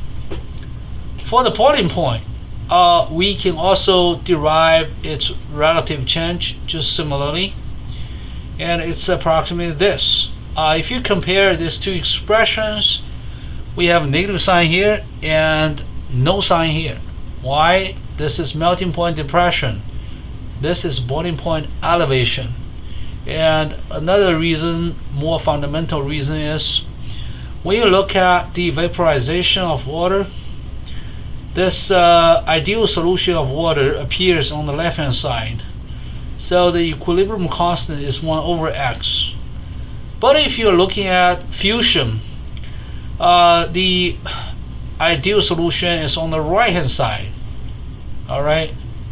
And it's going from ice to liquid water. So the equilibrium constant is x over 1 for melting. For boiling, it's 1 over x. So that's why you have a negative sign here, no sign here, and that's why it's melting point depression and boiling point elevation. However, other than that, these two look similar, except on the bottom, the entropy of fusion should be replaced with entropy of vaporization. Chilton actually studied the entropy of vaporization for many liquids. It's usually around 90 joule per mole Kelvin.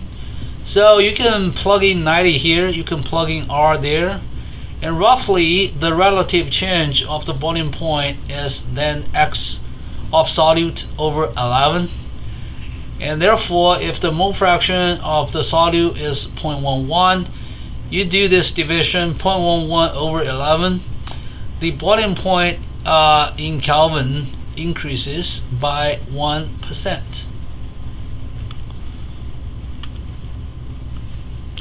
Now let's look at a numerical example 8.2.2. Let's compute the melting point and boiling point of an ideal solution, an ideal aqueous solution that contains 0.1 mole antifreeze and 0.9 moles of water. So first, we know the mole fraction of water is 0.9. The enthalpy of fusion and the enthalpy of vaporization are both given. First, let's look at fusion. So we write out this equation. We plug in x equals 0.9. We have negative enthalpy of fusion on top, R on the bottom. Make sure you convert the kilojoule to joule, and we have this equation. I used Wolfram alpha to calculate the melting point. It's 263 Kelvin or negative 10 degrees Celsius. So by adding 0.1 antifreeze to 0.9 mole water, you lower the melting point by 10 degrees Celsius. We do similar things to the boiling point elevation analysis. Over here, we plug in x equals 0.9 on the left hand side. On the right hand side, we're plugging the enthalpy of vaporization over R. This is just the boiling point of pure water. We use Wolfram alpha to do the calculation. We get 103, so it's 3 degrees higher boiling point elevation. Or remember, in the previous slide, we had this calculation over here. Approximately, the relative change of the boiling point is the mole fraction of solute over 11. So if we have the mole fraction of the solute, which is 0.1, we plug in 0.1 here over 11, and then we compute this. We also get roughly 376 Kelvin, so these two match approximately. This is supposed to be more accurate on top. This is less accurate because this is an approximation. We actually used the Taylor expansion of the natural logarithm of the mole fraction of water, and we used the truncated form of that Taylor expansion. Now let's look at the freezing point depression again. What if we mix two solids? For example, we can mix gold and silicon. When we mix gold and silicon, we actually lowered the mole fraction of both. Alright, now if you look at this phase diagram, we have temperature here in Kelvin. We have the mole fraction of silicon here. How do we read it? Over here we have 100% silicon with a melting point of 1687 Kelvin. On the left hand side we have pure gold, okay, 0% silicon, all gold. The melting point is 1337 Kelvin. Now over here we have the liquid phase. We have a solution made of gold and silicon. So let's look at gold first, 100% gold. But if somehow we add a little bit more silicon into this liquid gold, it's going to lower its melting point. The more silicon we add into gold, the more we can lower its melting point. How low? All the way lower than 600 Kelvin. So we can lower the melting point of gold from 1300 Kelvin to only 500 Kelvin-ish. Similarly, we can lower the melting point of silicon from 1600 Kelvin also to around 500 Kelvin. So the melting point decrease is showing for gold here, for silicon here. At this point, actually both gold and silicon have the same melting point, which is 536 Kelvin. You need a certain composition. I think you need roughly 0.186 as the mole fraction of silicon, and then 1 minus 0.186 as the mole fraction of gold. And again, we can compute this melting point for both gold and silicon. At this temperature, we have again gold and silicon with the same melting point. So what I'm going to do is, first I'm going to name this melting point eutectic point. So now we have 1 over the eutectic point is equal to 1 over the melting point of pure A. Okay, this is the melting point of pure A. T sub m stands for melting point. And we have pure A, and then minus this correction that involves the mole fraction of A. And 1 over the eutectic point is the melting point, 1 over the melting point of pure B, also minus this part. We have XB on top, the enthalpy of fusion on the bottom. So again, you know, over here, this gives you the melting point of A in a solution. This gives you the melting point B in a solution. And now we have A and B in the same solution. So it's possible for the melting point of A and B to be the same. We call that eutectic point. But we need to solve this equation to predict the eutectic point. Alright, so now let's look at the phase diagram again. What if you start with 50% gold, 50% silicon? These two numbers are mole fractions, half-half. Let's say 1 mole gold, 1 mole silicon. And then we start from here, 50. Alright, we go down. So at 1600 Kelvin, you have only a liquid. When you hit this temperature is a little below 1300. Let's say this is roughly 1260. What will happen?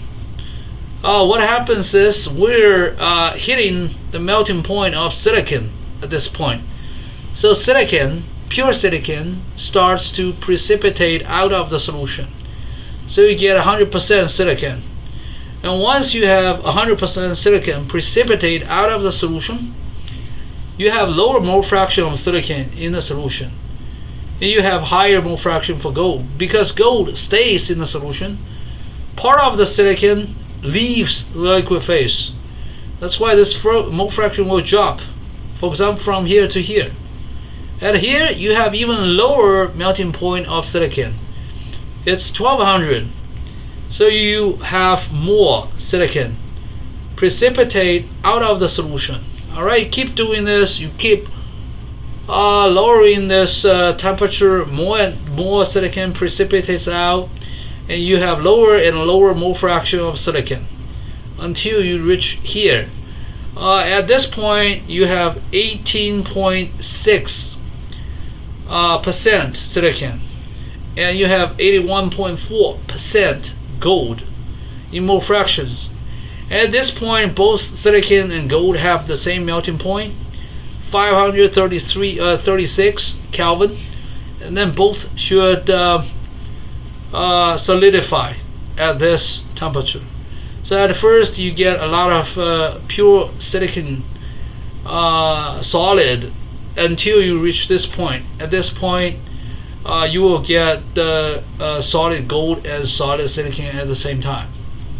Alright. There's some numerical example, so you can always look at the phase diagram. In this case it's temperature versus mole fraction phase diagram. You have two components. You have gold, you have silicon. Pure silicon has a melting point of 1687 Kelvin. Gold has a melting point of 1337 Kelvin. But again, if you mix them with the right composition, you can lower both melting point of gold and silicon to only 536 Kelvin over here. So that's a big decrease of melting points for both chemicals. And now we have one data point over here. We know pure silicon has this melting point. And then let's look for another data point. Let's look at this line, 1600 Kelvin. It crosses here. The mole fraction is about 0.83, I think. So this is 0.8, this is 0.9. So we have a second data point. So when I have two data points, I can use this equation to compute the enthalpy of fusion for silicon. So on the left hand side I have Ln(x) minus Ln(1). 1 is the mole fraction of pure silicon.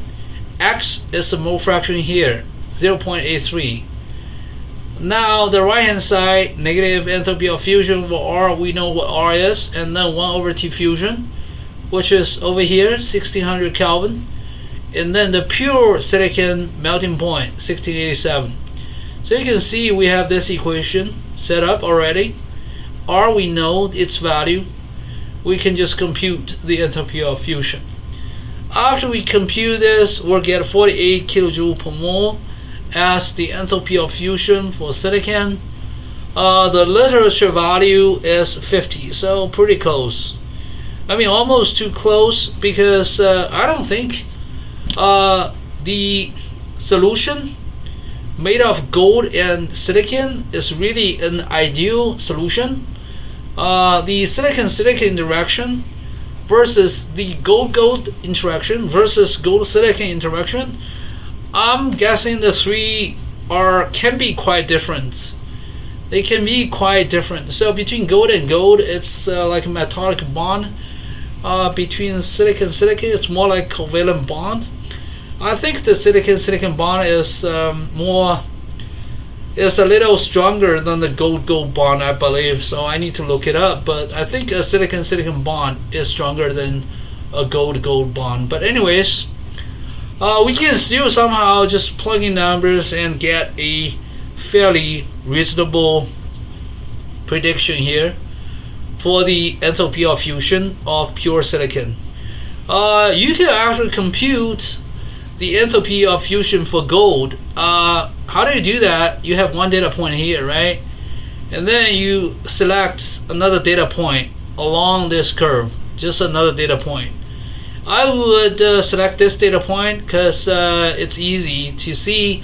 We have 1200 Kelvin and the mole fraction is about 0.07 for silicon, right? It's 0.07 for silicon, so it's 0.93 for gold.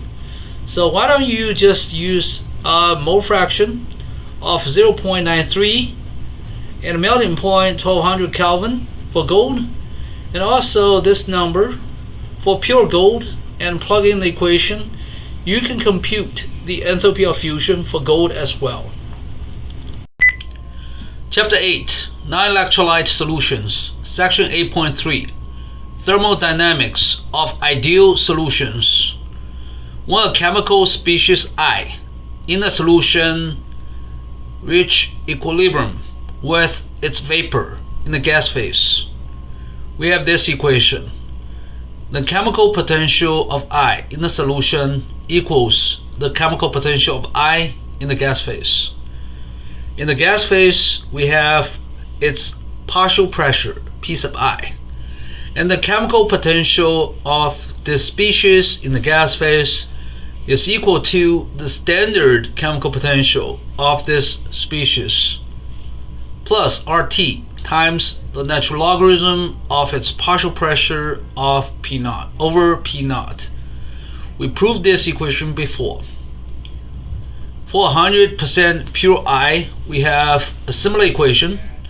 Over here we have mu sub I star. Star denotes pure.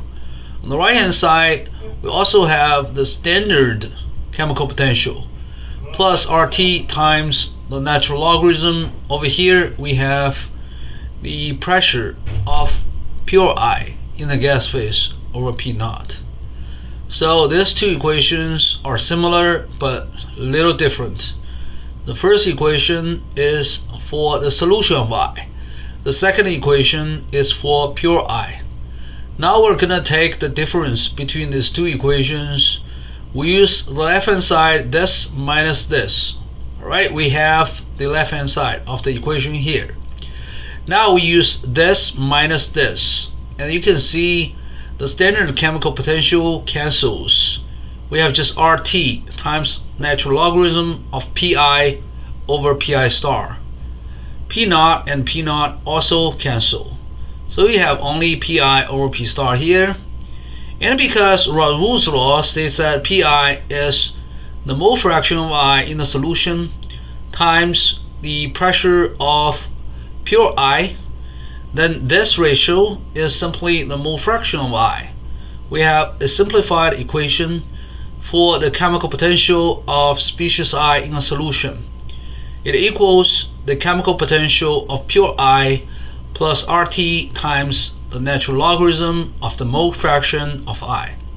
Since this mole fraction is always the 1, the chemical potential of species I in a solution is less than the chemical potential of pure I. When species I is mixed with another chemical, its chemical potential decreases. By how much? We can calculate this chemical potential decrease given the mole fraction and temperature. And consequently, its Gibbs energy decreases. The change is, again, over here, it's just N sub I times RT times the natural logarithm of X sub I. And we can rewrite this N sub I, the moles of I, as N times X sub I. N is the total number of moles of all components. And then we have this equation for the Gibbs energy change of species I upon mixing. What if we have several pure liquids being mixed? Then the total Gibbs energy change due to mixing is nRT times the sum of xi ln xi. So over here we just sum up this term for every single liquid, and we get this equation for the Gibbs energy of mixing. Again, N is the total number of moles of all species in the solution. R is the constant, ideal gas constant. T is the temperature. X is the mole fraction. Now we have this expression for the Gibbs energy of mixing over here, nRT times the sum of xi ln xi. Now let's look at this differential of G. dg is negative sdt plus vdp for a single species. From this equation, we can take the difference before versus after mixing. And then we have the differential of delta G equals negative delta S dt plus delta V dP. So delta S denotes the change. And over here, we're looking at the mixing. So we're looking at the change of Gibbs energy after mixing. This is the change of entropy after mixing. This is the change of volume after mixing.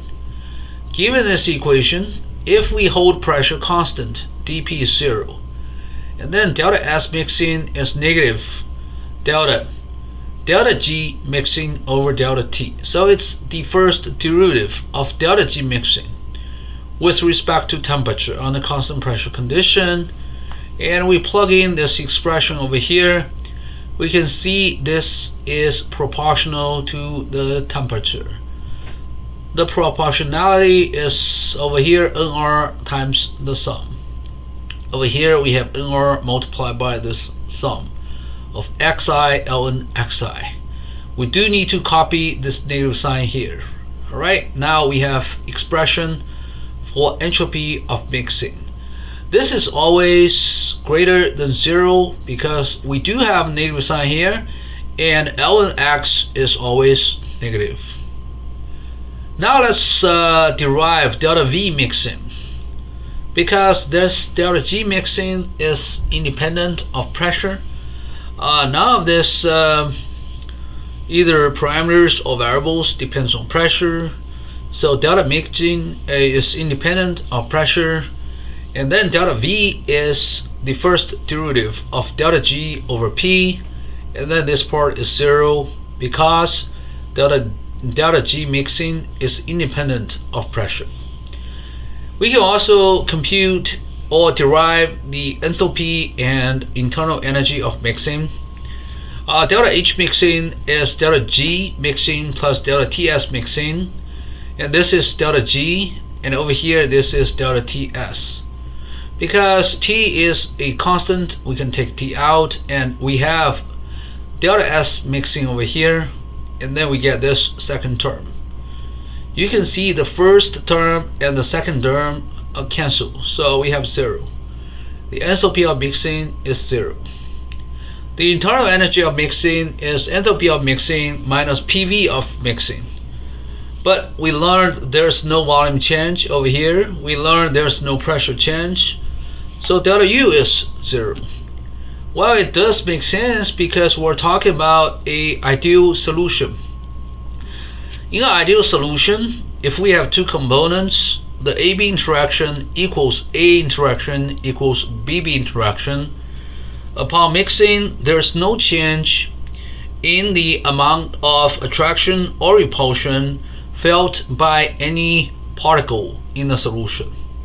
So that's why delta U is 0.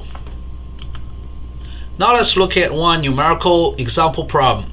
8.3.1. Calculate the change of Gibbs energy, entropy, internal energy, enthalpy, Helmholtz energy after we mix 0.2 moles of A, 0.4 moles of B, and 1.4 moles of C to form an ideal solution at room temperature under isobaric condition. First, the total number of moles is 2 moles. The mole fractions are 0.1, 0.2, and 0.7. We double check here, make sure the sum is 1. And then we compute delta G mixing. This is the equation. It's nRT sum xi ln xi. N is 2, R is 8.3, T is room temperature. And over here we have 0.1 ln 0.1 for A, species A, 0.2 ln 0.2, species B, 0.7 ln 0.7, species C. This is just a numerical calculation. We get negative 4,000-ish joule. That's the Gibbs energy change after mixing. And now we can compute the entropy of mixing. It's this expression, and you might notice this expression is simply this expression divided by negative T. So really it's just negative 4,000 divided by negative temperature. We get 13 joule per Kelvin. That's the entropy of mixing. So again, if you compare this expression for entropy of mixing and this expression for Gibbs energy of mixing, they differ by a factor of negative T. Now delta V mixing is 0, delta PV mixing is 0, delta H mixing is 0 for ideal gases. I mean, you can double check this calculation, plug in all the numbers. You have delta G over here, you have delta S over here, you have temperature over here. Plug in all the numbers, you get 0. Delta U is also 0 because delta H is 0, and P and V are all remaining constant. Delta A is equal to delta G. Again, it's because delta PV of mixing is 0. And this is because neither pressure nor volume changes during the mixing. So delta A mixing is delta G mixing. It's negative 4,000-ish joules. Chapter 8, Non-Electrolyte Solutions. Section 8.4, Pressure Composition Phase Diagram. In the ideal solution that contains liquids 1 and 2, the total vapor pressure above the surface of this solution is P total. P total equals P1 plus P2. They are the partial pressures of liquids 1 and 2. Based on Raoult's law, P1 is X1 times P1 star, P2 is X2 times P2 star. X1 and X2 are the mole fractions of liquids 1 and 2 in the solution. P1 star is the pressure of pure 1. P2 star is the pressure of pure liquid 2. Again, P total is X1 P1 star plus X2 P2 star. X2 is equal to 1 minus X1. Therefore, we can express P total as a linear function of X1 with a slope of P1 star minus P2 star. Of course, P total can also be expressed as a linear equation of X2. X1 and X2 again are mole fractions of liquids 1 and 2 in the solution. When X1 is 0, X2 is 1. Then P total is P2 star. Just by looking at this, plugging 0 here, P total is P2 star. That makes sense because we have pure liquid 2 in this case. When X1 is 1, X2 is 0, we have pure liquid 1. So P total should be P1 star. Also, you can plug in X1 equals 1 here, and then you'll get P1 star. P total is clearly a linear function of X1 as expressed. It can also be expressed as a linear function of X2. We can define Y1 and Y2 as the mole fraction of these two species in the gas phase as opposed to X used for the liquid phase. So Y1 is P1 over P total, Y2 is P2 over P total. We're going to use Raoult's law. P1 is X1 P1 star, P2 is X2 P2 star. Now let's divide Y1 by P1 star, divide Y2 by P2 star, and then sum it up. Y1 over P1 star is X1 over P total over here, and Y2 over P2 star is X2 over P total. We can combine this because they share the same denominator, and X1 plus X2 is just 1. Now we can plug in Y1 equals 0. When Y1 is 0, we have Y2, which is 1. 1 over P2 star is 1 over P total. So P total is P2 star. When Y1 is 1, you put 1 here. Y2 becomes 0, and then P total is P1 star. And that makes sense because when Y1 is 1, well, it indicates we have only species 1 in the system, and therefore P total is P1 star. Now if you look at this equation, P total is no longer a linear function of Y1 or a linear function of Y2 as you know in here. So P total is indeed a linear function of the mole fraction of species 1 in the solution. It's also a linear function of x2. That's the mole fraction of species 2 in the solution. However, p total is not a linear function of y1 or y2. Instead, 1 over p total is a linear function of y1, and also it can be expressed as a linear function of y2. Again, y1 plus y2 equals 1, so you can replace y1 with 1 minus y2. Also, you can replace y2 with 1 minus y1. Now let's look at our first pressure composition phase diagram. In this diagram, we mix benzene and toluene. So in the liquid phase, we have both benzene and toluene. In the gas phase, we have benzene vapor and toluene vapor. Now let's look at this horizontal axis. What does this mean? This actually means benzene composition. But I didn't say it's a liquid phase or a gas phase or even a mixture. Because if you look at this phase diagram, it's interesting. Above this black line, so there's a straight black line. Above this, you have higher pressure. Under higher pressure, we have liquid only. So we have liquid benzene and liquid toluene. Below this red curvy line, we have low pressure and we have vapor only. And in between, then we have a significant liquid phase and also a significant gas phase. I'm using V to denote vapor or gas phase. Now let's look at the horizontal mole fractions. If you can see, you have 0 to 1, and this is benzene composition. That means we have no benzene here or toluene, and over here we have 100% benzene and no toluene. Now let's look at this line, this black line. Above this black line, we have liquid phase. So the mole fraction over here is the mole fraction of the liquid phase. What if we have the area? Look at the area below the red curvy line. We have only vapor. So those mole fractions are actually the mole fractions in the gas phase, denoted by Y. So over here you have X, over here you have Y. What if we're looking at this area in the middle? It looks like a new moon. We have both liquid phase and the gas phase. And now we need another symbol, Z. Z stands for the mole fraction of the species in both liquid and gas phases. And when there's only liquid phase, then Z1 is X1, Z2 is X2. When there's only gas phase over here, then Z1 is Y1, Z2 is Y2. Alright? But what if you have both the liquid phase and gas phase? Well, it's simple. You can look at the total number of moles of these two components in both the liquid and gas phases, and then sum it up. You get a total number of moles, N.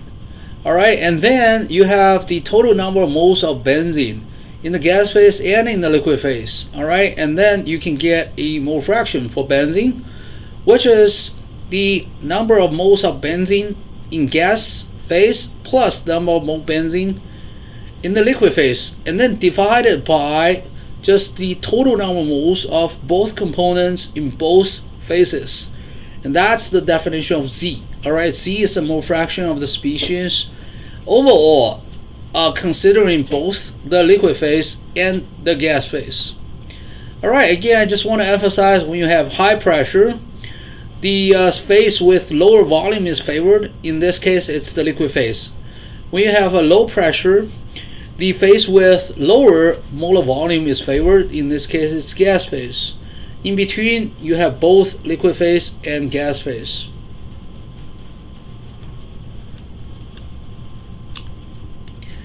Now let's look at this phase diagram again. This is again pressure composition phase diagram of two components.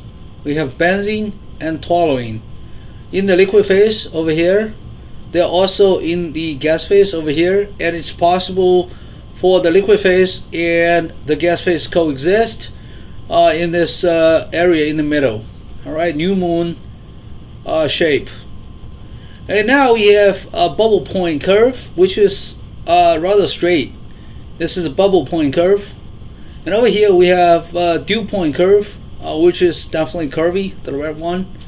And now we can look at the phase diagram by focusing on just one data point right here. Alright, let's look at this data point B. Here, letter B denotes binary. That means we have both the liquid and the gas phase, binary.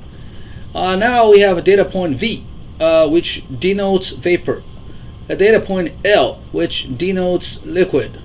So over here, at this point L, we have only the liquid phase. At point V, we have only the gas phase.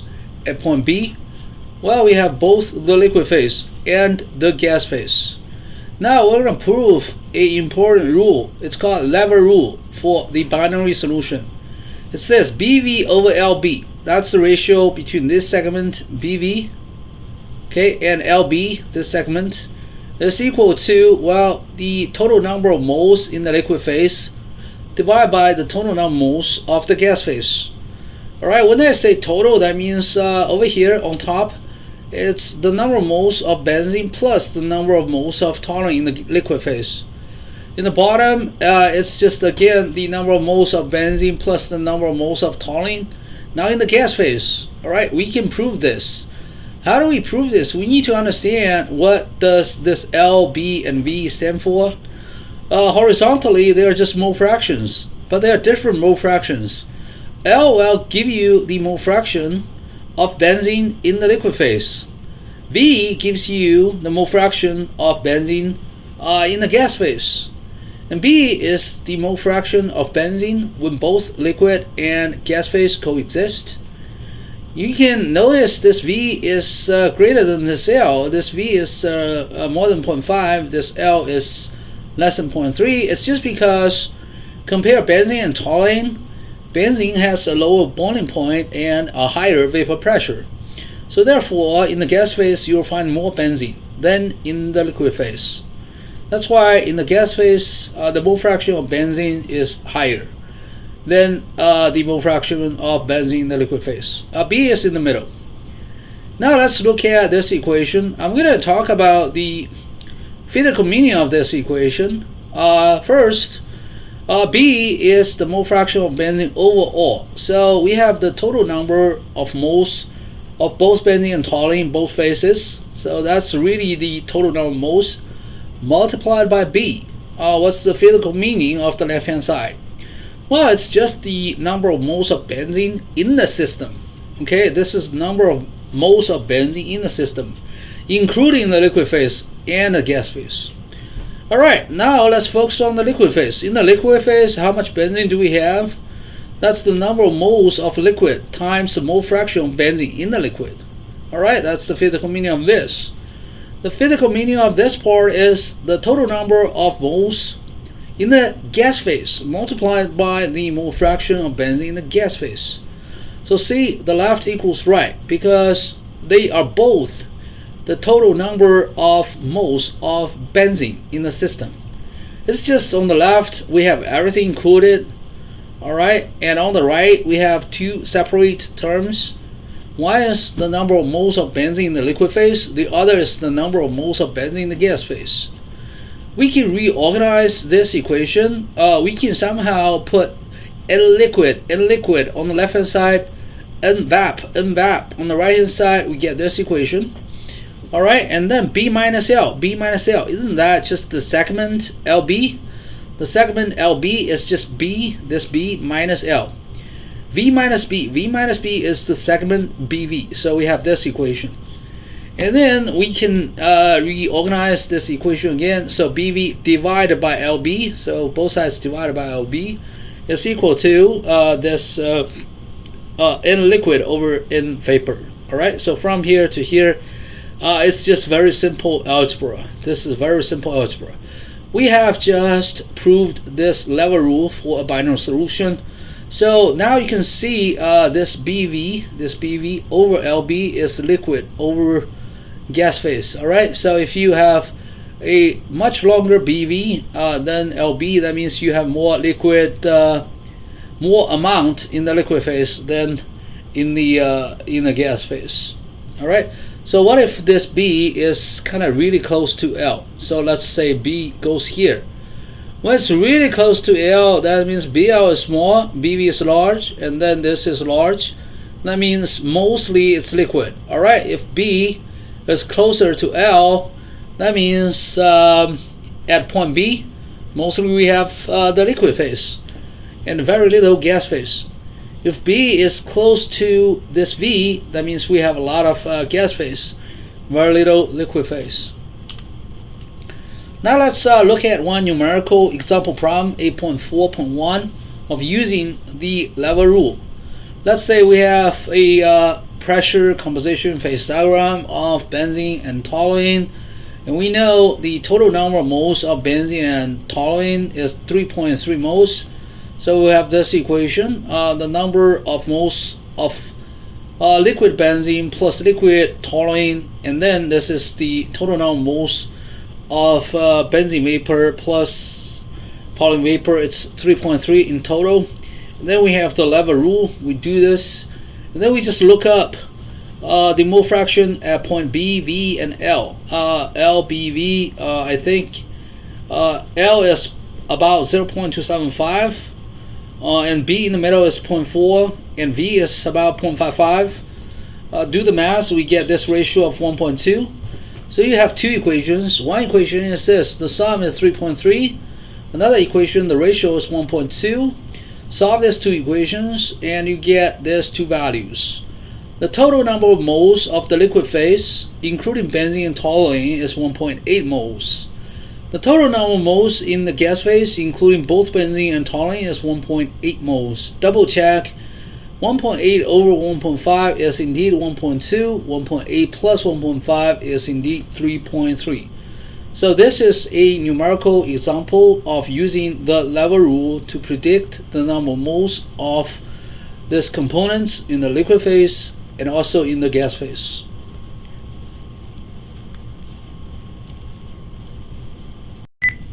Chapter 8, Non-Electrolyte Solutions, Section 8.5, Temperature Composition Phase Diagram. Let's look at a typical temperature mole fraction phase diagram of two components.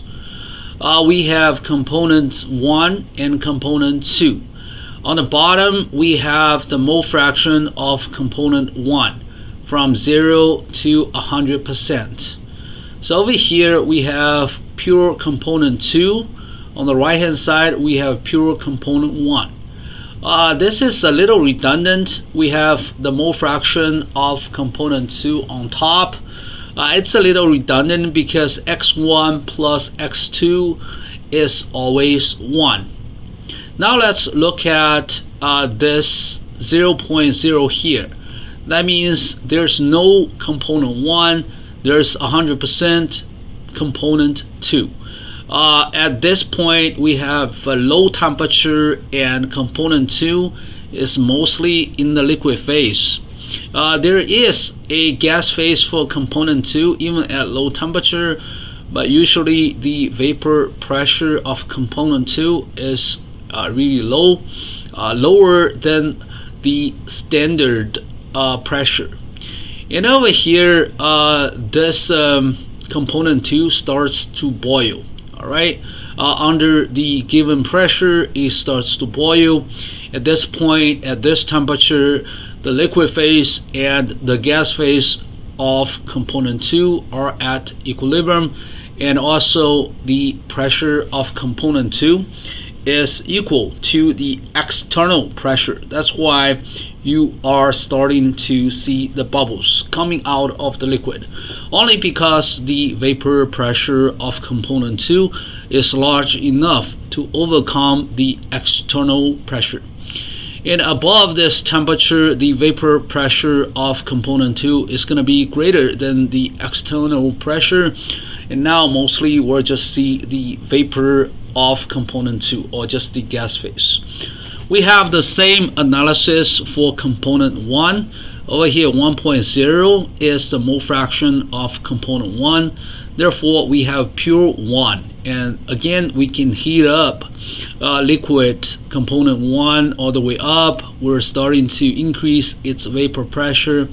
At this point its vapor pressure is equal to the external pressure, and now we will be able to start to see the bubbles from the liquid component 1. Alright, above this temperature the vapor pressure of component 1 is greater than the external pressure, and now we see just the gas phase on top.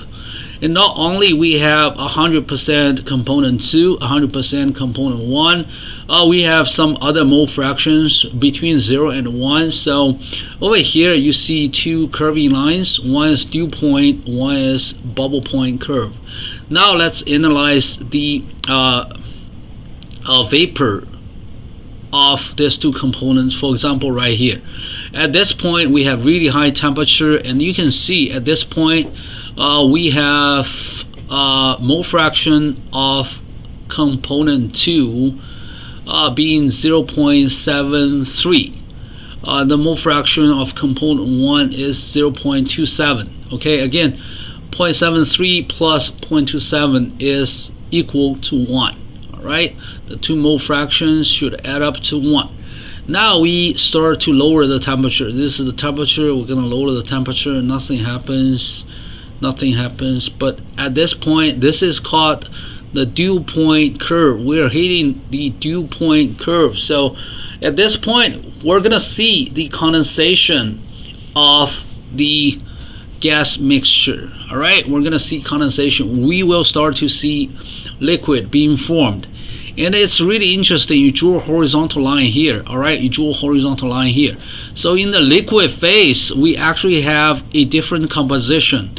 So in the liquid phase we have 0.38 component 1, we have 0.62 component 2.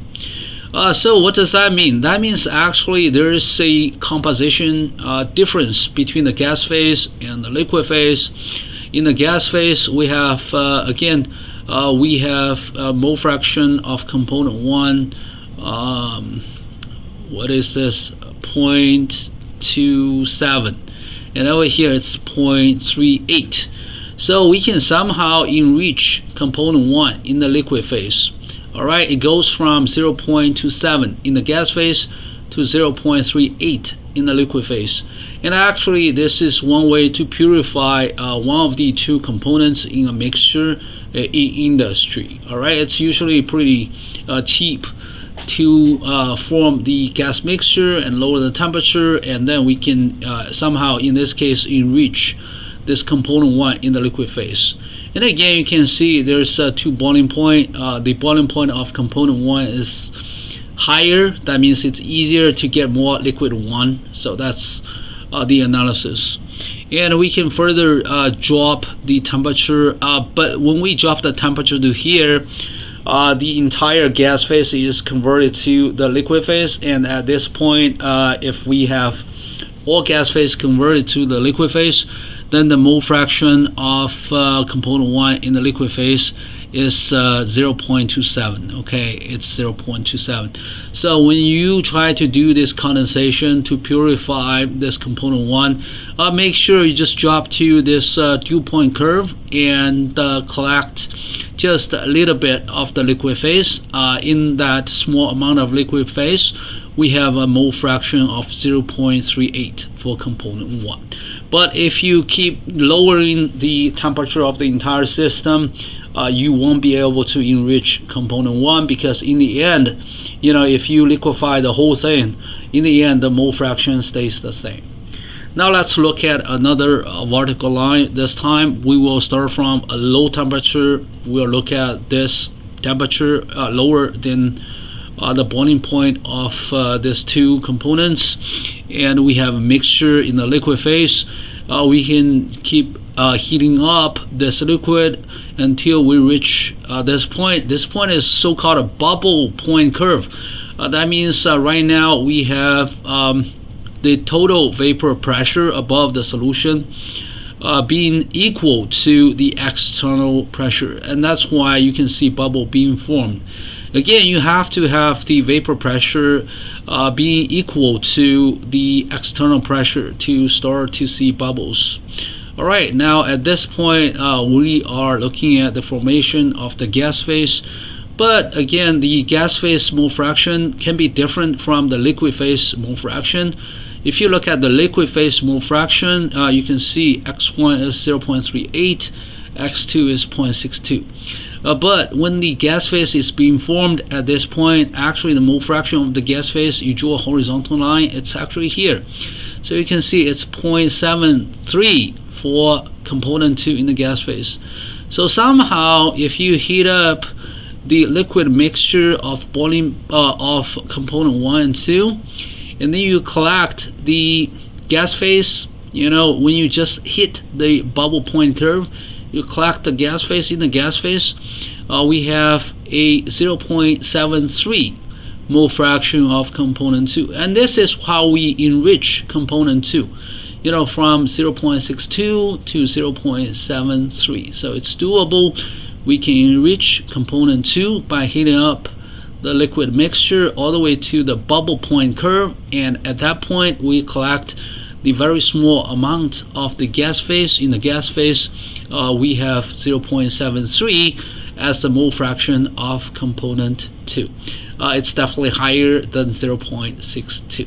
So by using this temperature mole fraction phase diagram of two components, we somehow can either enrich component 1 by doing the condensation of the gas mixture, or we can enrich component 2 by doing the vaporization of the liquid mixture. And again, we just need to look at the boiling point difference. Alright, over here, the boiling point of component 2 is lower, so it's easier to get more component 2 in the gas phase.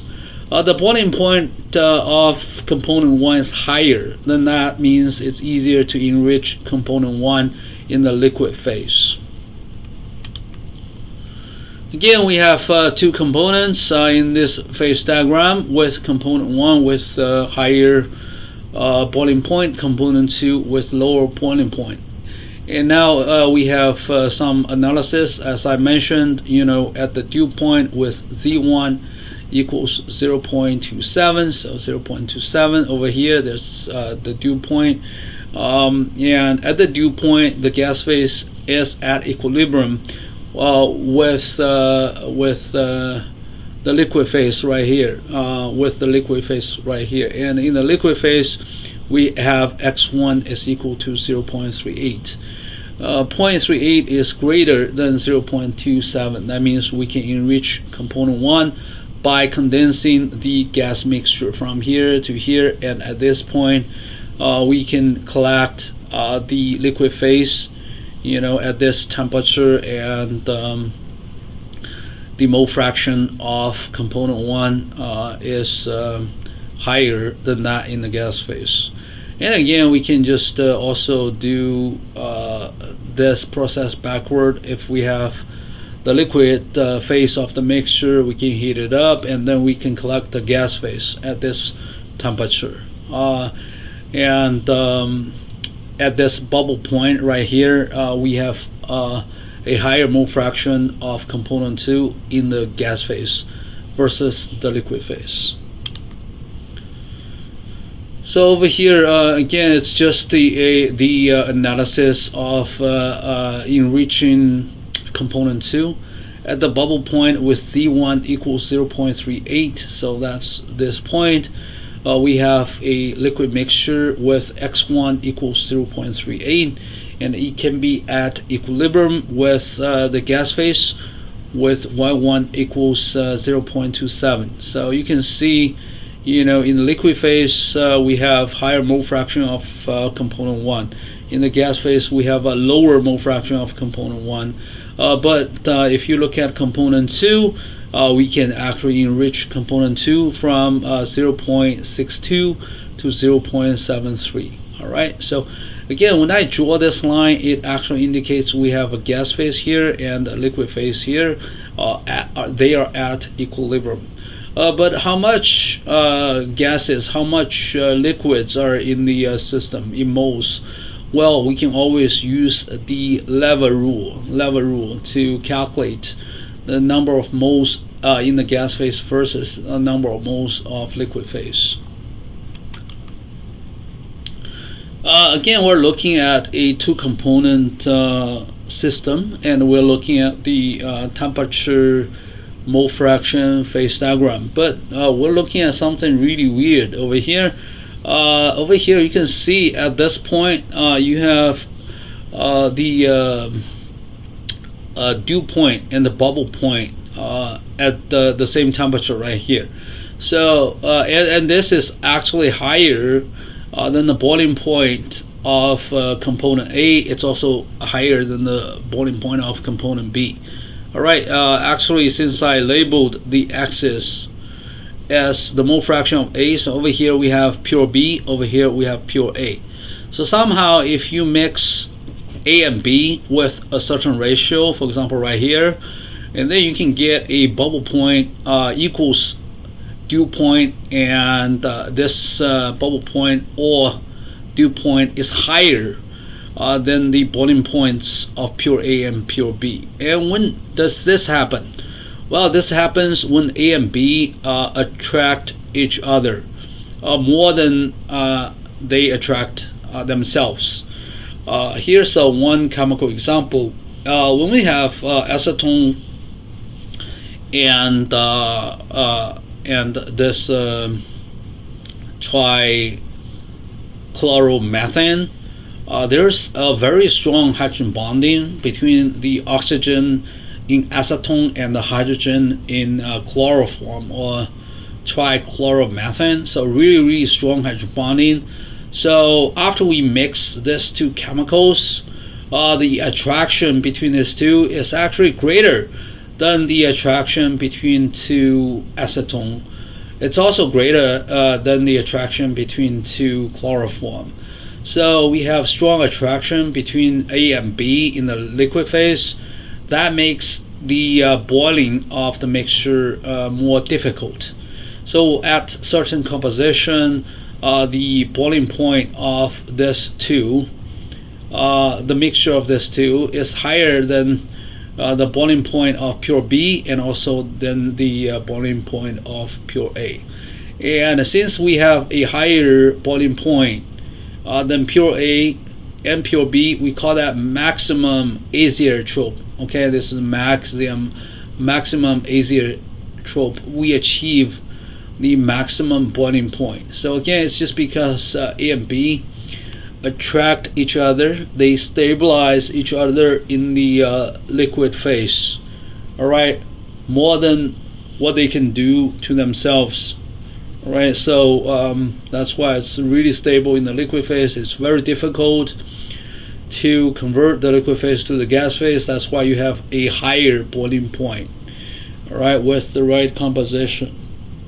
Now let's look at another example. I think we have over here water molecule. This is a water molecule, and this is the formic acid. So if you mix formic acid and water with the right composition, also you will see a higher boiling point than pure formic acid, and also higher than the boiling point of pure water. All right, and you can look up the boiling point of the pure substances and the maximum azeotrope in the appendix. There's appendix that tabulates some of the boiling points of acetone, chloroform, formic acid, water, and their mixtures. You can see some numbers in the appendix. Just to emphasize, we have maximum azeotrope if these two pure liquids strongly attract each other, and these two strongly attract each other.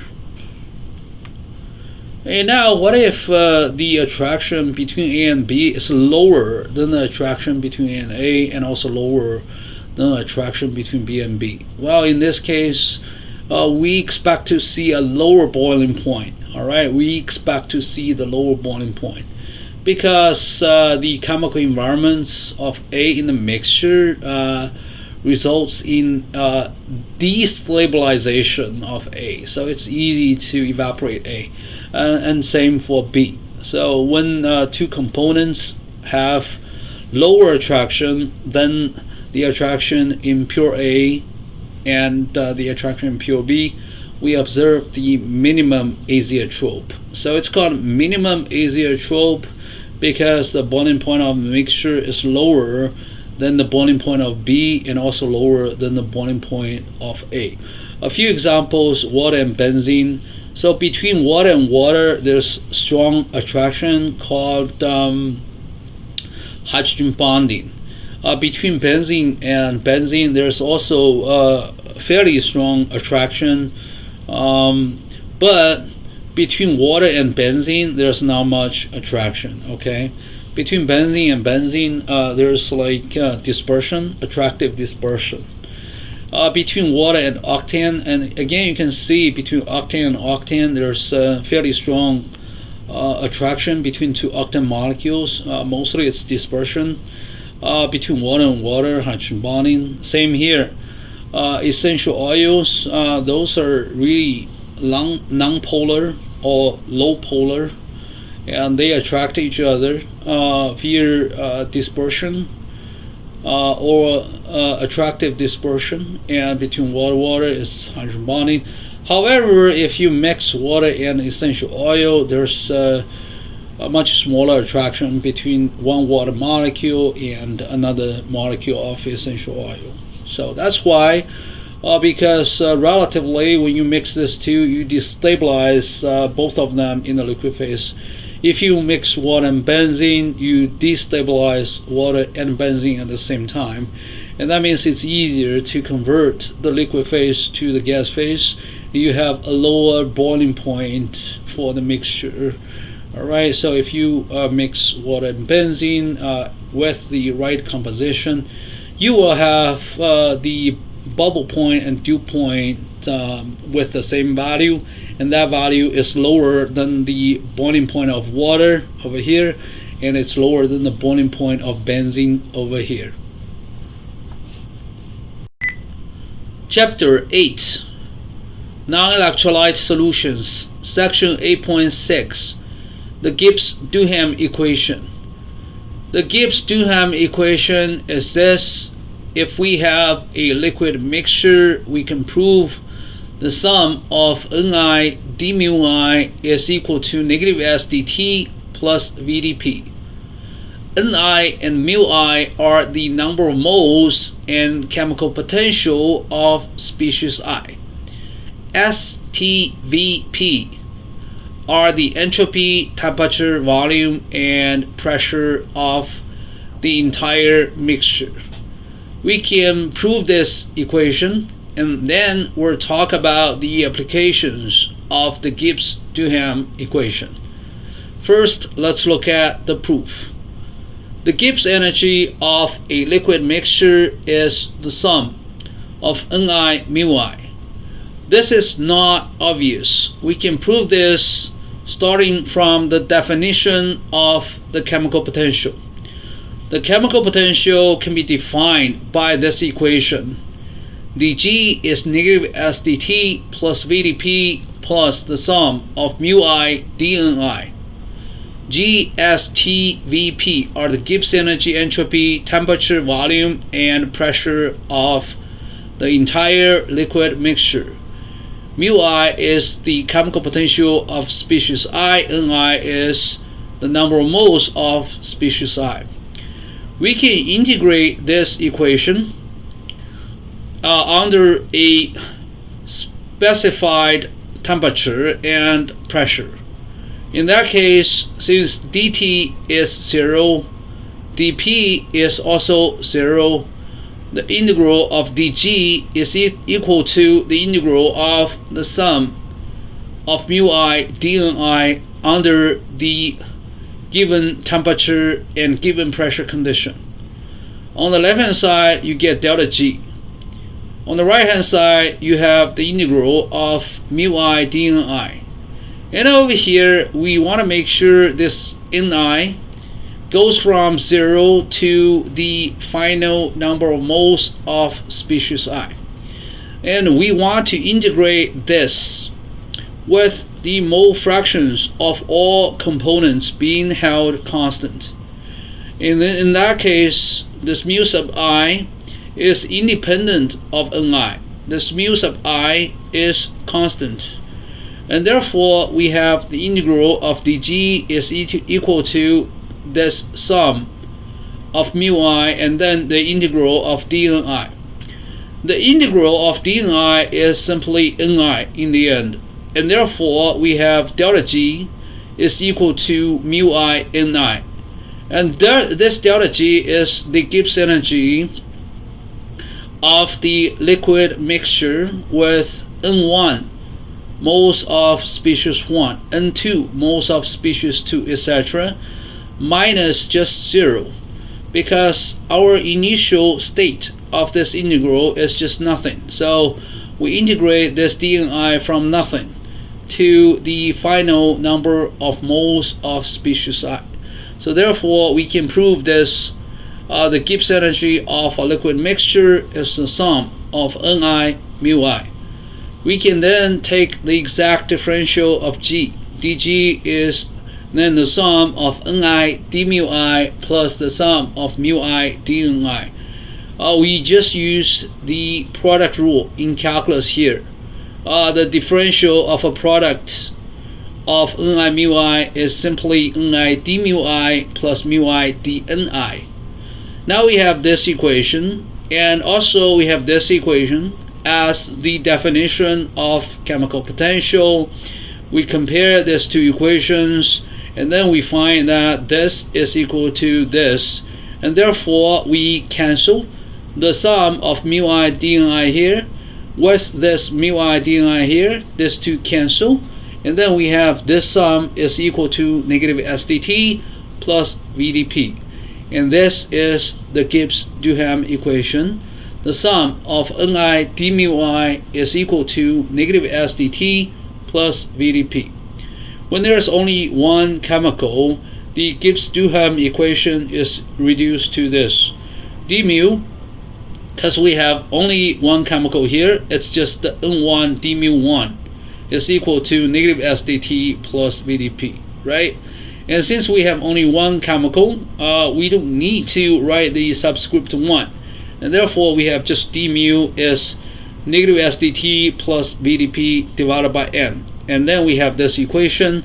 d mu is negative molar entropy times dt plus molar volume dp. And this is simply molar Gibbs energy over here.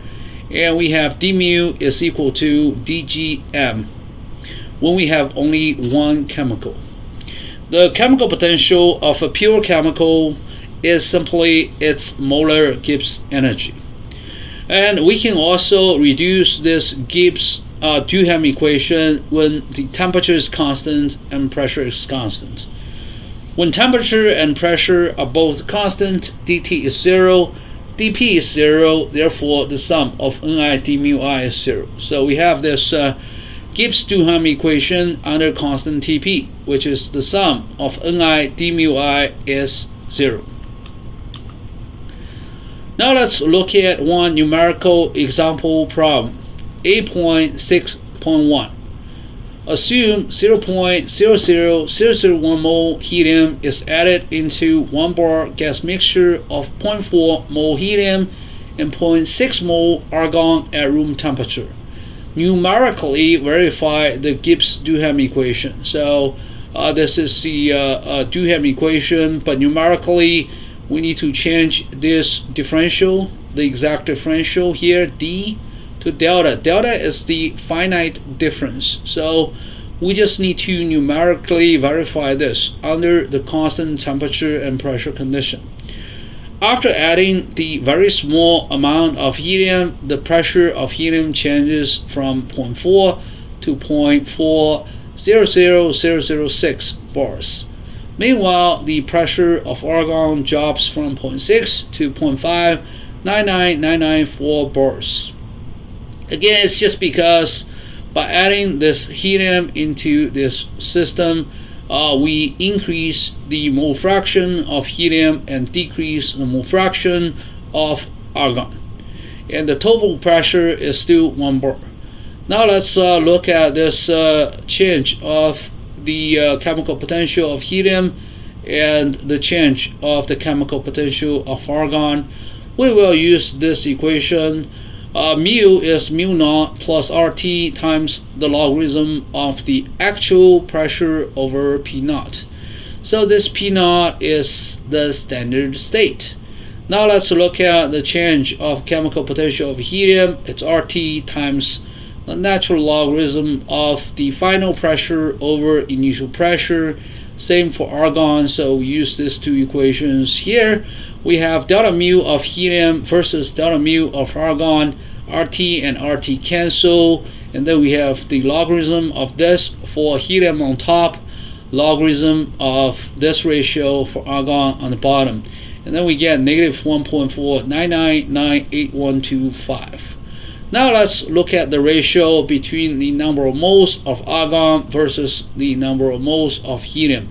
Number of moles of argon is 0.6. The number of helium will take the average between the initial number of moles 0.4 and the final number of moles, which is 0.40001, and then we take the average. That's why we have this number. The ratio is 1.49998125. Compare this number and this number. They agree with each other to 1, 2, 3, 4, 5, 6, 7, 8 to 8 decimal places. That's very impressive for its numerical accuracy or agreement. And therefore, N helium times delta mu helium is approximately equal to negative N argon times delta mu argon. So you can move this to the left hand side. Therefore, the sum of Ni delta mu I is roughly 0. So we just showed this equation holds numerically, and if we further reduce this number of moles, we approach the exact Gibbs-Duhem equation. The sum of mu I d mu I is exactly 0. For an ideal binary solution, we can verify the Gibbs-Duhem equation similarly by simply replacing the partial pressures of the two components with the mole fractions. Oh, sorry about this typo here. So it does not have to be a solution. It can be a mixture of ideal gases. So we have this Gibbs-Duhem equation, originally derived for ideal solutions, but you can use the same equation for both the gas phase and binary solutions. For any binary solution at constant temperature and pressure, we can use the Gibbs-Duhem equation over here. The sum of Ni d mu I is equal to N1 d mu 1 plus N2 d mu 2, and this is 0 if we have only two components. We can then divide both sides of the above equation by n, where n is N1 plus N2, and then we get this equation: x1 times d mu 1 plus x2 times d mu 2 is always 0. We will now use this equation to discover one application of the Gibbs-Duhem equation. So if species 1 obeys Raoult's law, then we have mu1 in the solution equals mu1 star. That means pure liquid component 1 plus RT times ln x1. And since we have x1 times d mu1 in solution plus x2 d mu2 in the solution equals 0, this is the Gibbs-Duhem equation over here, just a different format. And then we have this equation. We are replacing mu1 in the solution with mu1 star plus RT times the natural logarithm of x1. x1 is a mole fraction of component 1 in the solution, and d mu1 is 0 because d mu1 star is 0 because mu1 star is a constant. Then we have this equation. And because d ln x1 over dx1 is 1 over x1, this is just calculus. Well, it's just because the differential of Ln(x) is just 1 over x. We can have this equation for x1 as well. And then we have this equation because you can see if we move things around, d Ln(x1) multiplied by x1 is dx1. So we have this equation. And now dx1 is negative dx2. Why is that? x1 plus x2 equals 1. So x1 is 1 minus x2. So the differential of x1 is negative dx2. So we have this equation. And once we have this equation, we can rearrange this equation.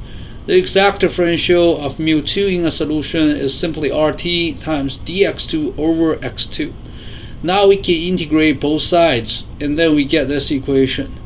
The chemical potential of component 2 in a solution is equal to mu2 star plus RT times the natural logarithm of x2. Mu2 star is the chemical potential of pure component 2. x2 is the mole fraction of component 2 in the solution. So again, the chemical potential of component 2 in a solution is lower than mu2 star by this amount. This amount depends on its mole fraction. So here we have one application of this Gibbs-Duhem equation. This is the Gibbs-Duhem equation under constant temperature and pressure condition. This is also Gibbs-Duhem equation because this equation and this equation just differ by a factor of n. So given the Gibbs-Duhem equation, we can actually prove this. If species 1 in the solution obeys Raoult's law, then this component 2 or species 2 also obeys Raoult's law in the same solution. Alright, so this is our final conclusion. In a binary solution, if species 1 obeys Raoult's law, so does species 2. And this is one of the applications of using the Gibbs-Duhem equation. Chapter 8, Non-Electrolyte Solutions, Section 8.7, Thermodynamics of Real Solutions. In a real solution of two components, A and B, the AA interaction is different from the BB interaction. They are also different from the AB interaction. Therefore, by mixing A and B, we change the internal energy of both A and B. If A and B are miscible and form a real solution at a specific temperature and pressure, for example, water and ethanol at room temperature and 1 bar, we have this inequality. Delta G mixing of water and ethanol is less than 0. That means this mixing is spontaneous on a constant TP condition. And because G is equal to H minus Ts, at this temperature, delta H mixing is less than T delta S mixing. What if A and B are immiscible? For example, water and oil. They do not mix at room temperature and 1 bar condition. In that case, we can tell delta G mixing is greater than 0. Therefore, the mixing of water and oil is not spontaneous.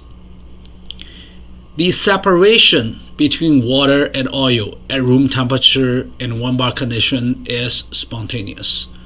And again, because G is H minus Ts, when delta G is greater than 0, delta H is greater than T delta S at that temperature.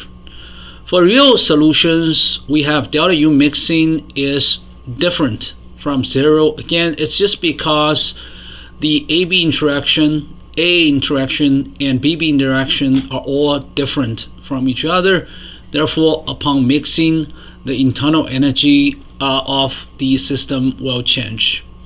And very likely, delta H mixing is non-zero, delta V mixing is also non-zero.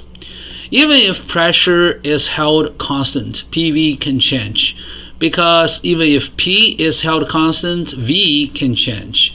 delta V mixing is often non-zero. Even if delta V mixing is zero for a real solution, that's usually by coincidence. And typically delta PV mixing is non-zero, and therefore delta H mixing is slightly different from delta U mixing. Delta G mixing is slightly different from delta A mixing. Now let's look at the definition of the partial molar volume of a species. So we have a bar on top of this V sub I. I is species I, V is volume, but when you see a bar on top, it's the partial molar volume of this species I. It's defined to be delta V over delta N sub I under a constant temperature pressure condition. And also we need to hold the amounts of all other components constant. And now we have a equation for the exact differential of volume. dV is something times dt plus something times dP, and then plus something times dNi. Over here, this is how V depends on temperature, delta V over delta T. And over here, we need to hold all other variables constant. Among these other variables, we have pressure has to be held constant, and then the amount of all species. Over here, this is how volume depends on pressure when temperature and the amounts of all species are held constant. Finally, the volume also depends on the amount of the species. So over here, we have sum of, this is the partial molar volume of species I multiplied by dNi. And again, when you look at the expression of this partial molar volume, we need to hold temperature, pressure, and all other N sub j constant. Again, when you do partial derivative in physical chemistry, usually we look for independent variables, and we have this function relative to the change of only one independent variable when all other independent variables are held constant. Again, at specific temperature and pressure, we have dt equals 0, dp equals 0. Then dV is simply the sum of the partial molar volume of species I times dNi. And also we can get this equation, volume is the sum of Ni times Vi bar. This is because we can actually hold temperature and pressure constant, and we then gradually add the amounts of all species proportionally, so we can get to this expression. We can look at this. V is the integral of dV. So if you look at this integral, the lower limit is actually 0. The upper limit is actually the final volume of the system.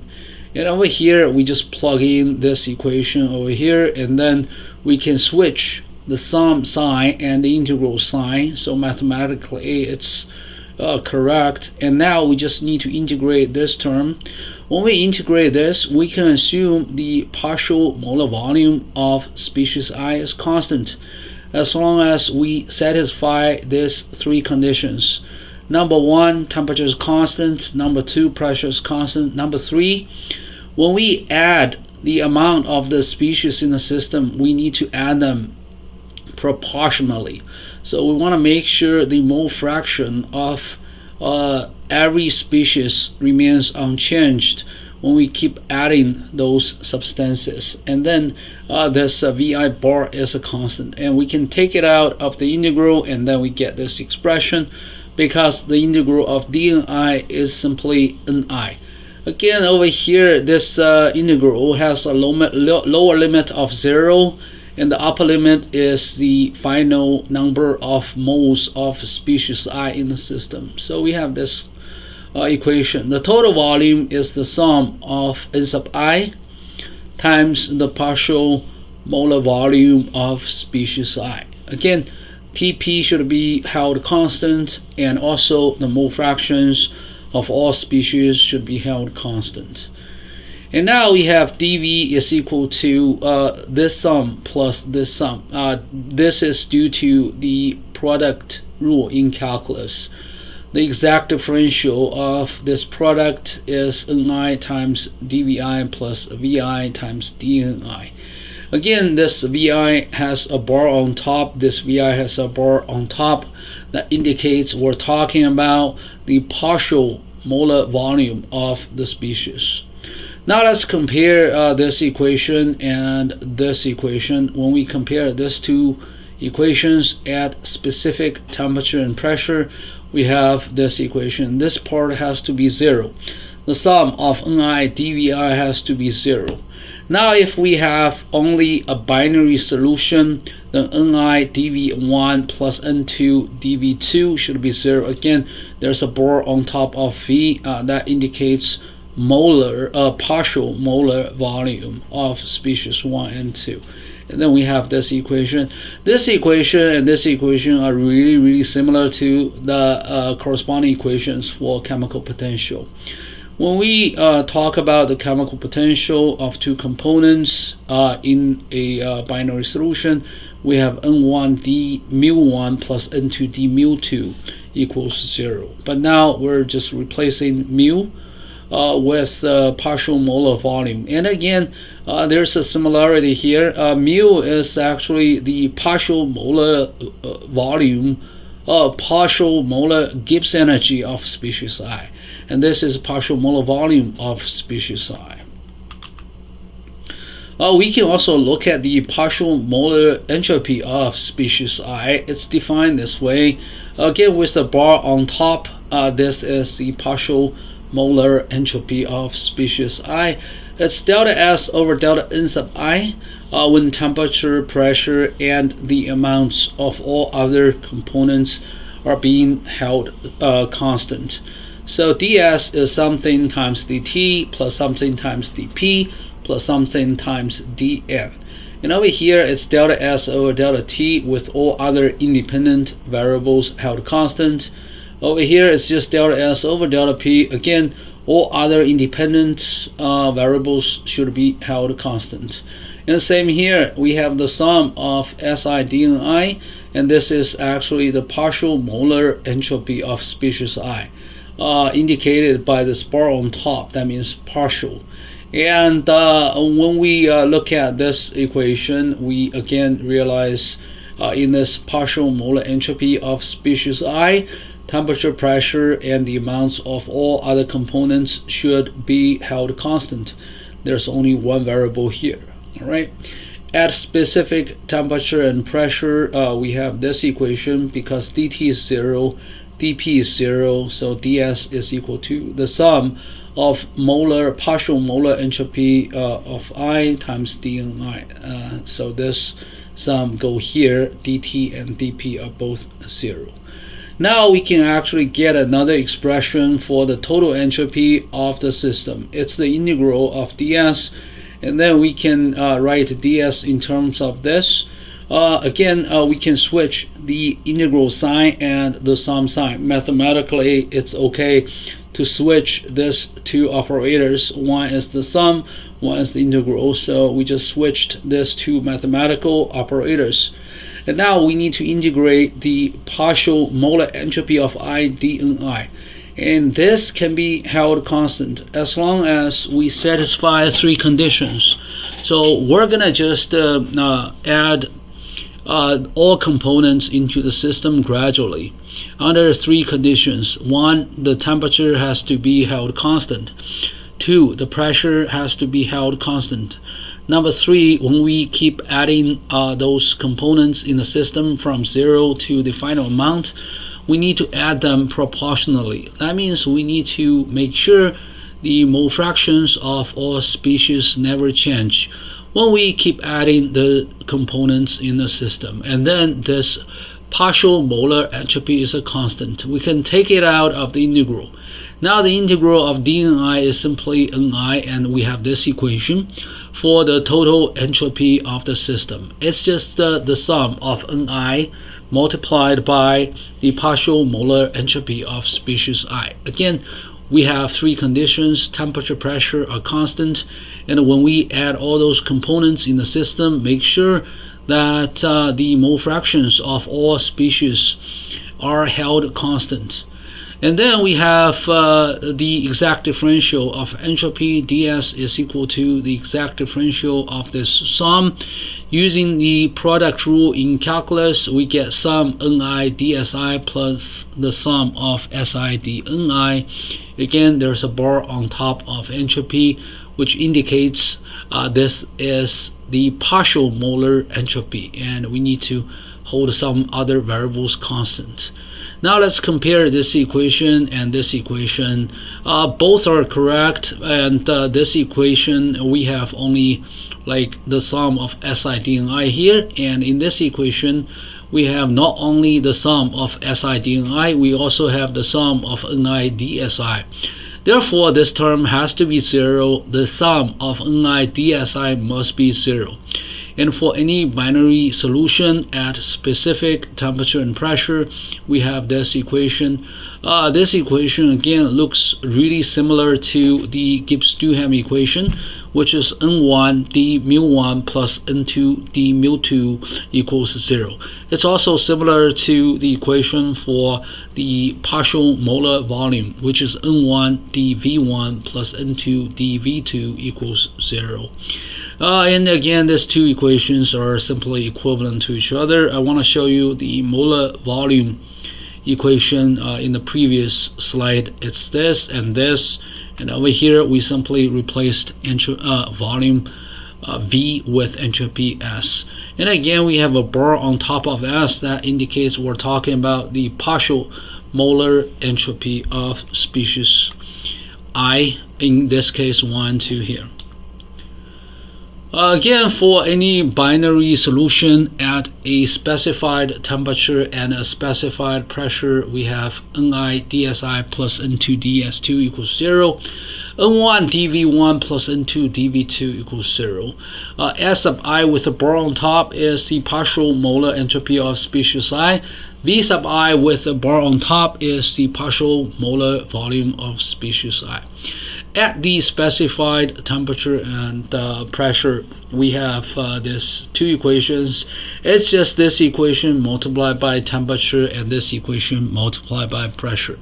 Now we will take the difference between these two equations, and then we have n1 t ds1 minus n1 pd1 plus n2 t ds2 over here minus n2 pd2 over here equals 0.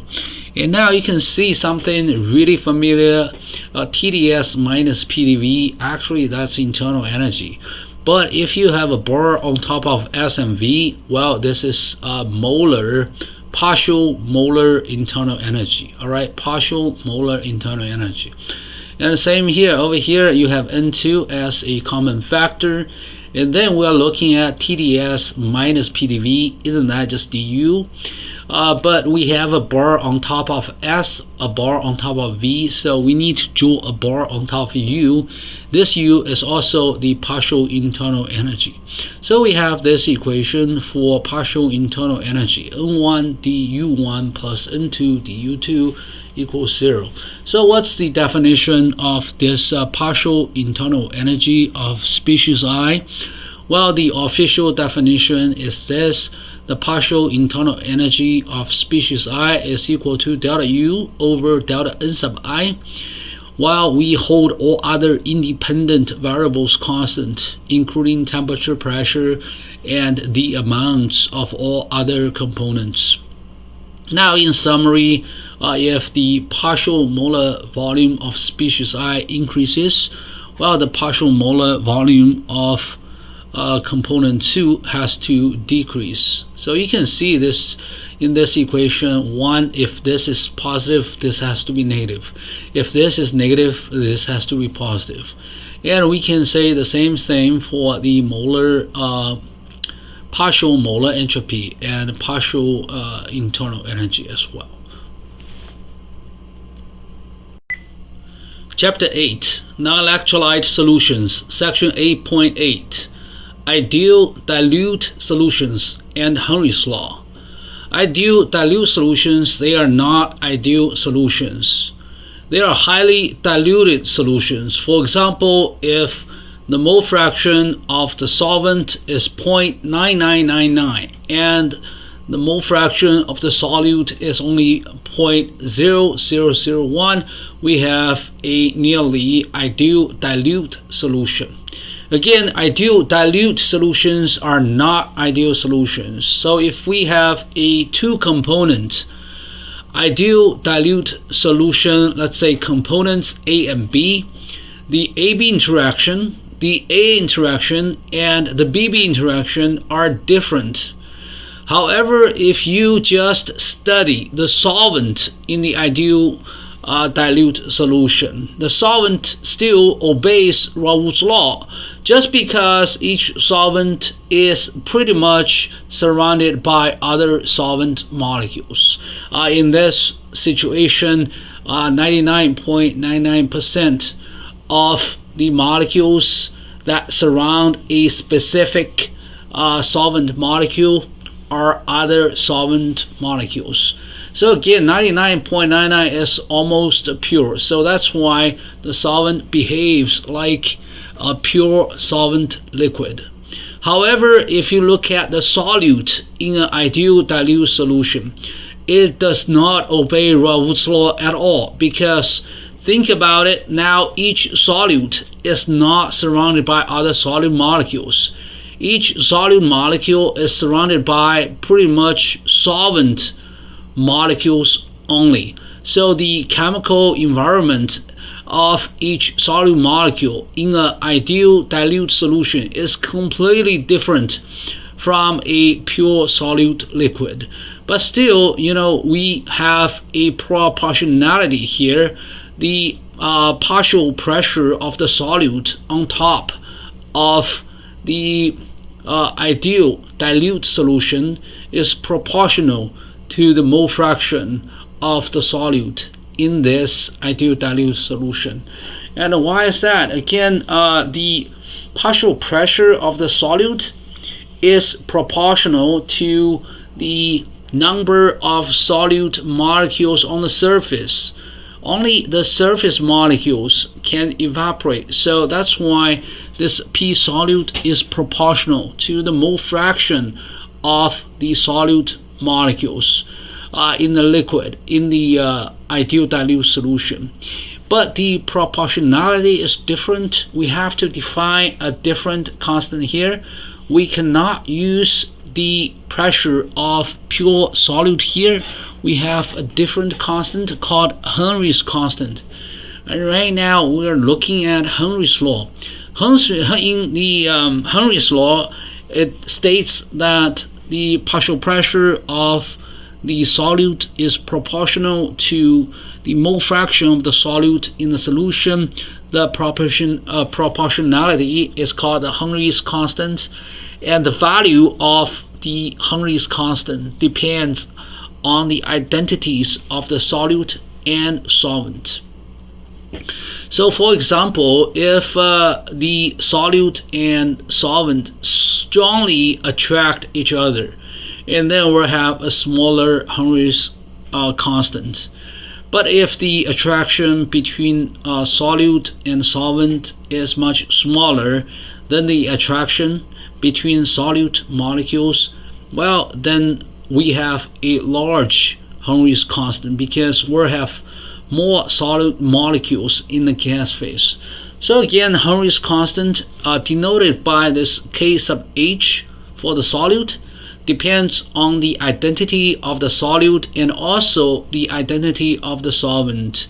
We really need to look at the interaction between the solute and solvent and see whether it's stronger or weaker than the interaction between two solute molecules. Again, when the solute is strongly attracted to the solvent, this Henry's constant is smaller than the vapor pressure of pure solute, because in this case the solute is stabilized by the surrounding solvent molecules. However, if there's not much attraction between the solute molecule and the surrounding solvent molecules, and then we will see a higher vapor pressure for the solute, and therefore a larger Henry's constant. Ideal dilute solutions, again, are highly diluted. Here's the example. If the mole fraction of the solvent is 0.9999 and the mole fraction of the solute is only 0.0001, we have a really good ideal dilute solution. Henry's law can be used to calculate the vapor pressure of the solute. In an ideal dilute solution, we have this equation. The partial pressure of the solute is equal to a constant times the mole fraction of the solute in the solution, and that constant is the Henry's constant. Again, Henry's constants depend on the identity of both the solute and the solvent in the solution. It also depends on temperature. Here's one example. Let's talk about the Henry's constant of a gas dissolved in a liquid. Usually this Henry's constant is significantly greater at a higher temperature because the entropy of the gas phase is much larger than the entropy of the liquid phase. And remember, dG is negative SdT plus VdP. So the gas phase is more favorable with lower molar Gibbs energy at higher temperatures than the liquid phase. Alright, higher temperature gas phase is more favored, and it's hard to dissolve the gas in a liquid. Actually, this is why in a really hot summer day, the fish tend to be more sluggish, because in a hot summer day the water temperature is significantly higher than usual, and we have a very large Henry's constant over here. The oxygen pressure is roughly 0.2 bars, no matter the weather is warm or cold. So this is 0.2 over here, and in a hot summer day we have a large Henry's constant. Therefore, we have a smaller mole fraction of oxygen in water. So in water, we have less oxygen dissolved in water. Of course, we have also less nitrogen dissolved in water, but fish, I think, mostly need oxygen. And because in a hot summer day, this is still 0.2 bars, no change. This Henry's constant is larger at a higher temperature, and therefore we have a smaller mole fraction of oxygen in water, and fish does not get enough oxygen in a hot summer day, and they tend to be more sluggish. Again, we have this equation to be used to make predictions when this partial pressure of the solute, of the gaseous solute, is constant, and then this is smaller at higher temperatures, because when this is greater at higher temperature, we can rewrite this Henry's law to a slightly different equation. The mole fraction of the solute is equal to P of the solute over this Henry's constant. Again, a larger Henry's constant at a higher temperature results in a smaller mole fraction of the solute in the solution. Since the pressure of oxygen in air is constant, less oxygen can be dissolved in water in a hot day. And now we can look at the Henry's constant of oxygen in water at different temperatures. Alright, in a hot summer day, let's say 40 degrees Celsius, let's look at Henry's constant. Henry's constant is, let's look at this data point, it's about 70,000. In a cold day, 10 degrees Celsius, it's about 40,000. So between 10 degrees Celsius and 40 degrees Celsius, the Henry's constant is almost double. That means the mole fraction of oxygen in water is almost halved. Again, Henry's law applies to ideal dilute solutions. That means we need a very small mole fraction of the solute. Henry's constant is often expressed as pressure per mole fraction in atm or pressure per molar in atm per molar. So either way, you can, as long as you use the units consistently. This is just because actually the concentration of solute in a solution can sometimes be expressed as a mole fraction, sometimes be expressed as molar. Now let's look at one numerical example problem, 8.8.1.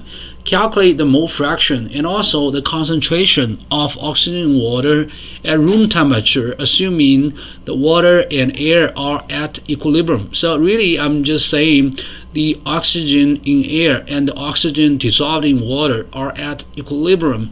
And then we can compute the mole fraction and concentration of the oxygen gas dissolved in water. First, the partial pressure of oxygen in air is roughly 0.2 atm.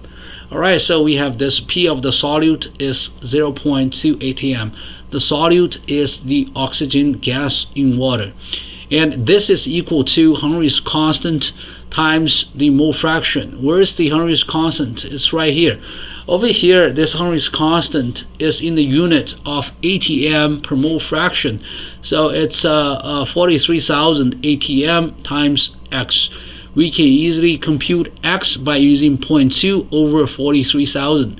We get 0.000047 as the mole fraction of oxygen in water. So in 1 mole of water, we have 0.0000047 moles of oxygen being dissolved. Now let's look at the concentration of oxygen.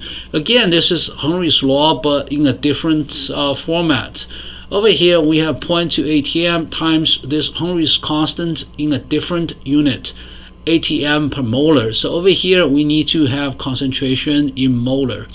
And then let's look up the Henry's constant in atm per molar. It's 770. So we have this number here, and then we do some calculations. C can be computed. It's 0.00026 molar. And because in 1 liter aqueous solution at room temperature, we have roughly 55 moles of water. So just imagine in 1 liter of water, we have 55 moles of water, and we have 0.00026 moles of oxygen. And then you can just use these two numbers, 55 moles of water, 0.00026 moles of oxygen. You can just simply compute its mole fraction. The mole fraction is roughly 0.00026 divided by 55, which is 0.000047 over here. That's just the mole fraction of dissolved oxygen in water. Now let's talk about the physical meaning of these two numbers. Well, this number means if you have an oxygen pressure of 770 atm, and then you can dissolve 1 mole of oxygen in a liter of water. If hypothetically we can extend the behavior of the ideal dilute solution to such a high concentration. Again, this is a hypothetical analysis. All right, so we're assuming this oxygen in water still behaves like a ideal dilute solution under such a high pressure. Then you can achieve 1 molar concentration. Over here, what does this mean? Well, this means if you have 1 atm pressure, let's say just 1 atm of oxygen above water, the mole fraction of oxygen is 1 divided by 4.3 times 10 to the power 4. Again, we're assuming the ideal dilute solution behavior. Chapter 8, Non-Electrolyte Solutions, Section 8.9, Activity. In an ideal solution, the chemical potential of each species can be calculated using this equation. The chemical potential of species I in the ideal solution equals the chemical potential of pure I plus RT natural logarithm of the mole fraction of I. Star denotes pure. For a real solution, we need to modify this equation. We just need to replace the mole fraction x with the activity A. So now we have this equation.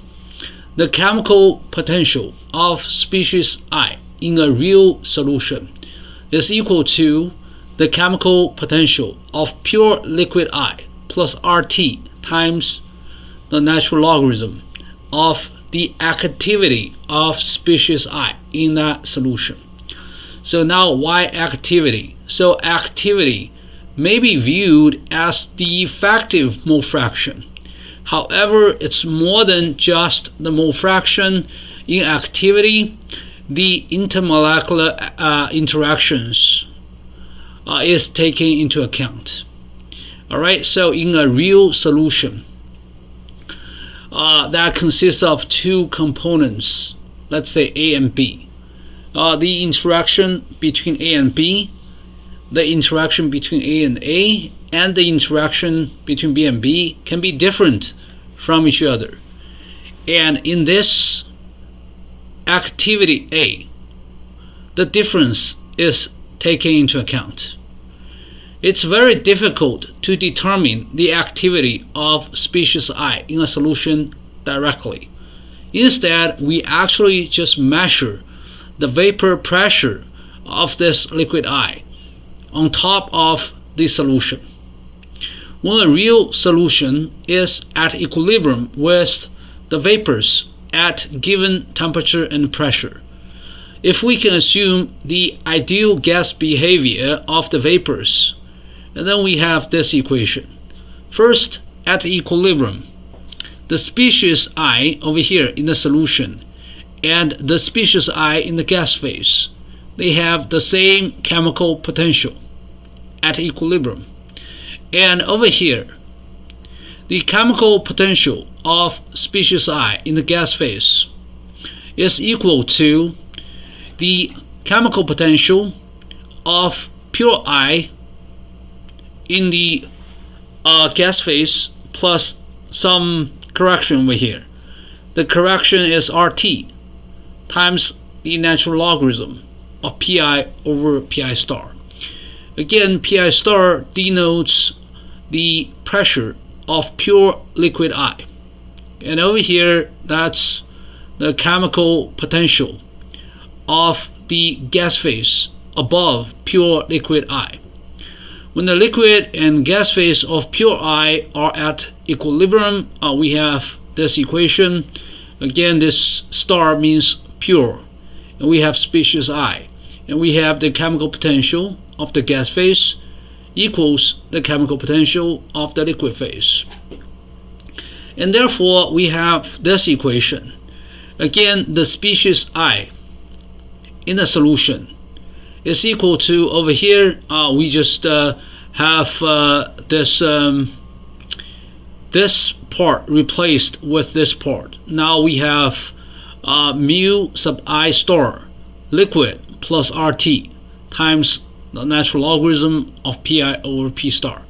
So essentially we copied these two terms right here and we replaced this term with this term, because when the liquid and gas phase of pure I are at equilibrium, we have this equation. Therefore, this is equivalent to this. Now let's look at this equation and this equation. This equation comes from the definition of activity.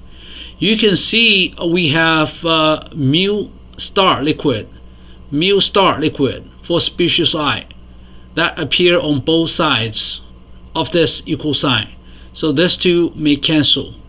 And then RT and RT cancel. And then we have A sub I equals Pi over Pi star. So now we can determine the activity of a liquid component in a real solution. It's simply Pi over Pi star. We need to measure the partial pressure of this species I on top of the real solution, and then divided by the vapor pressure of pure liquid I.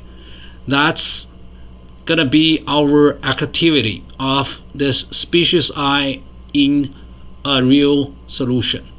Of course, in an ideal solution, you can see this pi over pi star is simply the mole fraction.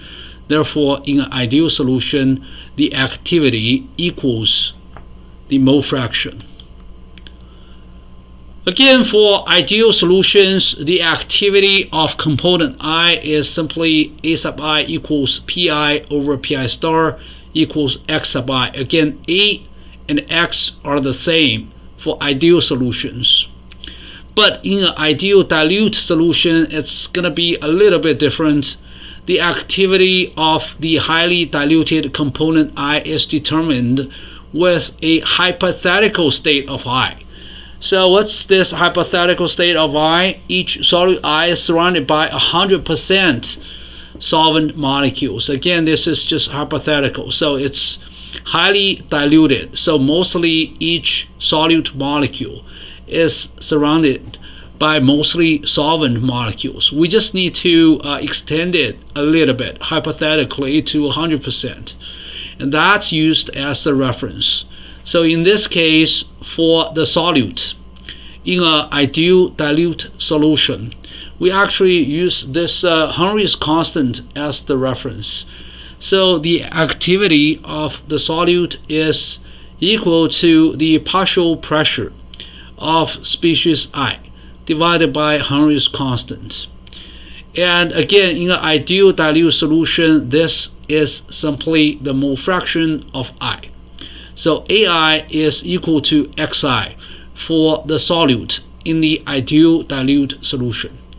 Here's the example when the mole fraction and vapor pressure of a species in an aqueous solution are 10 to the power of negative 5 bars, and over here 2 times 10 to the power of negative 5 bars, and then its Henry's constant is simply over here we have this equation coming from this equation. Henry's constant is P sub I over A sub I. Again, we just rearrange this equation for the activity of the solute in an ideal dilute solution to determine the Henry's constant. It's Pi over Ai, and in an ideal dilute solution, Ai is approximately Xi, and then we plug in these numbers. The Henry's constant is 2 bars. In such a highly diluted solution, for both the solvent and the solute, we have A sub I is equal to X sub I. However, remember, for the solvent and for the solute, we use different references. The ratio between the activity and the mole fraction of a liquid component in a solution is called activity coefficient. This is denoted by gamma. Gamma is just the activity divided by the mole fraction. Gamma equals 1 for both solvent and solute in an ideal solution. Alright, that's just pretty simple there. In an ideal dilute solution, the situation is slightly complicated and a bit confusing, because in an ideal dilute solution, look, each solvent is surrounded by 100% other solvent molecules, and each solute is surrounded by also 100% solvent molecules. So we are kind of using a different standard here. In highly dilute solutions, different standard states are used. So when the mole fraction of the solute approaches 0, its activity coefficient approaches 1. For the solvent, when the mole fraction of the solvent approaches 1, the activity coefficient approaches 1. So you can see we have 2 different limits over here. Over here, we're assuming the mole fraction of the solute is close to 0. Over here, we're assuming the mole fraction of the solvent is close to 1. But anyway, this case and this case together is reflected by this ideal dilute solution. In an ideal dilute solution, the gamma value of the solute is 1. The gamma value of the solvent is also 1. Now let's look at a general chemical reaction from A plus B to X plus Y. If we have an ideal solution, the equilibrium constant of mole fractions is simply k sub x, and we have products on top, reactants on the bottom, and we use the mole fractions of x and y on top, raised to the power of the coefficients, stoichiometric coefficients. And then on the bottom we have A and B, those are the reactants. We have the mole fractions of A and B raised to the corresponding power as well. And then over here we specify the equilibrium condition. That's really simple for an ideal solution. However, if we have the same reaction in a real solution, the equilibrium constant of activities is this. K sub A denotes activity. It's the activities of x and y on top raised to the power of the stoichiometric coefficient. And on the bottom we have reactants A and B, and we have the activities of A and B. And because A is x times gamma, gamma is the activity coefficient, x is the mole fraction, so we have a product of these two terms. This term is the same as this term, but we need some correction over here. The correction is due to this activity coefficient not being equal to 1. Why do we need this? Because in a real solution we have the standard Gibbs energy of reaction is equal to negative RT times the natural logarithm of the equilibrium constant of activities, not of mole fractions. It's of activities, because in the activities we take the interactions between AB, AA, and BB into account properly for a real solution. In essence, activities are the effective mole fractions that take into account the change in the intermolecular interactions upon mixing. Again, if we have two components A and B in a real solution, the AB interaction is different from AA interaction. The AB interaction is different from the BB interaction. Therefore, upon mixing, well, each molecule in this solution is feeling a different amount of attraction or a different amount of intermolecular interaction. So we need to take that into account in the Gibbs energy. For real solutions, we can use the following equations to determine the activity of species I in the solution relative to pure I. Over here we have this equation: A sub I is equal to P sub I over Pi star. We're assuming ideal gas behavior of the vapors. P sub I is the partial pressure of liquid I on top of the surface of the solution. P sub I star is the pressure of pure liquid I. And again, we're assuming ideal behavior of the vapor of I in this equation. Now, what if they do not behave ideally in the gas phase? Well, then we just need to use the fugacity of I on top of the solution divided by the fugacity of this I on top of pure liquid I. Again, there's an exception for the solute in a highly dilute solution. We're not using Pi star on the bottom. Instead, we use Henry's constant as the standard state. So in this case, the activity of the solute in a highly dilute solution, or we can say nearly ideal dilute solution, the activity is equal to P sub I over Henry's constant. We use this equation to determine the activity for the solute in a highly dilute solution. When the mole fraction of the solute approaches 0, its activity coefficient approaches 1. And at the same time, we have the mole fraction of the solvent approaches 1. And the activity coefficient of the solvent also approaches 1.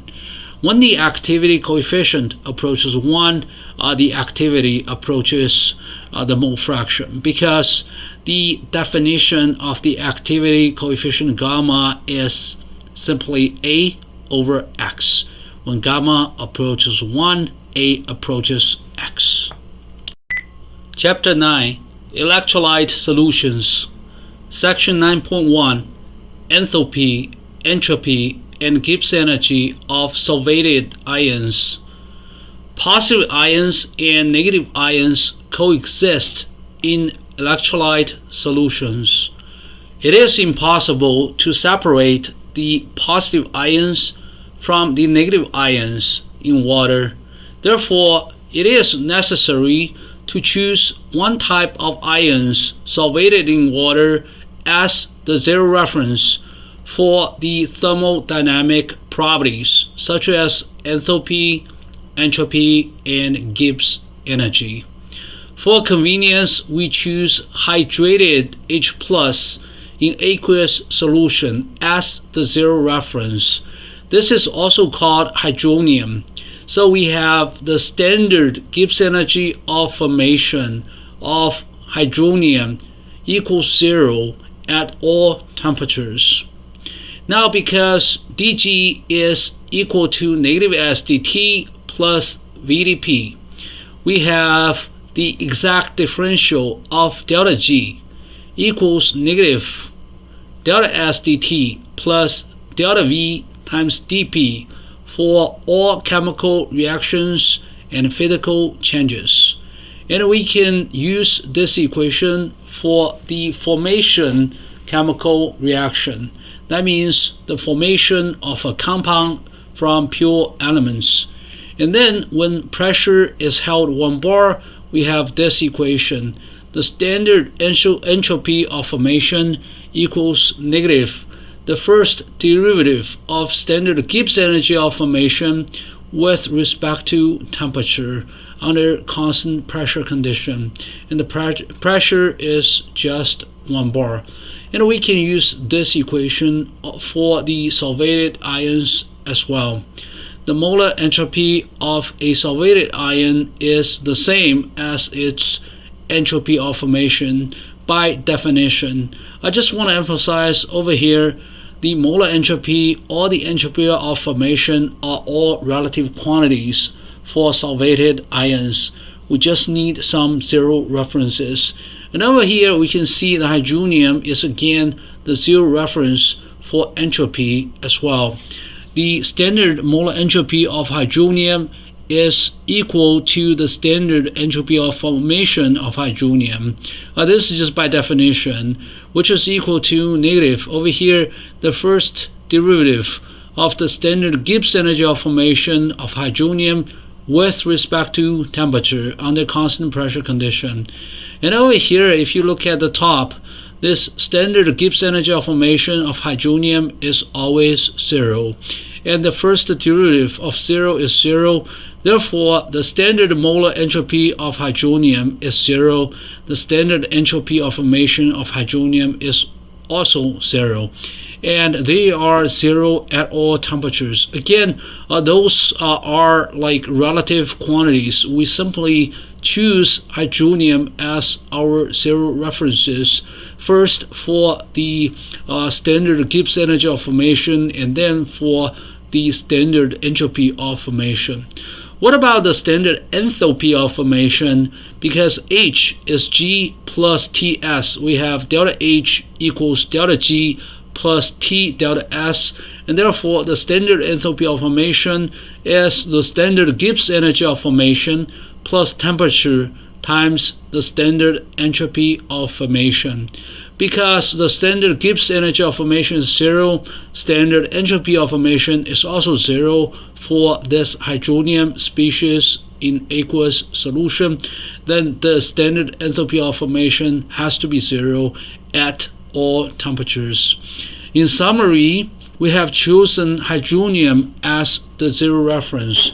the standard Gibbs energy of formation, the standard enthalpy of formation, the standard entropy of formation of hydronium are all 0 at all temperatures.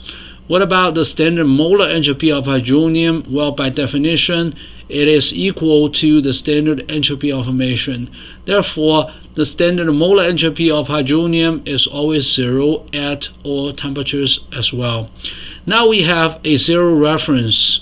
The Gibbs energy, enthalpy, and entropy of formation of any other ion can then be determined using this solvated H plus or hydronium in the standard state as the 0 reference. We can determine the standard enthalpy of formation, standard entropy of formation, and standard Gibbs energy of formation of solvated chloride at all temperatures now using H plus as the reference. For example, we can simply measure the equilibrium constant K of this reaction. The reactants are HCl gas and water. The products are H plus in water, chlorine minus in water. This is hydronium, this is solvated chloride. Now, if the solution is highly dilute, and also if the molar volume of HCl gas is large, we can assume the solution is an ideal solution, behave ideally, and also this HCl gas behave ideally. And in that case, the equilibrium constant is simply we have products on top, reactants on the bottom. Therefore, we have concentration of H plus over C naught on top, concentration of chlorine minus over C naught on top, and HCl gas is one of the reactants. So this is the pressure of HCl over P naught. What about water? We'll just use a mole fraction of this liquid water, which is 1. 1, we do not have to write 1 here though. And the standard Gibbs energy of reaction is equal to negative RT ln K. So somehow if we measure the concentrations of the hydronium and chloride in the solution, we measure the pressure of HCl in the gas phase, we can compute K. Once we have the value of K, we can determine the standard Gibbs energy of reaction by using this equation, negative RT ln K. And after we have the value of the standard Gibbs energy of reaction, we can write out this equation. The standard Gibbs energy of reaction is equal to the standard Gibbs energy of formation of all products minus the standard Gibbs energy of formation of all reactants. We have 2 products, H plus and chlorine minus in water. We have 2 reactants. We have HCl gas and liquid water as reactants. Because the standard Gibbs energy of formation of H plus is 0, we can replace this with 0. And now we can determine the standard Gibbs energy of formation of chloride in water, as long as we know the standard Gibbs energy of formation of the HCl gas and the standard Gibbs energy of formation of water, liquid water. It's really easy to look up the values of the standard Gibbs energy of formation of HCl and that of water, and then we can simply compute the standard Gibbs energy of formation of chloride right here. It is so this part is equal to the standard Gibbs energy of reaction, what reaction, this reaction, plus the standard Gibbs energy of formation of HCl gas plus the standard Gibbs energy of formation of liquid water. So we determine this, and then we determine this at different temperatures by plotting the standard Gibbs energy of formation of chloride in water at different temperatures under 1 bar external pressure. We can determine the molar entropy of the solvated chloride as well. The standard molar entropy of chloride is equal to the standard entropy of formation of chloride is equal to negative. Over here, again, it's the first derivative of the standard Gibbs energy of formation of chloride with respect to temperature under this 1 bar pressure. And finally, at any temperature T, we can now easily determine its standard enthalpy of formation because H is G plus Ts. Therefore, the standard enthalpy of formation of chloride is equal to the standard Gibbs energy of formation of chloride plus temperature times its standard entropy of formation. Now we have the standard enthalpy of formation, standard entropy of formation, and standard Gibbs energy of formation of chloride in water at all temperatures. Now we can determine the standard enthalpy of formation, standard entropy of formation, and standard Gibbs energy of formation of Ag plus, silver plus. But how? Again, we can design a chemical reaction that involves both Ag plus and chlorine minus. So if we look at this equation, this is AgCl solid reaction with water to form silver plus and chloride. If the solution is highly diluted, we can treat those ions as ideally solvated, and then we have this equation. The equilibrium constant is simply the concentration of Ag plus over C naught times the concentration of chlorine minus over C naught divided by 1. Because if we look at the reaction side, this is pure solid with a mole fraction of 1. This is pure liquid with a mole fraction of 1. So we just need to determine the concentrations of Ag plus and chlorine minus. Plug those in, we get the equilibrium constant for this chemical equation.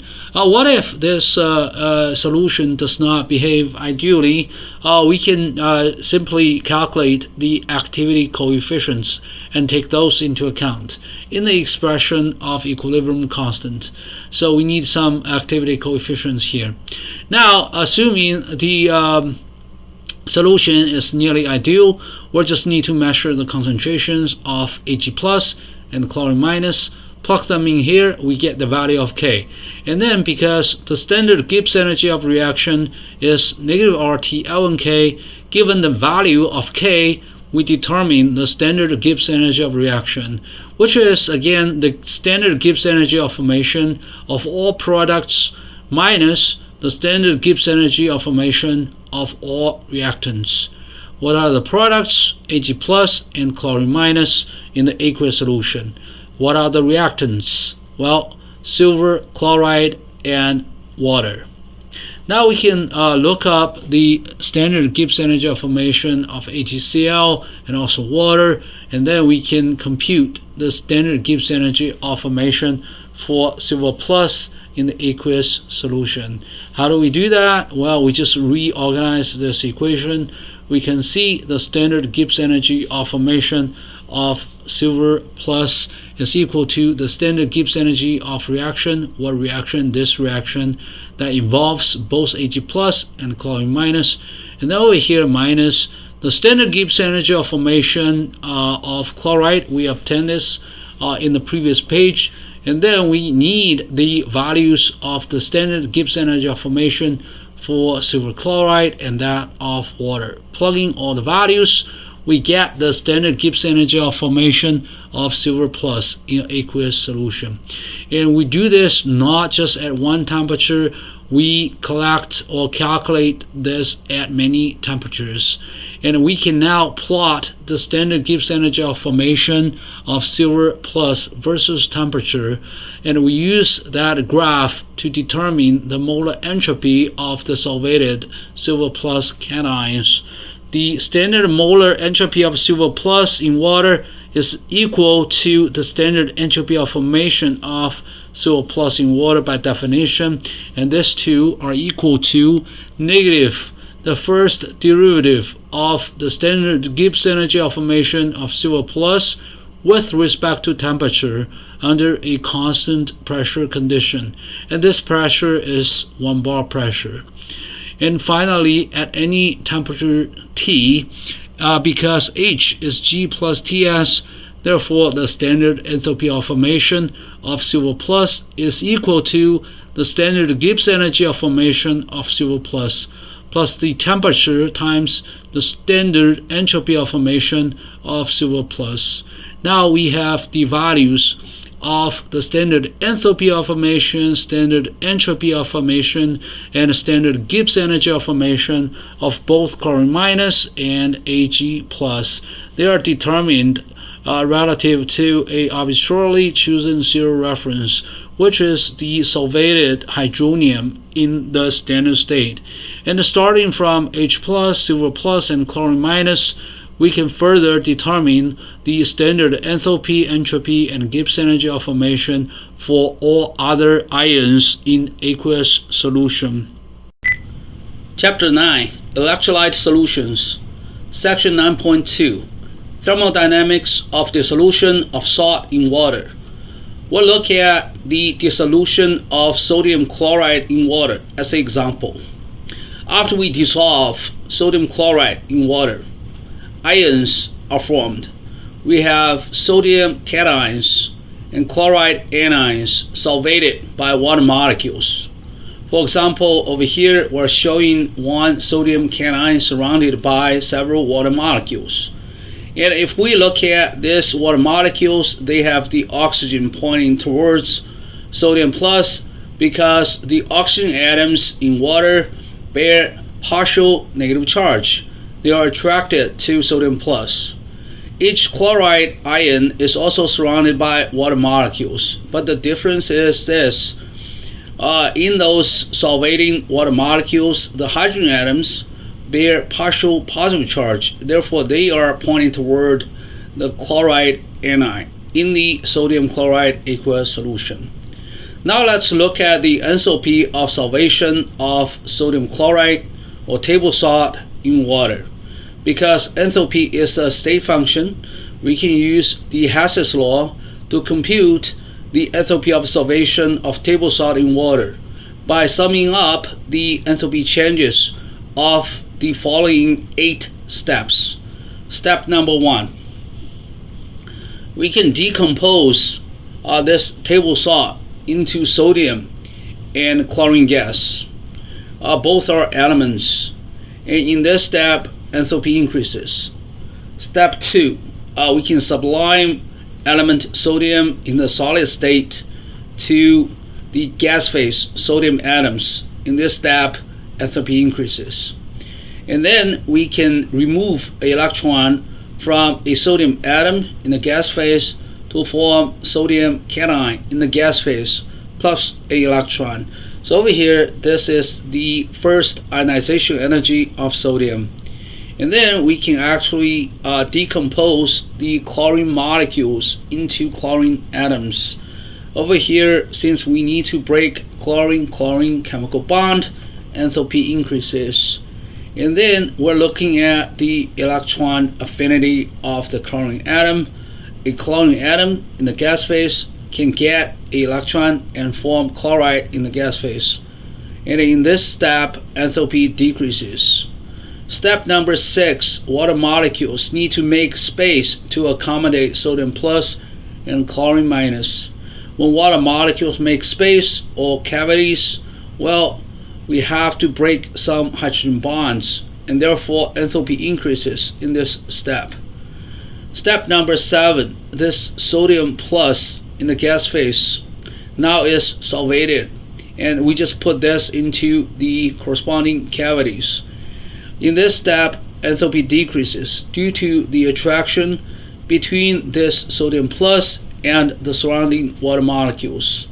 Also, the chlorine minus in the gas phase can be solvated as well, and also enthalpy decreases because of the attraction between this chloride ion and the surrounding water molecules. Overall, the dissolution of most salts are endothermic. Therefore, the solubility of a salt is often enhanced at a higher temperature. This statement results from the Le Chatelier principle.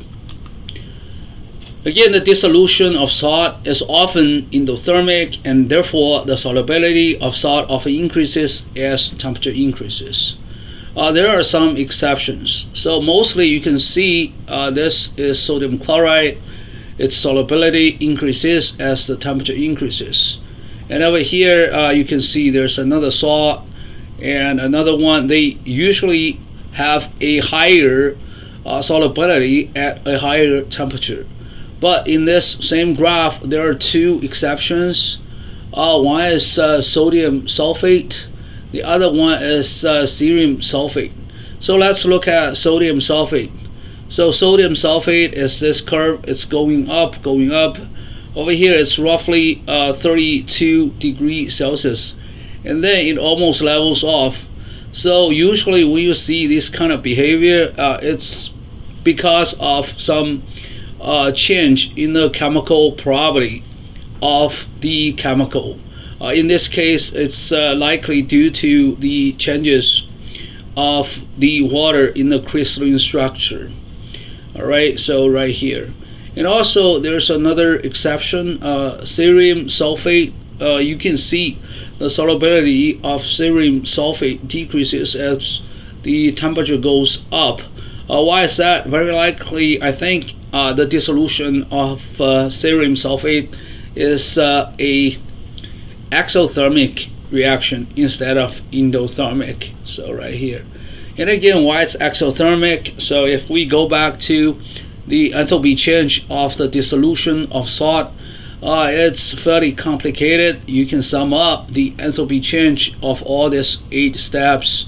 Alright, so it is possible that for some salt, the dissolution involves the enthalpy decrease, and that is exothermic under constant pressure condition. Chapter 9, Electrolyte Solutions, Section 9.3, Activities of Solvated Ions. The chemical potential of an electrolyte in an aqueous solution is the sum of the chemical potentials of both the cations and the anions. Therefore, this chemical potential of electrolyte is equal to the chemical potential of the cations plus the chemical potential of the anions. Over here, nu plus and nu minus are the coefficients of the cations and anions in the ionic formula. For example, if we have aluminum sulfate, in one such unit we have 2 aluminum cation and 3 sulfate anions. Therefore, the chemical potential of aluminum sulfate in water is equal to 2 times the chemical potential of aluminum 3 plus and 3 times the chemical potential of sulfate. There's no way to separate the cations from the anions in an aqueous solution. Well, in the solution, the total charge has to be balanced, and therefore we'll have to look at the chemical potential of both ions simultaneously.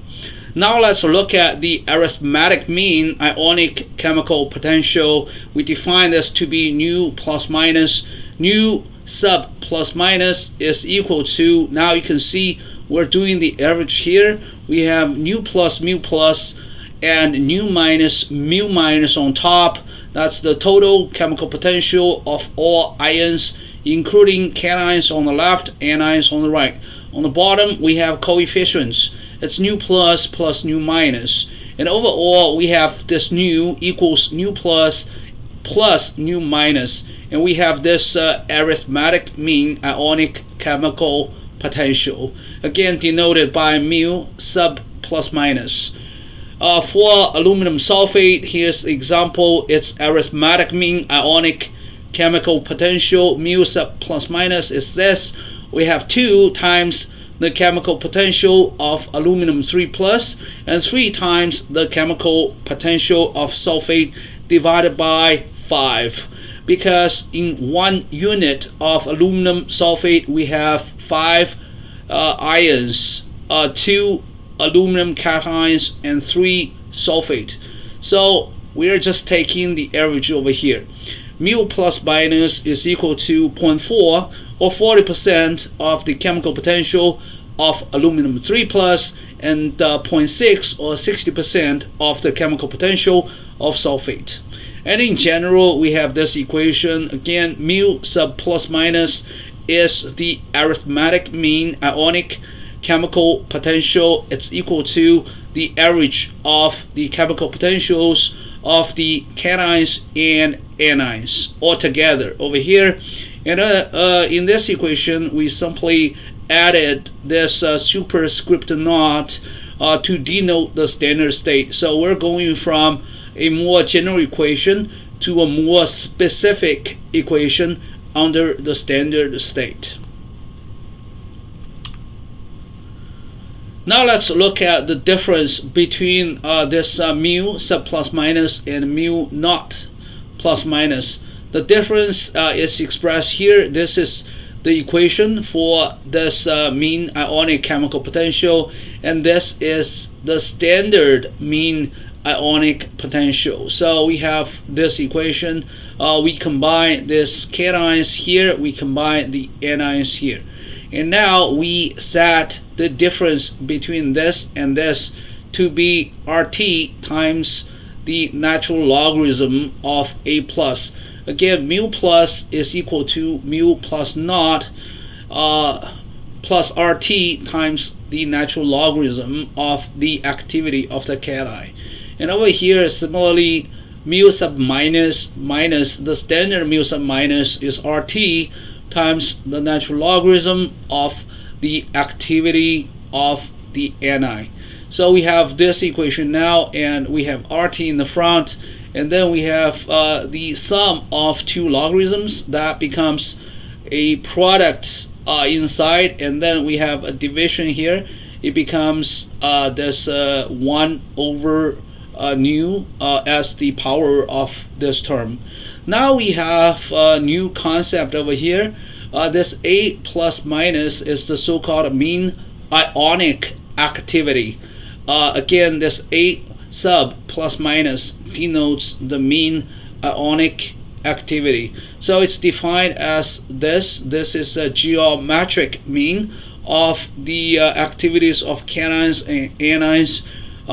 So this is A plus, the activity of the cation raised to the power of nu plus, which is its coefficient in the ionic formula. And this is A minus, the activity of the anion raised to the power of nu minus. Nu minus is the coefficient of the anion in the ionic formula. And then we have the whole thing, the product, raised to the power of 1 over nu. Again, this is so-called the geometric mean of the activities of these ions. And this nu is the sum of nu sub plus and nu sub minus. And now we have this equation. Over here we have the non-standard arithmetic mean ionic chemical potential. This is the standard arithmetic mean of the ionic chemical potential, and then the difference is RT times the natural logarithm of this geometric mean of activity. Now, given the mean molality and mean activity coefficients of the ion, we can calculate the mean ionic activity. Well, it's just because of the definition over here. So we just define the activity of ions to be the molality divided by m naught and then multiplied by a coefficient. This coefficient is the so-called mean activity coefficient. And this mean activity coefficient is simply the molality without the unit. So the molality divided by m naught and then divided by this activity. That's the definition of the mean activity coefficient. So now let's look at the mean molality. It's a geometric mean. So m sub plus minus is over here. You can see this is a product of the cations and anions. This is the molality of the cation to the power of nu plus, and this is the molality of the anions to the power of nu minus. And altogether raised to the power of 1 over nu, and nu is the sum of nu sub plus and nu sub minus. Now let's look at one example to better understand this equation. For aluminum sulfate, we have m sub plus minus equals the molality of aluminum cation raised to the power of 2, and the molality of sulfate raised to the power of 3, and altogether raised to the power of 1/5. So we have this similar equation over here for the mean activity coefficient. Gamma is the activity coefficient. Gamma plus minus is the mean ionic activity coefficient. It's gamma of aluminum 3 plus to the power of 2 times gamma of the sulfate to the power of 3, and then altogether raised to the power of 1/5. Again, we see 2 here, 3 here, because in one ionic formula we have 2 aluminum ions and 3 sulfate ions. Now let's look at the mean activity. Again, A sub plus minus, it's the activity of aluminum 3 plus squared times the activity of sulfate to the power of 3, and then raised to the power of 1/5. We can actually separate this A into M multiplied by gamma. So this is actually each A is I think we have over here, each A is mostly just M times gamma, and divided by M naught is to remove the unit in the molarity. That's 1, and 2, we're using M naught as the hypothetical standard state right here. We just compare, all other concentrations with this standard state. So over here we have a new equation. You can see this is M plus minus. So over here this is the mean molarity, and over here this is the mean activity coefficient, divided by M naught, again for 2 reasons. One is to remove the unit in the activity, because eventually we need to take the logarithm of the activity, and it does not make any sense if you take the logarithm of something with a unit. So what's the logarithm of mole per gram? I mean, it does not make any sense. So right here we can remove the unit, and also there's another reason. Hypothetically, we use this M naught as a standard state for the ions. You'll see that later. Again, the mean ionic activity, A plus minus, must be unitless. Chapter 9, Electrolyte Solutions. Section 9.4, Ionic Strength and Mean Activity Coefficients. The ionic strength of an electrolyte solution is denoted by I, and we have an equation for the ionic strength. I is the sum of 1/2 of the molarity multiplied by the sum of the cationic term and anionic term. In the cationic term, we have the coefficient of the cations multiplied by the charge of the cation squared. In the anionic term, we have the coefficient for the anions multiplied by the charge of the anion squared. The reason we put a sum here is because in the electrolyte solution we may have multiple different salts dissolved. For example, we can have both sodium chloride and aluminum sulfate being dissolved in the same solution. Now again, this M sub I is the molarity, which means the mole of solute per kilogram of solvent for electrolyte solute I, species I. We're summing it up because again it's possible to have multiple types of salts dissolved in the same solution. Nu is the stoichiometric coefficient of the ions. Nu is also the subscript number in the ionic formula of the salt, and Z is the charge of the ion. So for example, the Z sub I plus is the charge of the cation in electrolyte I. Alright, now let's look at a couple examples. For a 0.1 mole per kilogram solvent sodium chloride solution, how do we calculate I?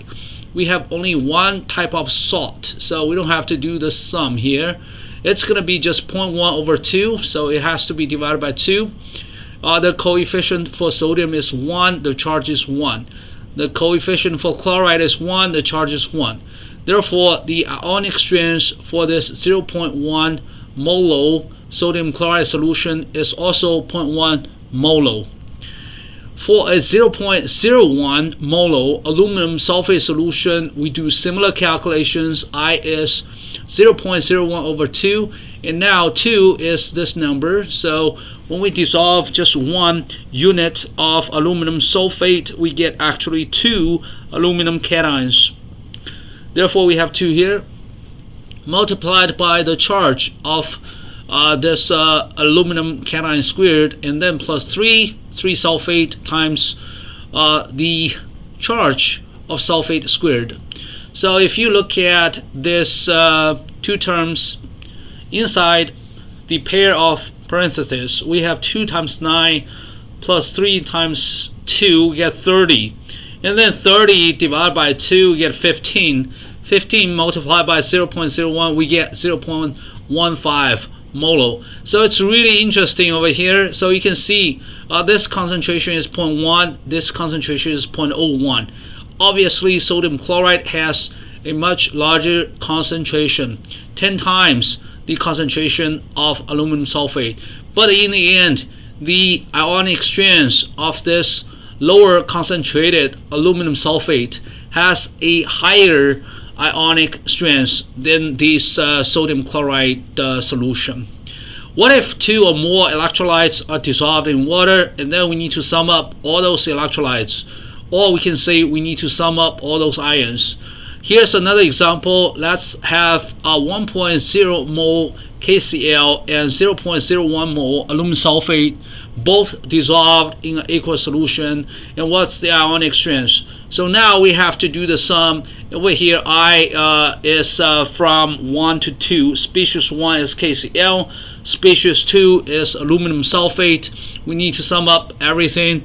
For KCl, we have the molarity 1.0 over 2 times the coefficient times the charge squared. For potassium, again the coefficient times the charge squared for chloride. And this is the molarity of aluminum sulfate, and over 2, and then 2 is this coefficient here, and multiplied by the charge of the aluminum cation squared plus 3, which is the coefficient for sulfate, times its charge squared. So this part is going to be just 1, and this part is going to be 0.15. Together, the ionic strength of this solution of both 1.0 mole KCl and 0.01 mole aluminum sulfate is 1.15 mole per kilogram solvent. Sorry if I forgot to mention, in this example we use 1 kilogram of water, so we're going to assume 1 kilogram of solvent in this aqueous solution. I describes quantitatively the total strength of all ions in the aqueous solution, and that therefore it's called ionic strength. The Debye-Huckel theory states that the mean ionic activity coefficient, so this is gamma plus minus, can be calculated using the following equation when the ionic strength I is low. So this I has to be low before we can use this equation. If I is really high, this equation can still be used but may produce large errors. The natural logarithm of the mean ionic activity coefficient gamma plus minus is equal to negative 1.173 times the absolute value of the positive charge times the negative charge, and then we have the square root of I over m naught. This is to remove the unit in I. Ionic strength by itself is in molo, and then divided by 1 molo, we can get rid of the unit. Given the above equation, we can tell that the natural logarithm of the activity coefficient is always negative. So you see the negative sign here, and everything else is positive. So this gamma plus minus is always smaller than 1. This gamma, the mean ionic activity coefficient, is always smaller than 1 because of the attraction between the ions with opposite charges. So if you dissolve an electrolyte in aqueous solution, usually sodium is surrounded by water molecules, and then also by some chloride to stabilize the sodium plus, and chloride is more likely to be surrounded by sodium plus than by other chlorides. So overall there's going to be electrostatic attraction between those ions. Of course there's a repulsion, But when you dissolve electrolytes in an aqueous solution, the attraction between these ions is greater than the repulsion between these ions. And also, of course, there's going to be attraction between the ions and the surrounding water molecules. Now let's look at one numerical example of using this equation. If we have 0.1 mole sodium chloride solution, that means if we have 0.1 mole sodium chloride per kilogram water, all right, we can compute its ionic strength. We have 0.1 over 2, and then over here coefficient times charge squared for sodium, coefficient plus charge squared for chloride, and then we have 0.1 mole as the ionic strength. Now let's compute the logarithm of the mean ionic activity coefficient. We plug in all the numbers, z plus, z minus, they are 1 and negative 1, and then we take the square root of negative 0.1, and overall we get negative 0.371. And then gamma plus minus is e to the power of negative 0.371, it's 0.69. So therefore, the mean activity of this 0.1 mole sodium chloride is 0.1 times this mean ionic activity coefficient, which is just 0.069. The mean chemical potential of the cations and anions in such a solution can be expressed this way. Again, this mu is different from mu naught, and over here we have the difference RT times the natural logarithm of the mean activity of these ions. Now let's look at another numerical example problem, 9.4.1. Calculate the ionic strength, the mean activity coefficient, and the mean activity of the ions in this 0.01 mole aluminum sulfate solution. So first, let's look at its ionic strength. We use this formula, but we have only one electrolyte, so don't worry too much about the sum sign.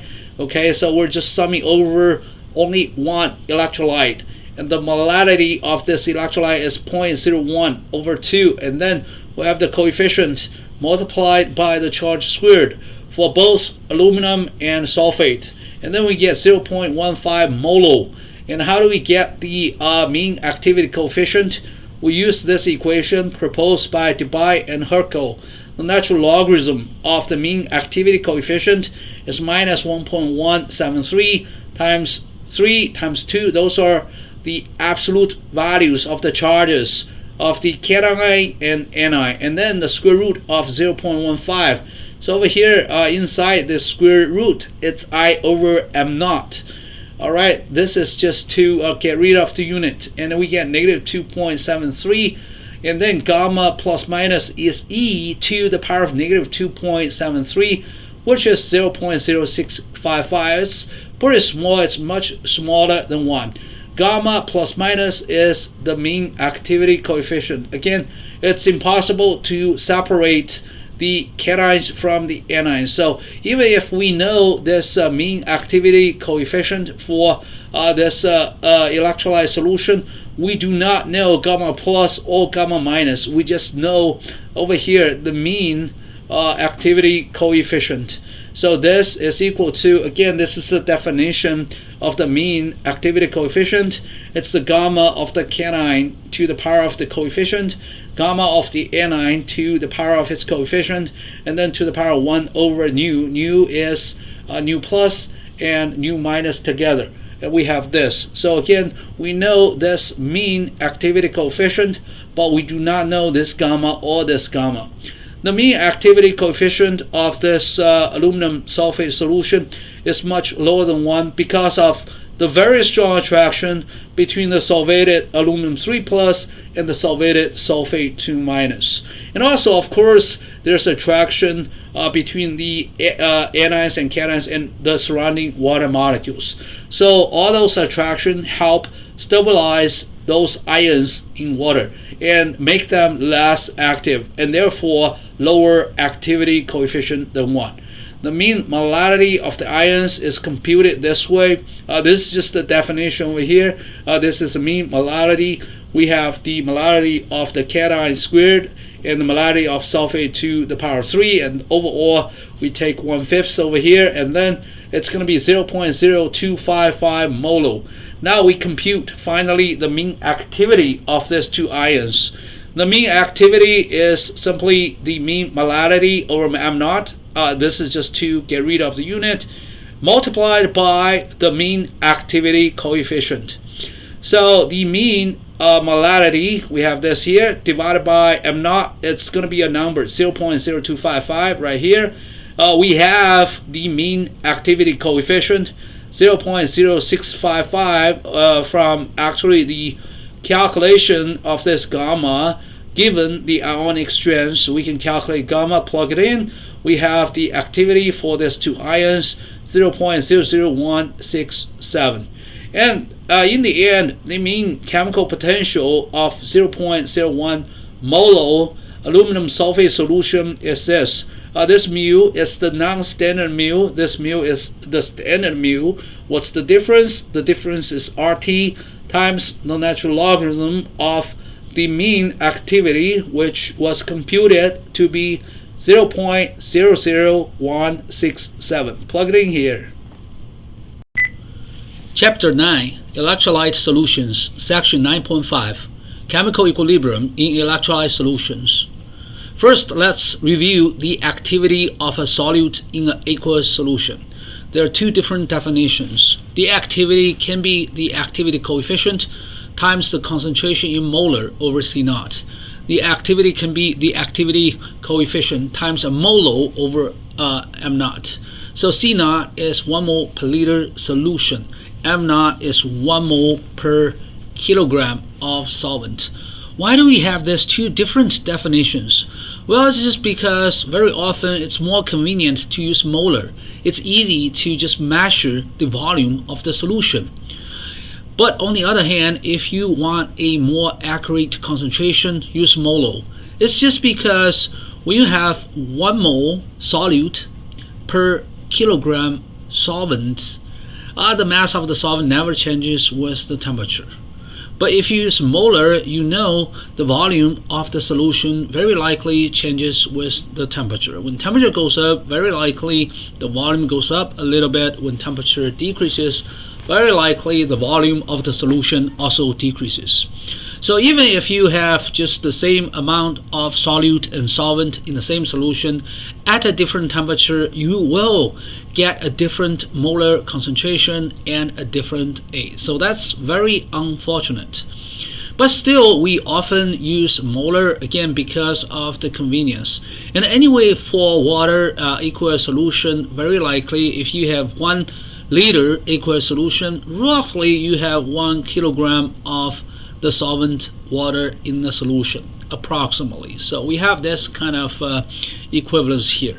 And therefore, for an aqueous solution, very often it's okay to use C0, it's okay to use M0, it's okay to use molar concentration or molar concentration, as long as you understand, well, if you use molar, it's just a approximate value at a given temperature. We use molar, it's more accurate. They are about the same if water is a solvent. Now let's just use molar for convenience. In the expression of the solubility product K sub Sp, A is often expressed as the activity coefficient times molar over C0. Again, for convenience. It's mostly for convenience. And if you do that, usually we specify the temperature, very often room temperature. In KSP, SP stands for solubility product. So you can also say this is the equilibrium constant of solubility product. So usually we use this to measure the solubility or to quantify the solubility of an ionic compound. Let's look at one example. Let's look at magnesium fluoride. All right, it can decompose into magnesium cation and fluoride anion, and its solubility product can be expressed as the activity of magnesium cation times the activity of fluoride squared. Why squared? Because you have a 2 here, that's why it's squared.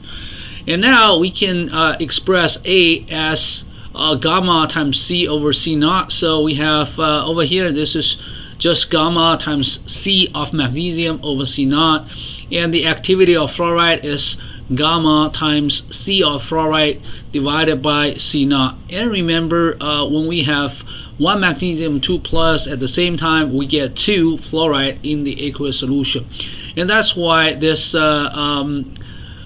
concentration of fluoride is actually 2 times the concentration of magnesium 2 plus.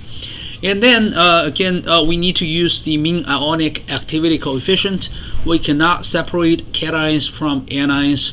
We have to use this mean ionic activity coefficient for both ions. So we have this gamma plus minus to denote the mean ionic activity coefficient. It's raised to the power of 3 because over here you have a gamma, and over here you have gamma to the power of 2. And now we have this expression. Remember to divide C by C naught always in the expression of equilibrium constant, because an equilibrium constant must be unitless. Alright, this is just the standard molar, 1 molar. And now let's look at this equation. Why do we have a 4 here? Very simple. It's just the concentration of fluorine minus is always 2 times the concentration of Mg2 plus. And also we can just denote the concentration of Mg2 plus by this concentration of MgF2 in aqueous solution. This is just a notation, so really this is just equal to the concentration of Mg2 plus. This is different from the concentration of fluoride. It's just because when you dissolve only 1 unit of MgF2, you get 2 units of F minus in water, and this has to be squared. That's why you have a 4 here. So again, we have this equation over here. We will use the method of successive approximation to calculate the solubility of this MgF2. So this value, we'll calculate this value given the solubility product of magnesium fluoride. Why do we need this successive method of successive approximation? Well, it's pretty simple. It's just because we do not know the value of gamma here. If we do know the value of gamma, we plug it in, and if we know the solubility product, we can simply solve for the concentration of MgF2 in water, because there's only one variable. However, in this expression, we actually have 2 different quantities that we do not know their values. We do not know this gamma, we do not know this C. Why don't we know this gamma? Because we don't know the ionic strength. Why don't we know the ionic strength? It's just because we do not know how much magnesium cations and chloride anions are dissolved in water, for that reason. Again, let's look at this example. Magnesium fluoride decomposes into magnesium cation and fluoride anion at room temperature in water. So this is going to be given to you. For example, this solubility product of equilibrium constant for this is 6.4 times 10 to the power of -9 at room temperature. Again, very likely this value will change as temperature changes. Usually this value increases as the temperature increases. How can we determine the solubility? Again, we have this equation, but unfortunately we do not know the value of gamma, and we do not know the value of C of MgF2. So this is just how much MgF2 is dissolved in water. So again, how do we solve this method? We're going to use the method. How do you solve the problem? We're going to use the method of successive approximations. First, we're going to just assume gamma is 1. Of course, that's not true, because we have a ionic solution, we have a positive ionic strength, and then we have gamma less than 1 because the cations and anions stabilize each other, and also they are stabilized by surrounding water molecules. So gamma is supposed to be less than 1. But anyway, let's assume gamma is 1 to do the calculation. And now gamma is 1, we replace gamma with 1, and we can easily solve this because we know the value of KSP. It's right here. We solve this equation, we get the concentration of MgF2 is 0.00117 molar. So this is just the first step. We assumed gamma is 1 and computed the concentration of magnesium fluoride right here. However, gamma should be less than 1. Now, given this value, again, this is not the exact value, but given this value, we can actually compute the ionic strength of the solution with this concentration, we're going to assume the molo is equal to the molar, because water is the solvent and it's fairly dilute solvent. So we're going to say 1 liter solution contains approximately 1 kilogram of water. So let's compute I is this molo over 2, and then times 1 times 2 squared plus 2 times 1 squared. This is magnesium with the charge squared. This is fluoride with the charge squared, and this 1 and 2 are the coefficients. And now we get 0.00351 molo, which is mole per kilogram of solvent. We can compute the value of gamma this way. Ln gamma is negative 1.173 times the charge of magnesium, the charge of chloride, and then the square root of ionic strength. We get a small negative number, and then gamma is e to the power of negative 0.139. Gamma is 0.87. So we get a new value of gamma. It's no longer 1, and we use this new value of gamma to plug into this equation, and KSP is still this value. And now we have just a new gamma. Once we plug in the new value for gamma, we get this 0.87 cubed times 4 times this cubed.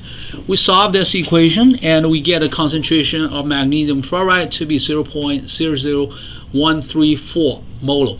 And this number is greater than this number. Again, it's just because now we are considering the activity coefficient being less than 1. And that means we are considering this magnesium cations and chloride anions stabilize each other in water, and therefore we can dissolve more. And now we have a updated value for the concentration of this ionic compound. We're going to use this new value to compute the ionic strength again. And after we get a new value for ionic strength, we get a new value for gamma. Once we have a new value for gamma, we will set up this equation again to compute the concentration of this ionic compound again. And we keep updating the values until the last two values converge. Again, just a review. First, we assume gamma is 1. We get a concentration here, and then given this concentration, we compute the ionic strength and a updated value for gamma, which is 0.87. Using this gamma value, instead of 1, we get a higher concentration of the ionic compound. Now, using this concentration, we can compute the ionic strength again, which is 0.004 molo. Using the new value of ionic strength, we can compute gamma again. This time, gamma is 0.862, slightly lower than the previous value. And then we'll be using this new value of gamma plus minus to compute the concentration of magnesium fluoride again.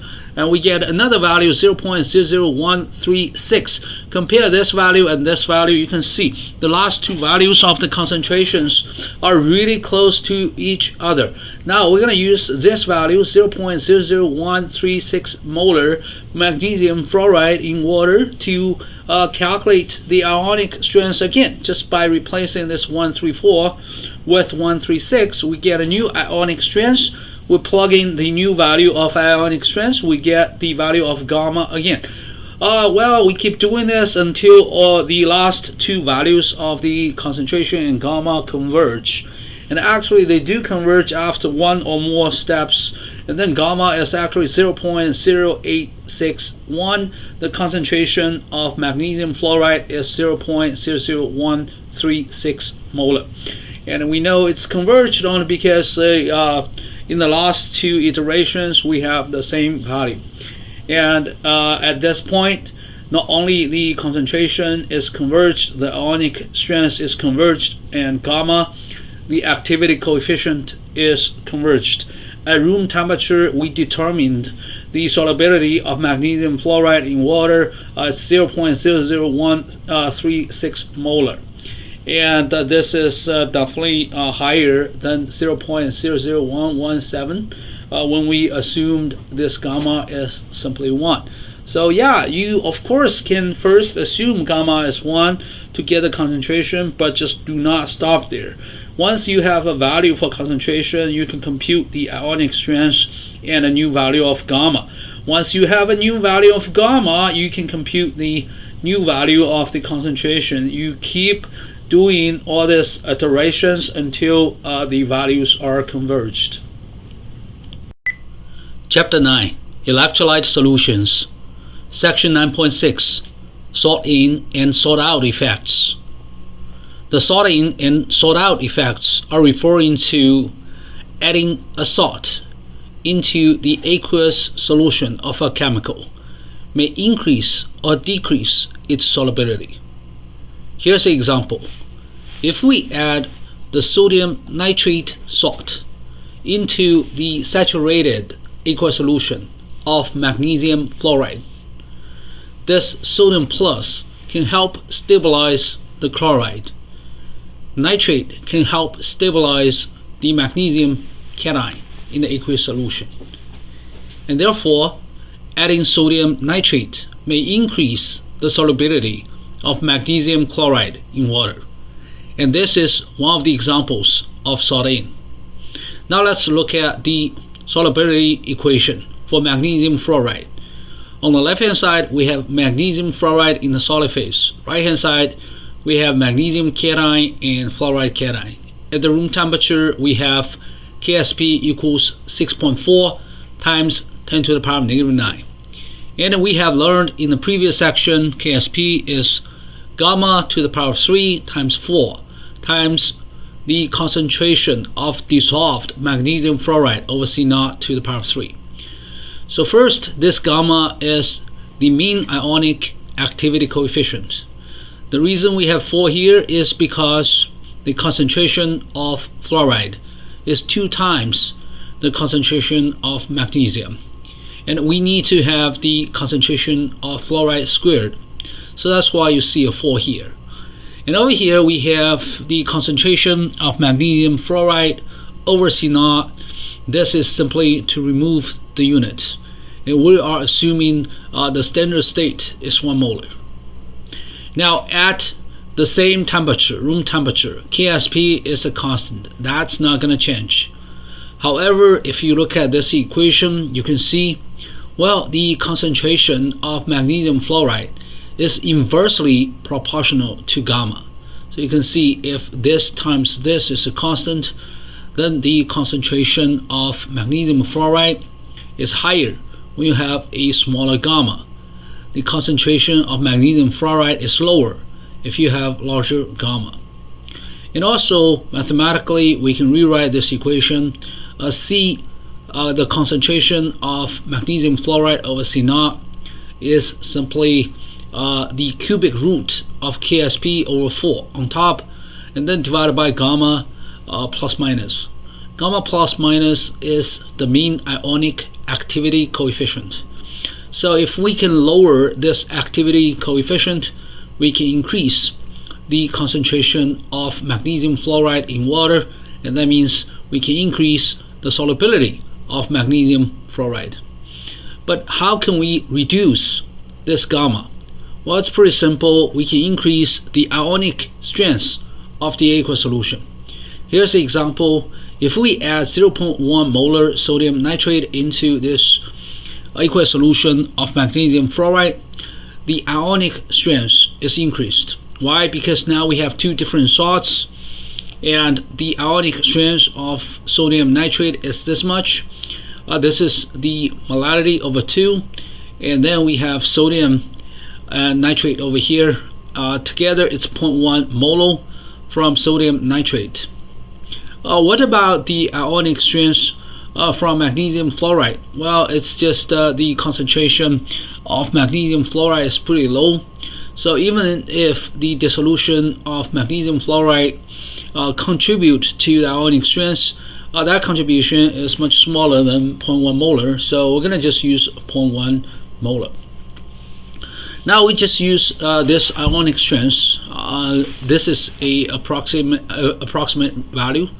We'll use this to compute the mean ionic activity coefficient for the solution after the addition of 0.1 molar sodium nitrate. So we're going to use this equation. This is the Dubai-Herkel equation for computing the mean ionic activity coefficient.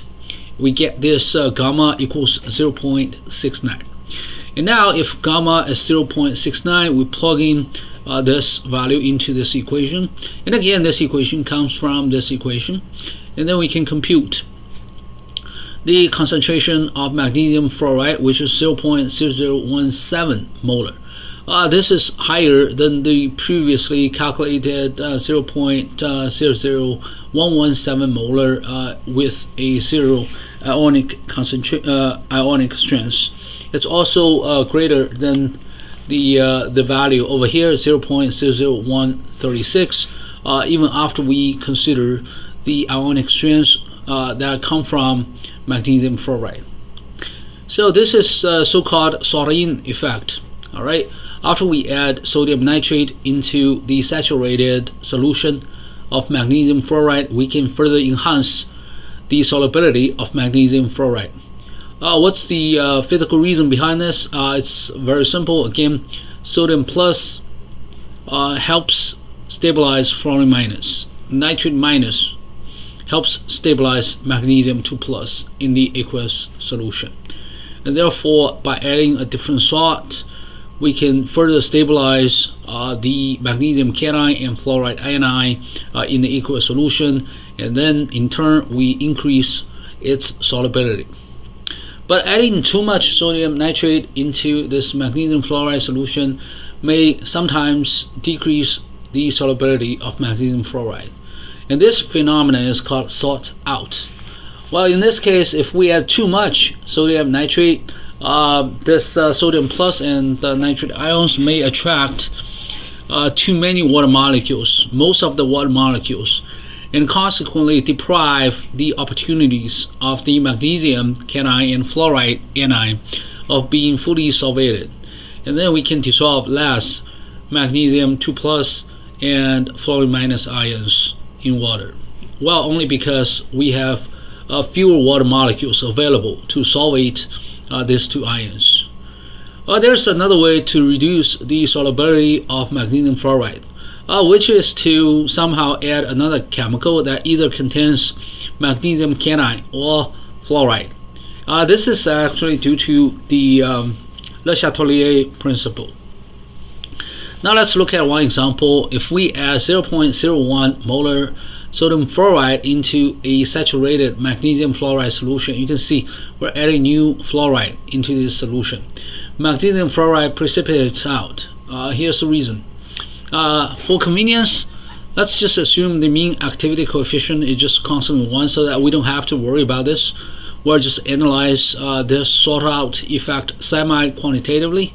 So if this is 1, we can easily compute the solubility of magnesium fluoride. It's 0.00117 molar.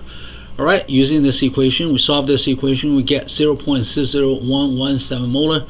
Now if we add 0.01 molar sodium fluoride into this aqueous solution, we have a different concentration for fluoride. Okay, it's 0.01 from this sodium fluoride, and I'm using a variable x here. X is the concentration of dissolved magnesium cation. All right, so if you have x as the concentration of magnesium cation, then 2x is the concentration of fluoride that comes from magnesium fluoride. Right, there's a ratio between magnesium and fluorine in magnesium fluoride, which is 1:2 ratio. So we have this. Again, x is just the numerical value of the concentration of the dissolved MgF2, or the concentration of the magnesium cation. Now we have a different equation. So x is the concentration of the magnesium cation, but then fluoride is 2x and then plus 0.01. That comes from sodium fluoride. So we have a new equation over here. This is a third order polynomial equation, but we can still solve this. We get a different concentration right here, and this concentration is actually much smaller than this concentration. So that means by adding sodium fluoride, we can decrease the solubility of magnesium fluoride. Again, we can use the Le Chatelier principle to make the same prediction. Now let's look at another numerical example problem, 9.6.1. This time we're going to add 0.01 molar magnesium nitrate into the saturated magnesium fluoride solution. So again, we're adding more magnesium 2 plus. That means we will be able to see magnesium fluoride precipitate out of the solution based on the Le Chatelier principle. Now let's look at the calculations. Again, for convenience, we're going to just assume the mean activity coefficient is constantly 1 so that we don't have to worry too much about computing this. The solubility of magnesium fluoride again is 0.00117, just the same calculation here. And now we add 0.01 molar magnesium nitrate into this magnesium fluoride solution. So now you can see the concentration of the magnesium cation is set to X plus 0.01 molar. 0.01 over here comes from magnesium nitrate. X is from the dissolution of the magnesium fluoride.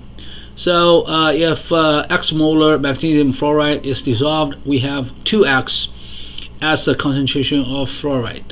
So that's why we see 2X here, 2X squared. And over here, X plus 0.01, this is magnesium 2 plus, and this is fluoride concentration.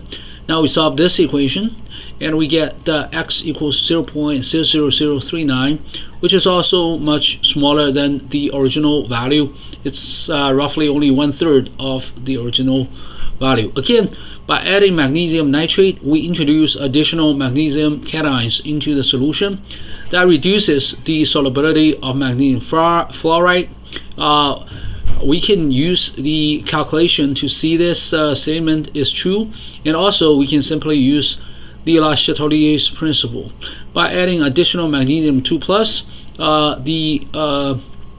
this solution should move in a direction to reduce magnesium 2 plus, right? So the system responds in a way to cancel out the external forces or external effects. So that way we have a reduced solubility of magnesium fluoride. Now let's switch the topic a little bit. We can also add a large amount of salt to precipitate protein out of its aqueous solution, because if you think about this, protein molecules, they have hydrophobic functional groups. They have hydrophilic regions. So hydrophilic regions can be solvated by water molecules, and hydrophobic regions can attract each other due to the van der Waals interaction or dispersion interaction.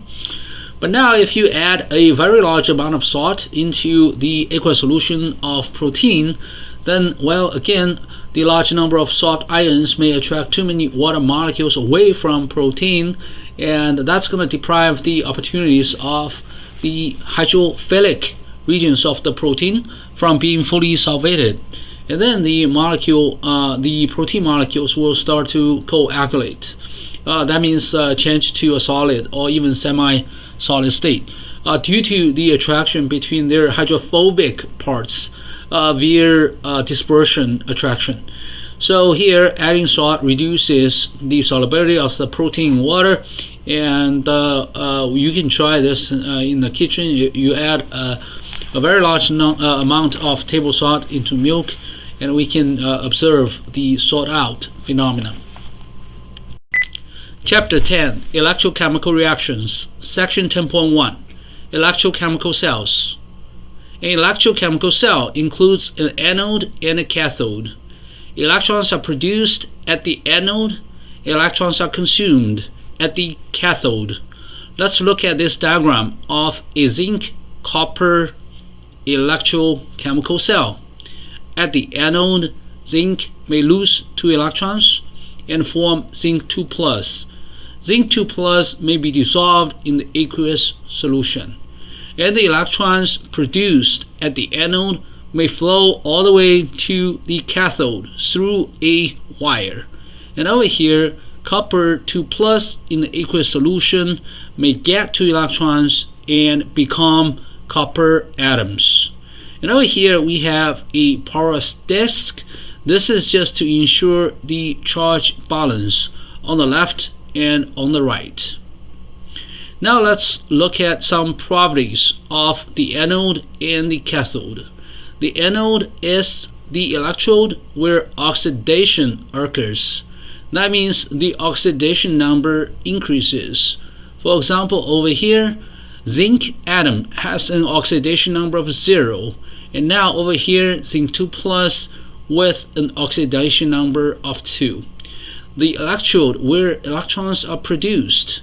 So over here at the anode we have electrons being produced here. Anode is what anions migrate toward. Again, when we form zinc plus 2 over here in the aqueous solution, the charge of this solution is no longer balanced unless we have some anions that can flow through this porous disc and balance this zinc 2 plus. Anode has a negative sign, so we have negative sign here for this electrode in this electrochemical cell. Now let's look at cathode. Cathode is the electrode where reduction occurs and the oxidation number is reduced. So over here we have the reduction of copper 2 plus to copper 0. The oxidation number goes from plus 2 to 0. It's certainly reduced. And at this electrode, electrons are consumed by this copper 2 plus. And the cathode is where the cations migrate toward. So over here, if we have a porous disk that even allow the cations to migrate through, well, cations will move towards this way. However, if we do allow cations to move around as well, then zinc 2 plus and copper 2 plus will be quickly mixed through the migration through this porous disk. So that's not going to be ideal. In this diagram, we just use this anion flow to balance the charges on the left and on the right. There's another idea, which is to use a salt bridge that contains some kind of gel with, for example, potassium nitrate inside. And then we can allow the potassium cation to flow to the copper side and the nitrate to flow to the zinc side to achieve the charge balance as well. And now the cathode has a positive sign right here. The trick to memorize the definition of the anode and the definition of the cathode is this. We can remember oxidation occurs at the anode, and both O and A are vowels. And also, we know reduction occurs at the cathode, and we know R and C are both consonants. And hopefully this trick can help you memorize how to kind of just label anode and cathode for a electrochemical cell. An electrochemical cell made of zinc and copper metal and ions includes an anode, a cathode, and sometimes a salt bridge. So we can again use a salt bridge to replace this porous disk.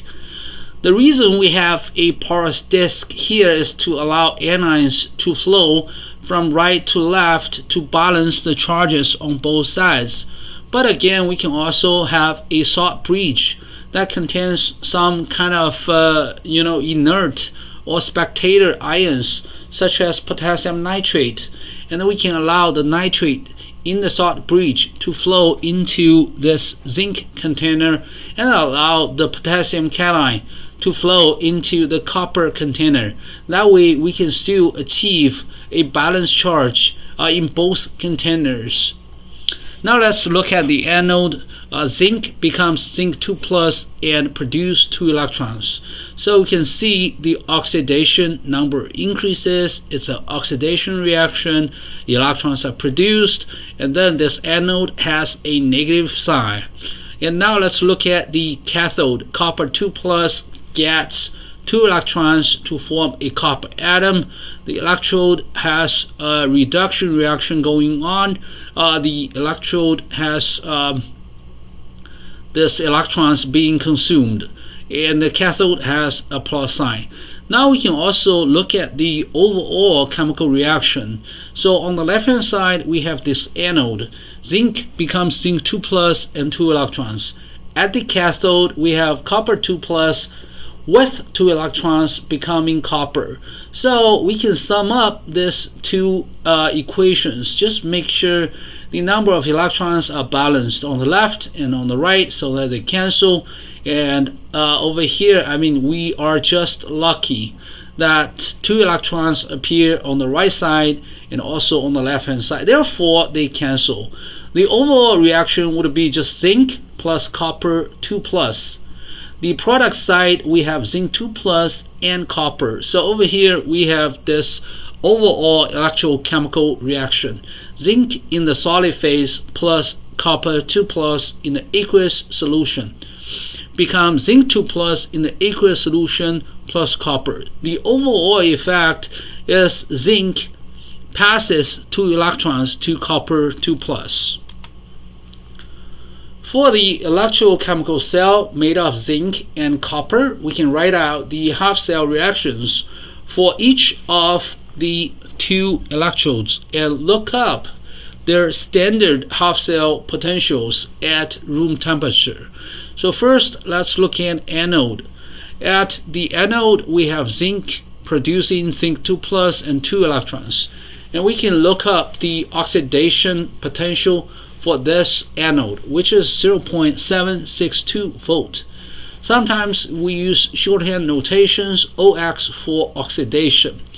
And we also have a cathode. Over here we have copper 2 plus getting 2 electrons, and we have this reduction half-cell potential. We write it this way: from copper 2 plus to copper, we use a slash in the middle, and we get the voltage 0.337 volt, or simply we use RED to denote reduction. The reduction potential is 0.337 volt. The standard cell potential is the sum of the standard oxidation potential of the anode plus the standard reduction potential of the cathode. So we have these 2 numbers adding up, we get 1.00099 volt. So what does this mean? This means if all chemicals are in the standard state and we measure the voltage, it's going to be 1.099 volt.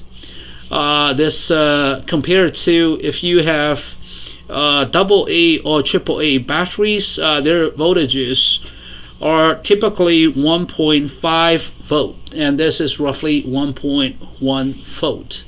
And again, when we look at this superscript not, it means all chemicals are in the standard state. For zinc and copper, they need to be pure. They need to feel an external pressure of 1 bar. For zinc 2 plus and copper 2 plus, they need to have an activity of 1 in the aqueous solution. Well, if you just say approximately 1 molar, that's fine, but if you do that, well, still we need to keep this in mind because we need to keep the mean ionic activity coefficients in mind. They are always less than 1. So somehow if you just say 1 molar here, 1 molar here, that's not really the standard state. It's just approximation.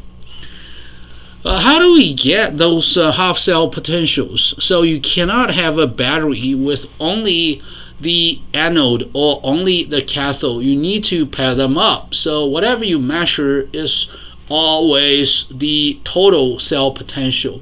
We cannot separate the anode from the cathode. But then how do we determine the half-cell potential? Well, it's pretty simple, as we did in many other chapters in thermodynamics. We just need to choose a 0 reference at first. In this case, for electrochemical cells, we choose the standard hydrogen electrode denoted by SHE as the 0 reference at all temperatures. So what we're saying there is this: from H2 gas to H plus, this is oxidation. From H plus to H2, this is reduction.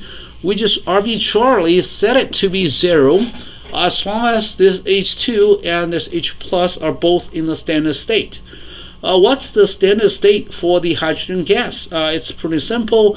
If its fuel gasity is 1 bar, alright, then this H2 gas is in the standard state. But you may ask, what is fugacity? Fugacity is simply the effective pressure that takes the attraction and repulsion between the gas particles into account. So over here we just have a fugacity of 1 for this H2, and because the fugacity coefficient of H2 is really close to 1, I think the pressure and the fugacity of H2 are really close to each other. We cannot say that for hydronium in the aqueous solution, because again we need to compute the mean ionic activity coefficient for the hydronium at first, and usually it's not just 1 or even close to 1. So just keep this in mind. When we say, well, in the standard state over here, this H plus is in the standard state, that means its activity is in the standard state. That means gamma times the molarity of this hydronium is equal to 1. So gamma is usually less than 1. That means the molarity of H plus should be 1 molar or more than 1 molar. Alright, so since we have a zero reference defined here, let's look at the diagram of this zero reference.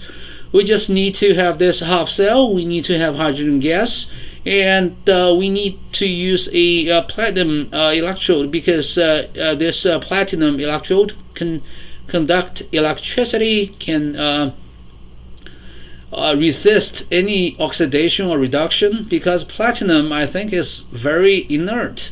So it's not going to be easily oxidized or reduced. And then, of course, we need to balance the charge. We use a diaphragm to allow for charge balance.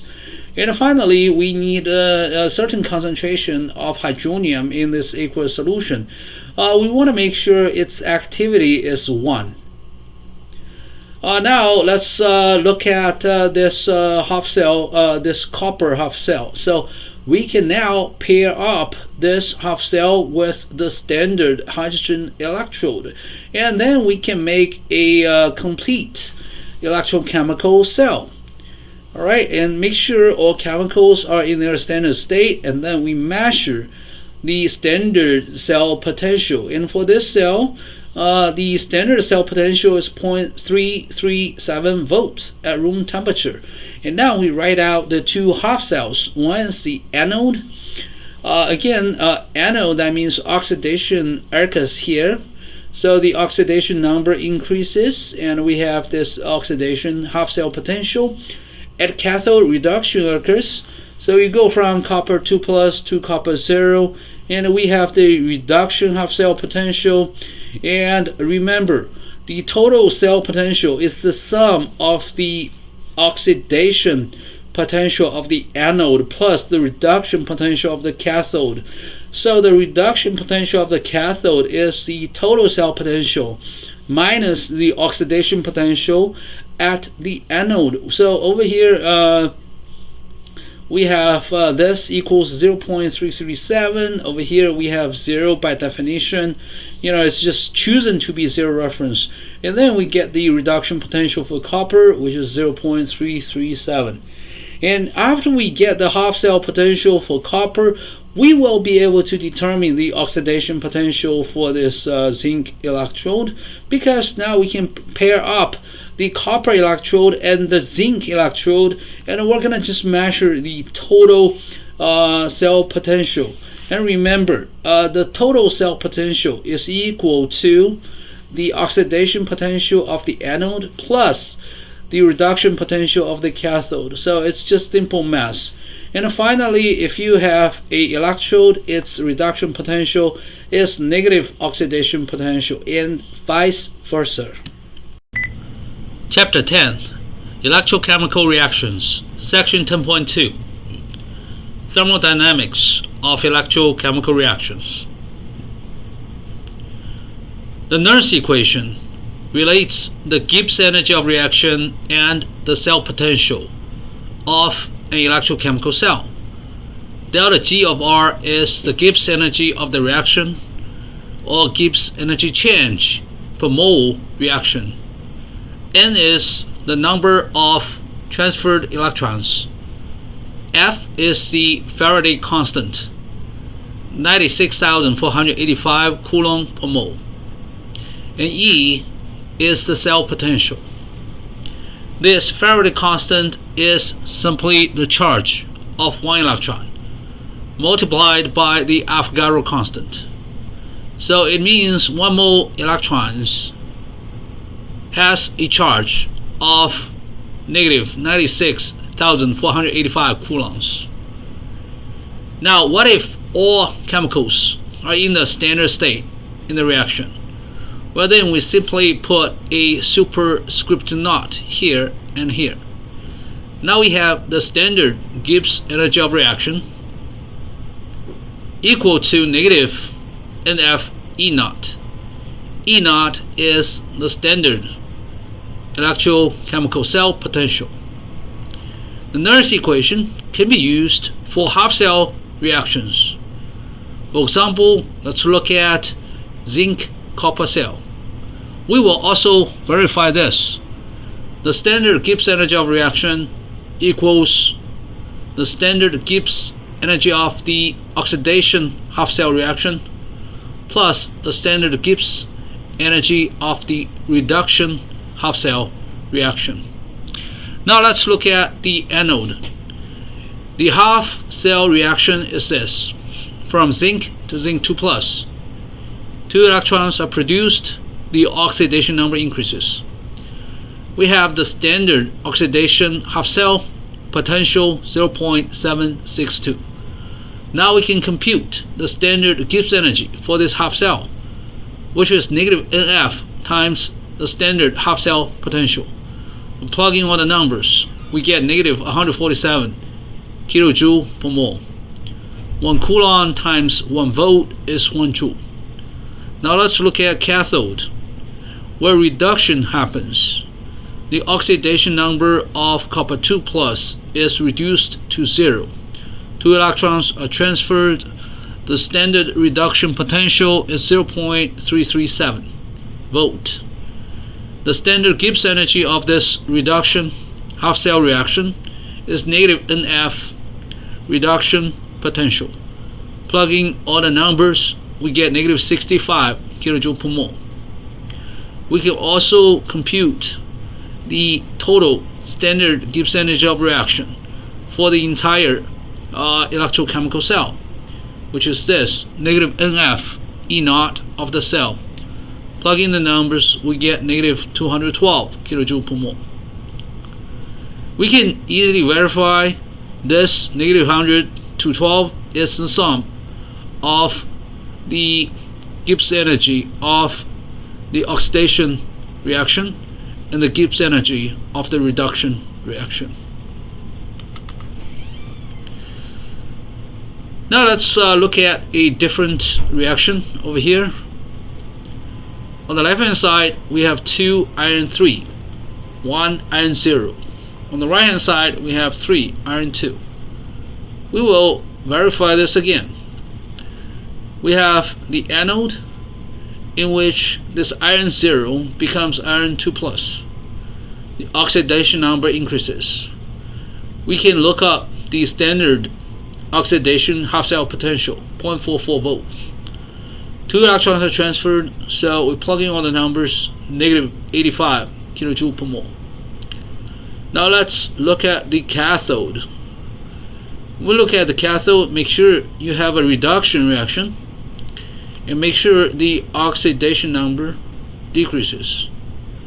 So we have this reaction. Oxidation number decreases from 3 to 2, and it's a reduction. But just to balance the number of transferred electrons, we see 2 electrons here. So sometimes we write the equation this way, so that 2 electrons are transferred. Now we have the standard reduction half-cell potential, 0.77 volt. We can look up this kind of values. And then if we look at this second reaction, not the first one, the second one, with coefficients of 2, we plug in this 2 here, the number of transferred electrons, Faraday constant, reduction potential, we get negative 149. And finally we can compute the standard cell potential. We can compute the standard Gibbs energy of reaction given the standard cell potential. And what is that? It's this reduction potential 0.44 plus this 0.77. So plugging on the numbers, it's -2. 2 electrons are transferred. We have Faraday constant. We have the cell potential. We get -234 kilojoule per mole. And we can verify -85 plus -149 is -234. So we have this kind of reactions. Look, what if we divide all those coefficients by 2? And then we have only one iron 3 plus. And 1/2 of iron atom. We get 1.5 iron 2. So it's right here. What about the standard cell potential of this? Well, it's the same as this reaction. It's still 0.44 plus 0.77. And the result is 1.21 volt.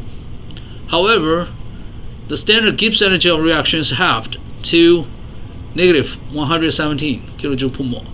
So this number is just 1/2 of this number, because in this reaction we do not have 2 transferred electrons. We have only 1 electron being transferred. This iron 3 plus gets 1 electron and it becomes iron 2 plus. And right here, this 0.5 iron loses 1 electron and become 0.5 iron 2.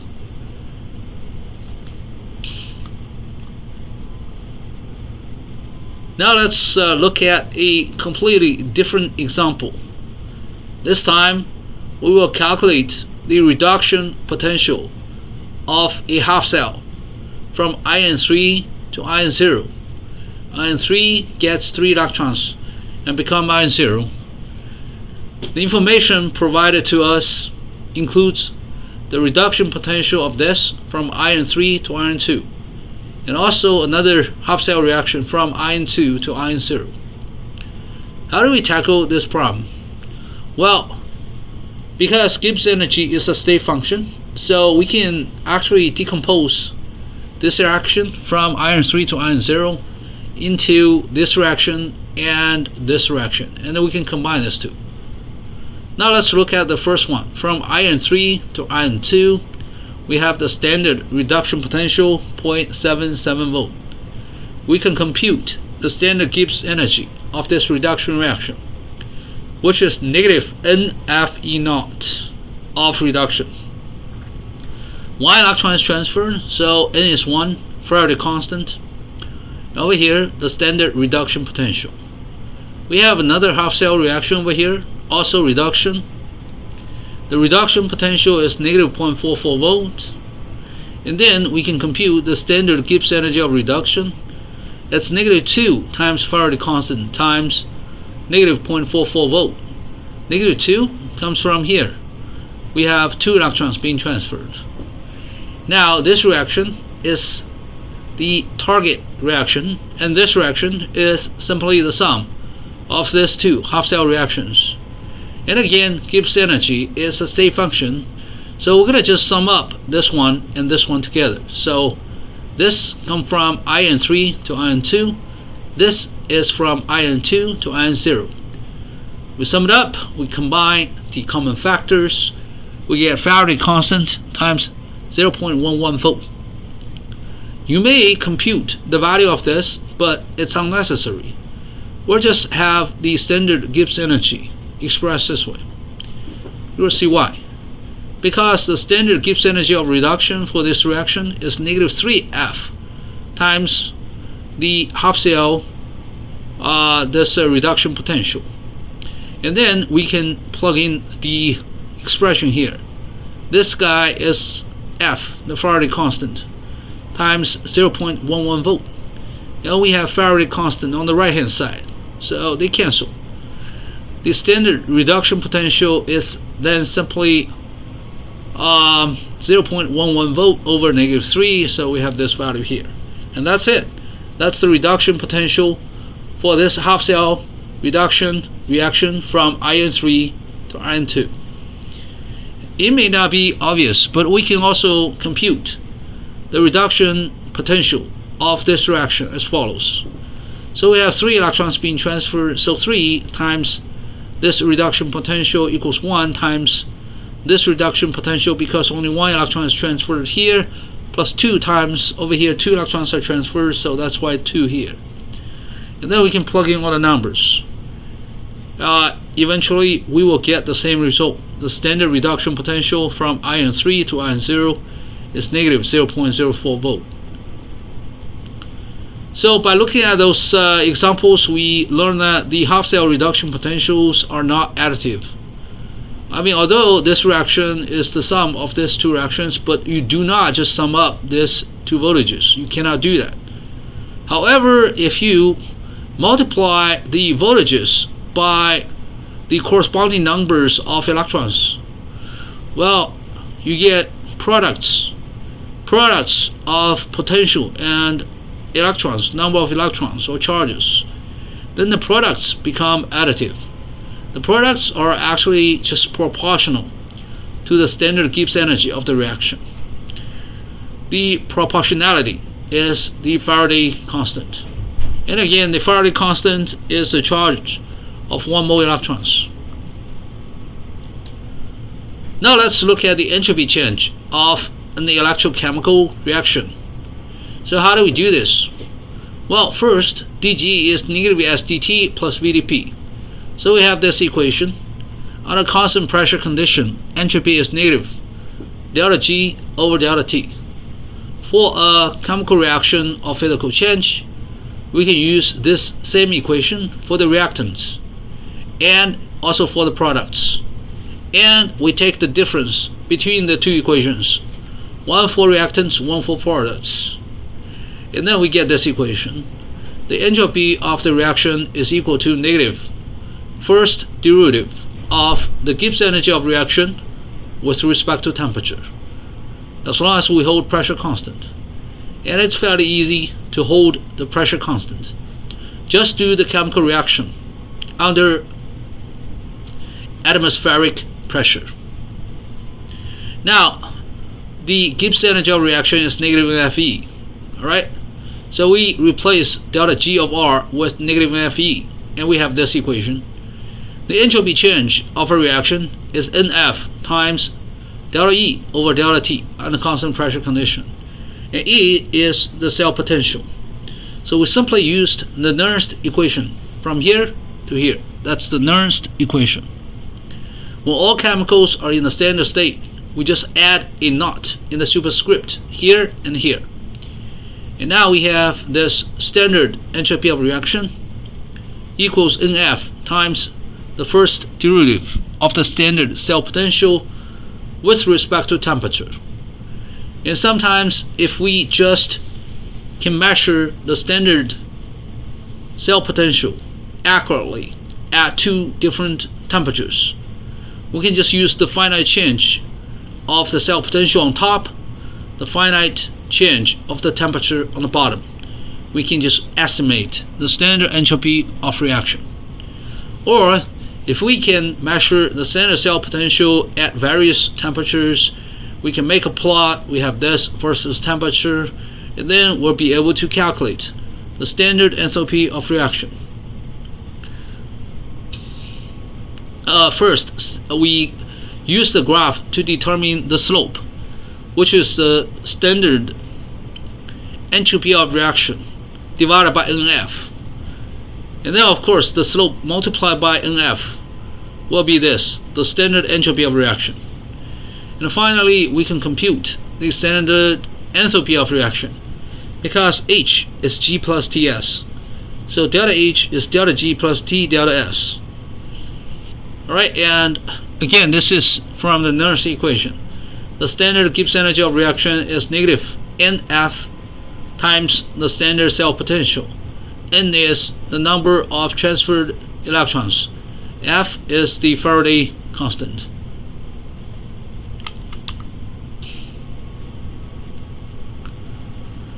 Given this equation, the standard Gibbs energy of reaction is negative NF standard cell potential. We can determine the equilibrium constant K of the electrochemical reaction. given its standard potential. Why is that? Because the standard Gibbs energy of reaction is also equal to negative RT ln K. So we have this equation. And therefore, the standard cell potential is RT ln K over NF from this equation. And ln K is simply NF, standard cell potential, over RT. Well, it does depend on temperature. You can see temperature is on the bottom right here. So what we can do is, at a given temperature, we can measure the standard cell potential, plug in those values, we get ln K. And then, of course, you can just get the value of K. Now here's one example. For electrochemical reactions, such as this, zinc, copper 2 plus on the left, zinc 2 plus and copper on the right, we have the standard, we have the Gibbs energy of reaction equals the standard Gibbs energy of reaction plus RT times ln Q. Q is the reaction quotient, and Q is, more accurately, the activity of zinc plus 2 plus over the activity of copper 2 plus. Of course, you can just replace this with the concentration of zinc 2 plus and the concentration of copper 2 plus. But remember, activity is the concentration multiplied by the activity coefficient. So if they have the same activity coefficient, you can simply replace A with the concentration. Otherwise, well, we need to take the activity coefficient into account. Fortunately, the activity coefficient typically just depends on the ionic strength. So somehow we can calculate the ionic strength, given the concentrations of the ions, and then from the ionic strength we can calculate the activity coefficients for both this zinc 2 plus in the anode side, and also we can compute the activity coefficient for copper 2 plus on the cathode side. And again, we're just assuming we have this, and then we replace the standard Gibbs energy of reaction with negative NF E naught. We replace the Gibbs energy of reaction with negative NFE. We have this equation, and of course you can see we can simplify this equation by divide both sides of the equation by NF, actually negative NF. Now we divide both sides by negative NF. E is equal to E naught and then minus RT over NF times the logarithm of the activity of zinc 2 plus over the activity of copper 2 plus. Of course, the ratio between activities is equal to the ratio between the concentrations times the ratio between this activity coefficients. So fortunately, we can measure the concentrations, we can compute the activity coefficients given the ionic strengths, and that way we can establish a relationship between this cell potential and temperature. The cell potential decreases as the concentration of copper 2 plus decreases. So you can tell if this decreases, this whole thing increases, and the logarithm increases. And because there's a negative sign here, this E decreases. What if the concentration of zinc 2 plus increases? Well, similar analysis.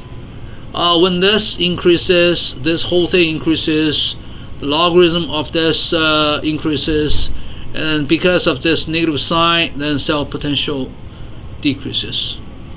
Of course, the cell potential increases as this copper 2 plus increases, as this zinc 2 plus decreases. So not only we have this statement, we can also have a similar statement to describe when the cell potential increases. And finally, I just want to emphasize this E depends on T. So at different temperatures, you may have a different cell potential. I mean, even if everything else is the same, E depends on T. It's just because E depends on the Gibbs energy of reaction, and the Gibbs energy of the reaction does depend on temperature. Chapter 10, Electrochemical Reactions, Section 10.3, Electrolysis. Electrolysis is simply the reversed process of electrochemical cells. In an electrochemical cell, the decrease of the Gibbs energy of the chemicals in the cell results in the output of electric work. In electrolysis, it's reversed. The input is electric work, and we can increase the Gibbs energy of the chemicals in the cell. Essentially, we use external electric potential to reverse electrochemical reaction. Here's an example. A 1.5 volt AA battery or AAA battery can reverse a reaction with a very negative standard Gibbs energy of reaction, such as this reaction from H2 and O2 to water. In this reaction, we can look up the Gibbs energy of formation for H2, O2, and water at room temperature. Well, it's actually just 0 for H2, 0 for O2. For water, it's negative 237.14 kilojoule per mole. Now we can use the Nernst equation, which is the standard Gibbs energy of reaction equals negative NF times the standard cell potential. So the standard cell potential is negative standard Gibbs energy of reaction over NF. We plug in all the numbers. Well, it's 1.23 volt. So if we use hydrogen and oxygen to make an electrochemical cell with this kind of reaction, the standard cell potential is 1.23 volts at room temperature. How can we reverse this? Well, we just need a voltage higher than 1.23. So theoretically, a 1.5 volt AA battery can just reverse this reaction. But if you really use 1.5 volt battery to reverse this reaction to produce hydrogen and oxygen from water, you're not going to succeed, because the electric current is going to be extremely low. It's very hard to observe anything going on. In practice, we actually use 9 volt battery or even higher voltage, maybe even 12, to reverse this reaction to produce enough H2 and O2 gases to be observed. We also need to add salt to increase the conductivity of water. Otherwise, the electric current is still slow. So now let's look at the diagram over here. We need a battery. Well, theoretically, as long as the voltage is greater than 1.323 volt, we can reverse a standard cell, but it's very likely we need a higher voltage, such as 9 volt, to observe some gas bubbles or electric current. And now we use pencils as the electrodes because graphite is inert. You can replace graphite with platinum electrodes for better effects, but platinum electrodes are much more expensive than pencils. We can observe the production of hydrogen and oxygen from the two electrodes. So mostly hydronium can get electrons to form H2, and hydroxide can lose electrons to form O2. And we do need to add some salt in this beaker to increase the conductivity. We can also add a strong acid into this, such as nitric acid, that will also help increase the conductivity of water.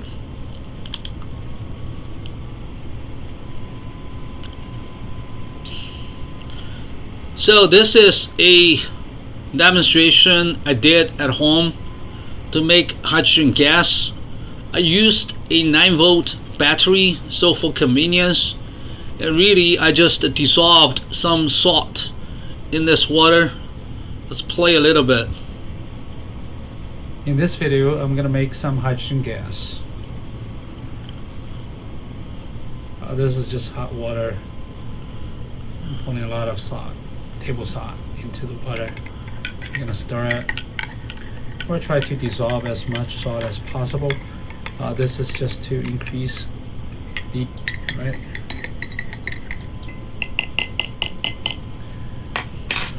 And then all we need is a 9-volt battery. I just put the battery inside.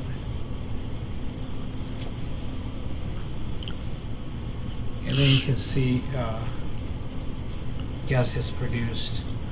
The bubbles you see coming out of this electrode is the hydrogen gas. You may ask, what about the oxygen gas? Well, it's just because we have metal, for example, metal here and there.